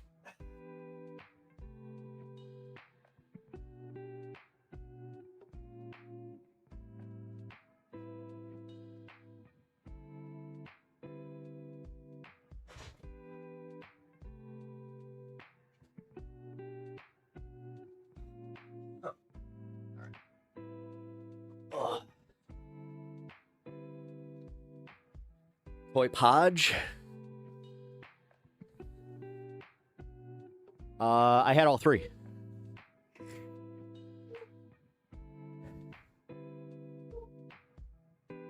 My mom threw away Morbid Angel tape, but Blink-182, yeah. Yeah, she also threw away Limp Bizkit, $3 bill, y'all, because she saw the song Stink Finger, and she was like, you will not be listening to a band that has that on their album. I was just like, I don't even know what it means. And then I later found out, I was just like, oh, no wonder she was mad.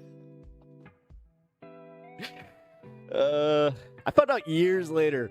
Like, that was one of those ones where I was just like, really? That's what that means? Oh.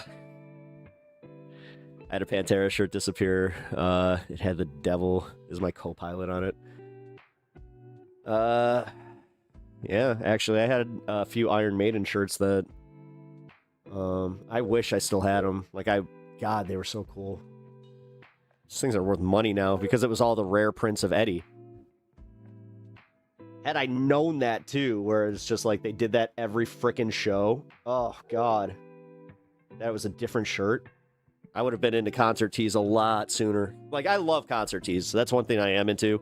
Concert tees and hoodies. I'm a big guy. I'm a big, get the merch of something that I just saw and experienced. I'm all about the, have the memory. Also, Dispo merch.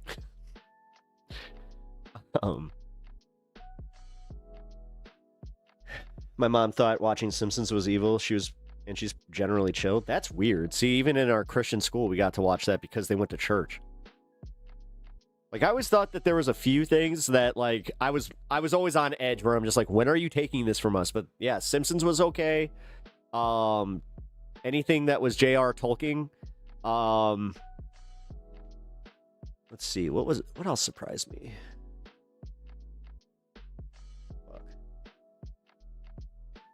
Lion, Witch, and the Wardrobe, but then I found out that was, C.S. Lewis was a Christian author. I was like, oh, okay, that makes sense. South Park was banned from my school. D&D was banned from my school. Harry Potter was banned from my school. Not just banned. Harry Potter, we actually did a little book burning. Yeah, it was really fucked up. Because they had no other solution. They were just like, this is too popular. Fun fact, if you didn't know, Pep, the Diggy Diggy Hole dwarf metal song originates from a song made by the Minecraft-focused YouTube channel, the Yogscast. I did not know that. But yeah, Diggy Diggy Hole's the shit. I want to go see those guys live just so I can participate in the ritual of Diggy Diggy Hole, Diggy Diggy Hole. Hold on. I think someone's at...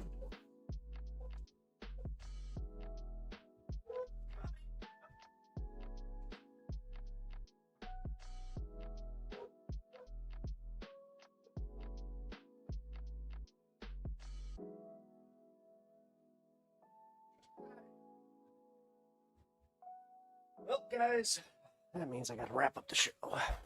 Okay, that sounds fun. Yeah, no, it's awesome. J.R.R. Tolkien was banned in my household? Really? Wow. Yeah, we're gonna go through this one day. I've had this conversation with somebody that went to homeschool, where we got to compare what I had banned versus them. Yeah, that's weird. Laughing my ass off, parents ruin everything. My daughter tells me that all the time. I mean, yeah. I mean, I don't know.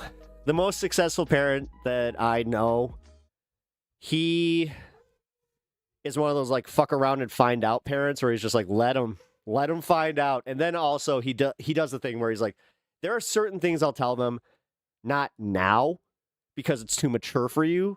He's very good at explaining it to his kids. But then he also is like, if I tell them no, then they're just gonna do it anyway. All right. My mom never banned stuff. I was in foster care and some of the things were fucking nuts. Yeah. Man, that's another thing. Jeez, you were in foster care? Man, actually, I knew some foster kids. All right, guys. Well, I have to wrap up the show. I hate to do it with 2 minutes left in the show. To go to that, oh, damn it. He's not live, is he? Oh, man. I was totally... I keep forgetting. AG's taking some time off. Okay, I have no one to raid today. That sucks. What up, Smoke? Smoke, you want to go live? I could raid you. No. Yeah, you just hit it. Yeah, and you just hit the end of the show. Yeah, I know I'm ending early today. That's it's unusual for me to not go until, damn near midnight, but just saw a video of Chicagoans throwing snowballs at ice. Here you are. Well, actually that's that video was filmed in the town next to the one I grew up in. So it was like maybe 15 minutes away from me. Oh, yep. So, but yeah, here, let me do my wrap up here, get the outro lined up, and then head on out, because here, let's do this with all you guys here.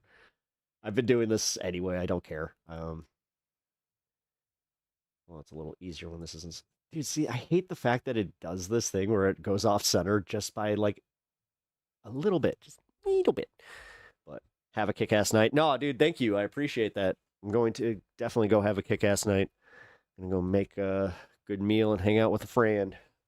So I appreciate you guys being here. I appreciate you guys just overall making my my show awesome. So thank you for that. Real quick, if you haven't already, like and subscribe. I'm gonna do the thing. It helps me out so much. And then yes, you guys can also do the memberships. The monthly memberships really do help me out, especially in the algorithm. So consider getting yourself a membership. And the $15 tier gets you my gaming codes. Just remember, we can be playing Switch 2 against each other. I did just pick up Kirby Air Riders not too long ago. So, but yeah, I will see you guys. Give pet money. Oh, I pay for. Yes, yes. I do appreciate that. Fun conversations mixed with serious ones is always good. That's the vibe I always try to have here, guys. If you walk away from my stream knowing one thing, just know I don't take things as serious as most. I try to take things just the right amount of serious. But with that being said, folks, I gotta go. I will catch you tomorrow. Tomorrow's special show. So just remember, look out for the notifications, and I will see you there. Bye. Who the heck is Pep Talks? I'm not gay, but I fantasize about Marco Rubio. Pep Talks. Pep Talks. Pep Talks. Let's eradicate the Kung Flu. I'm literally coming. Pep Talks. Pep Talks. Who the heck is Pep Talk? They want our women. They want our children. Pep Talk. Sometimes no means yes. Grab them by the Pep Talk. Grab them by the Marco Rubio. Obama is a racist. Pep Talk. I'm literally coming. I'm Pep literally coming. Pep Talks. We found weapons of mass Pep Talks. destruction. My fellow Americans, it has been confirmed today from Pep Talks that we are indeed all high on politics.